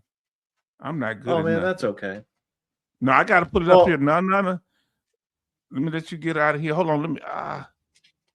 Our brother is going to have a live stream. On it's coming up. Okay, where's Dougie? Let me see. I'm gonna try to move it up. There we go. It should be coming up there. Dougie. Hopefully I got it right here. Oh Lord, where my brother at? I just had it. You know what I'm gonna do? I'm gonna go all the way to the beginning. Give me a second. I'm be out your life. Family, I want y'all to join our brother over on his channel coming up. They're gonna have on what tell them a little bit about it, brother. Yeah, so me and Dwayne Kimball are going to do a collaboration, a dual live stream type thing. So you'll be able to watch on my channel and you'll be able to watch on his channel. And we're just going to kind of talk about Raider stuff, basically. We're going to be talking about kind of a complex topic of nexuses without DBQs. And that's going to be a very challenging one to kind of discuss because it's so very broad and yet so very niche. But we'll see how it goes. I can't find the slide. Now, one time I can't find the slide. I apologize, bro. So that's all right. And I appreciate y'all. Go over there and check him out. I put the link in the tab and I'm going to put it in there again. So y'all go ahead and find out. And brother, anything else? The last word on you. Oh no, I just don't let like John Michael get you down. He just follows me around, but yeah, other than that, just keep doing what you're doing. I really like your, the presentation, everything. I enjoy it. I enjoy our talks. Sorry if I get not salty, but if I get sour with John Michael and people. But I was just shocked because I didn't know. But now that what happened with the Salty Marine, I understand now. Yeah. Because I'm like, well, I didn't even know what he was saying, but that doesn't take away. I know what you're saying, what he was doing. I wouldn't downplay it because I just didn't know. Because even that second coming, he's so slick with it. I don't really know what he's saying. People like that just get past me. Thank you. And that's fine. They don't get past me, but he's just, yeah. I mean, I don't know. I mean, there's a disorder for that. Let me tell you. Well, thank you, my brother. No, go ahead. Finish up. Oh no, I was gonna say, well, thank you guys. I do have to take Luna outside. Luna and Zoe, they're both like just pacing at this point in time, so they need to go. But anyway, thank you all for the wonderful night. I appreciate it. I hope that I was able to answer your questions. Sorry, M. Attorney, I don't have a full answer on that. Not even the VA does, just in terms of the half steps and what's going to happen and whatnot. But thank you for asking the questions, because the more we ask questions, the more that it gets put out there that we don't know. And hopefully Doug Collins one day watches something. He doesn't have to watch me or you or anything, but hopefully he understands how confusing this process is for everybody. Well, thank you, my brother. Yep. And you've been so incredible. And it's always time for you, because I got all this stuff prepared. I got the trap set for you when it come. I got slides. The trap is set. The trap is set, and I modified. I had it all set up. Take care, Luna, and y'all be good. Be blessed, brother. All right. Have a wonderful night. Come on, guys. Let's go. Let's go outside. Bye. All right. Bye now. Oh, fam, let me tell y'all something. This has been a true blessing. Y'all let us know. Go and show some love to Raider. Show some love to the fam up in here. Say, thanks, Raider. As always, great information. Yes, indeed. Then October 20th, 2025, say, night all. Show love to October. I apologize that I didn't get to shout y'all out. Betty Bob said, I do apologize to all of y'all. No, I wasn't trying to saying it's the last broadcast. I meant the last broadcast when the guy was kind of cutting up. I thought he would get that. I'll be careful what I put in there. No. I was confused. I got to watch what I say. Betty Bob say, good night, Raider HQ. Thank you so much. Now look at what it's saying. Look what M. Maternity says. Appreciate y'all hanging tough, everyone. Yes, indeed. We got 52 likes and 33 watching, family. Y'all been so incredible. And y'all can go. I'm gonna give my last greetings. I want to thank you, M. Maternity, for being here. And I'm gonna call you Soul for now because I keep forgetting how to say your name.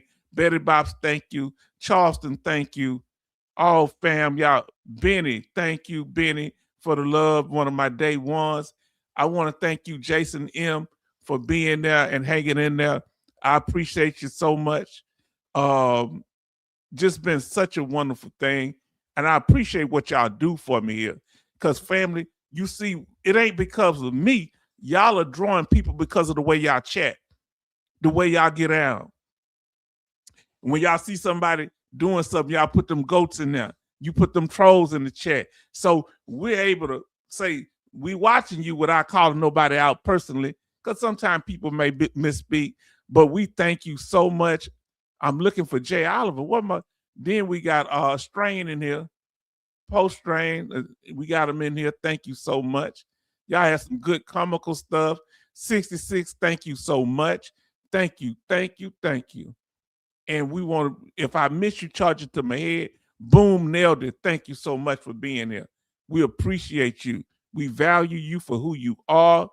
And even John Michaels, thanks for the information, coming in and throwing a little energy in here. You almost got banned over there on Raiders channel, though. Jay Oliver, as always, breaking it down. Thank you for being so kind, so supportive, so respectful. And always, you and MG Smith, I'm going to call y'all brothers because y'all both bring the same kind energy to the channel. You understand? Disabled Ronin, thank you so much. We appreciate you. When you showed up, he came over from Raider HQ channel, and we appreciate him for doing so, and we thank him for that. Did you hear me? Then we have Michael C. Thank you for dropping that C note. You understand? Thank you. And Martin, thank you so much for being so incredible and staying in and getting on his case, getting on Michael's case. Family, then we had 3002 in the house, one frequent return. We thank you for what you've done, and we appreciate you and value you for who you are. Then we had T Woods in the house. Thank you, T Woods. We appreciate you. We respect you. We're going to change the thumbnail because we didn't get to what we need to, but I already had the information ready. Because look, did y'all think somebody like our brother come in here at Sib Deal? That's respect. You understand what I'm saying? I don't know how he had the time. That man got a whole bunch of kids. I be watching them kids be running around. My daughter grown. Look at 66, put that goat in here saying, know what's going on. Y'all start saying what was going on. Look, y'all know when somebody was coming in here. John Michael, I don't think they was talking about you because we know you on your best Christian behavior, right? Oh, boy. We want to thank Raider HQ for holding it down, coming in here. You understand what I'm saying? Sandra, thank you for sharing. That's why we want an environment where you'll be able to express yourself with no disrespect. We're going to get them about the paint if anybody does that. Zombie Blood, always don't let the name fool you. Always kind, good. Then we got U.S. Army Grunt, one of the first people in. We thank you. You understand? Don't be me. Be better than me. You understand what I'm saying? Oh, man, y'all made my night. Then Merit Exposure, okay? Remember, 19 kilo, a tanker like myself, touched me to my heart for real. Then we had Sailor Jackson. So if I didn't get to all your questions, I apologize, Sailor, but you are important. And if it's something that I say that y'all don't catch, let us know. Then Chevy Beast, thank you for being here. Coasty, we trying to make sure we ain't missed nobody. Yes, indeed, family. Sib Dib. Family, I got Sib Dib on my recording now. I feel important. You know what I'm saying? I'm not trying to name drop, but I'm happy. You understand?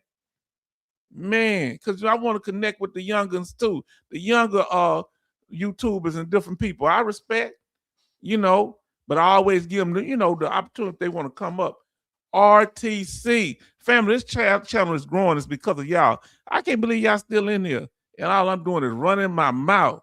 Y'all know I could do this all night. Inner Youth Healing Ministries. Come on now.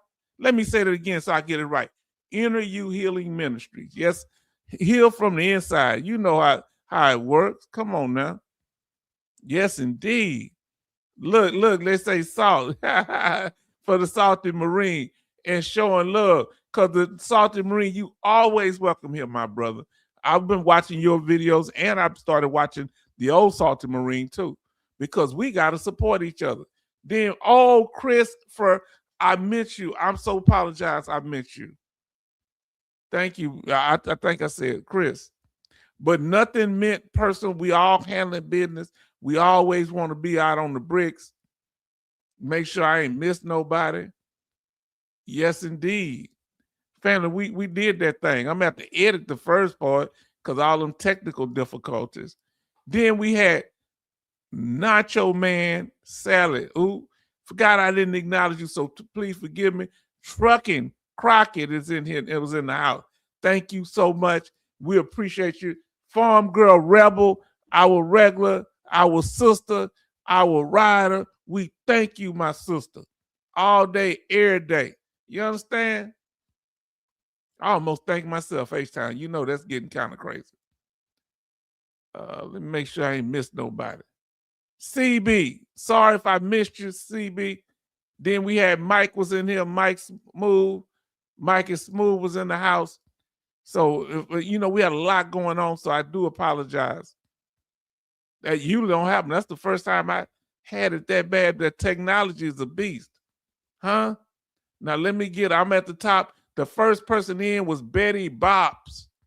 Now, let me go to the bottom and get the last people comments, and then we're going to get out of here. Because I know y'all made some more comments. Let me see where we at. Now, let's see where we at. Oh, y'all man. She say, H-Town, my husband even saw it. No, I'm not closing that. I'm sorry. Jason say, have a night all. May y'all have a blessed night. Charlton say, good night, Jason. Yes, indeed.